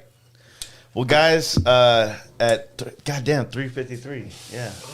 You guys are ridiculous. Why did you talk so much? You drink all those beers. That's what happened. Yeah. Look at that. I have a problem, and you highlighted that. Shout out y'all's Instagram names. I feel like most Yeah, people know for sure. Josh, Motorcycle Dork. But All right, mine's at Can't Stop the Mullet. Fucking love it. It's been like that too. I feel like It's been like that. So I used to fuck around with Facebook, and then that stopped. And then all of a sudden, I was like, "Well, I'm gonna do this Instagram thing." When I got my RT, and then look pick at your this name, message and I it was gave her. at Can't Stop the Mullet. Can't stop the mullet. That's Greg, my dude. Oh, and then TP Jamie. TPJ Customs, yeah. Oh, Trailer Park Jumpers. yeah. That was one of the things. So when we were talking about like shooting your bike earlier, I was like, man, like Yeah. what would be a cool job? It's like, dude, your bike in a trailer park would be the sickest Mine? photo shoot. Yeah, and your hair, What the fuck? dude. Mullets. I'd be mad. I The totally mullets. lived in a trailer. The mullet is like it means different things here. I'm saying like Oh, I gotcha. here like poor is Mullets? Bullshit, dude. cultural appropriation. That's racist as shit. I don't think so. Jamie, what's your Instagram? At refuel_motorcycle race. Yeah. Refuel_motorcycle restorations. Yeah. Sick. And you also can follow me at JC_cycle. Yeah. That's it. Dope. Can't Stop the Mullet, JC_cycle, and then refuel Underscore. motorcycle. Yeah. I mean, your YouTube channel, what is that? I don't even know yet, but it's Yeah. on one of my pages. You can find it Yeah. because I always post the shit Hey, there. go down, like, follow this and then go down the rabbit hole is what you need to say. Like, Yeah, I have a rabbit hole you can fucking explore. Bunch of check it out. terrible ass videos, but Hey. I'm trying to make it work. They're only gonna get They're better. inspiring. I'm saying. Because I want to do a video on this T-Sport build right now, and I'm should. already almost done, and I haven't even fucking videoed. That's the hardest part is Yeah. remembering to do it. Yep. Like I just get digging into shit and then it's too late. Like I fucked it up by not like Yeah. trying to record stuff earlier. It's really hard. You gotta have friends remind you and stuff. Like, yo, you should probably record this part. Yeah. Like literally, that's Yeah, what totally off happens a topic lot. than bikes, but I just built that whole van and took 4 The band's pictures. sick. And dude. so many people are into The van van is life sick, shit. dude. Like And Yeah. like totally did. It was Right. just a shell. so It took many 4 dorks out pictures. there. Like, I wonder how you put those little L Yeah. tracks in. You fucked up. Van's sick, dude. Sometimes Like, you miss your opportunity to take pictures. That's it, so don't dude. fuck- yeah, you gotta start it. But you also gotta live your life. You can't live it just making videos for whatever. I don't know, man. It's a weird one. Yeah. I want to do it. I want to do all. I want to do what all you guys are doing At the same time. at the same time. Fuck yeah, you 3 got different it, dude. lives, doing cool shit. You're doing. I believe you. You got the most promise because we're all gonna die We're soon. old. You still got hell of time. Yeah. Yeah.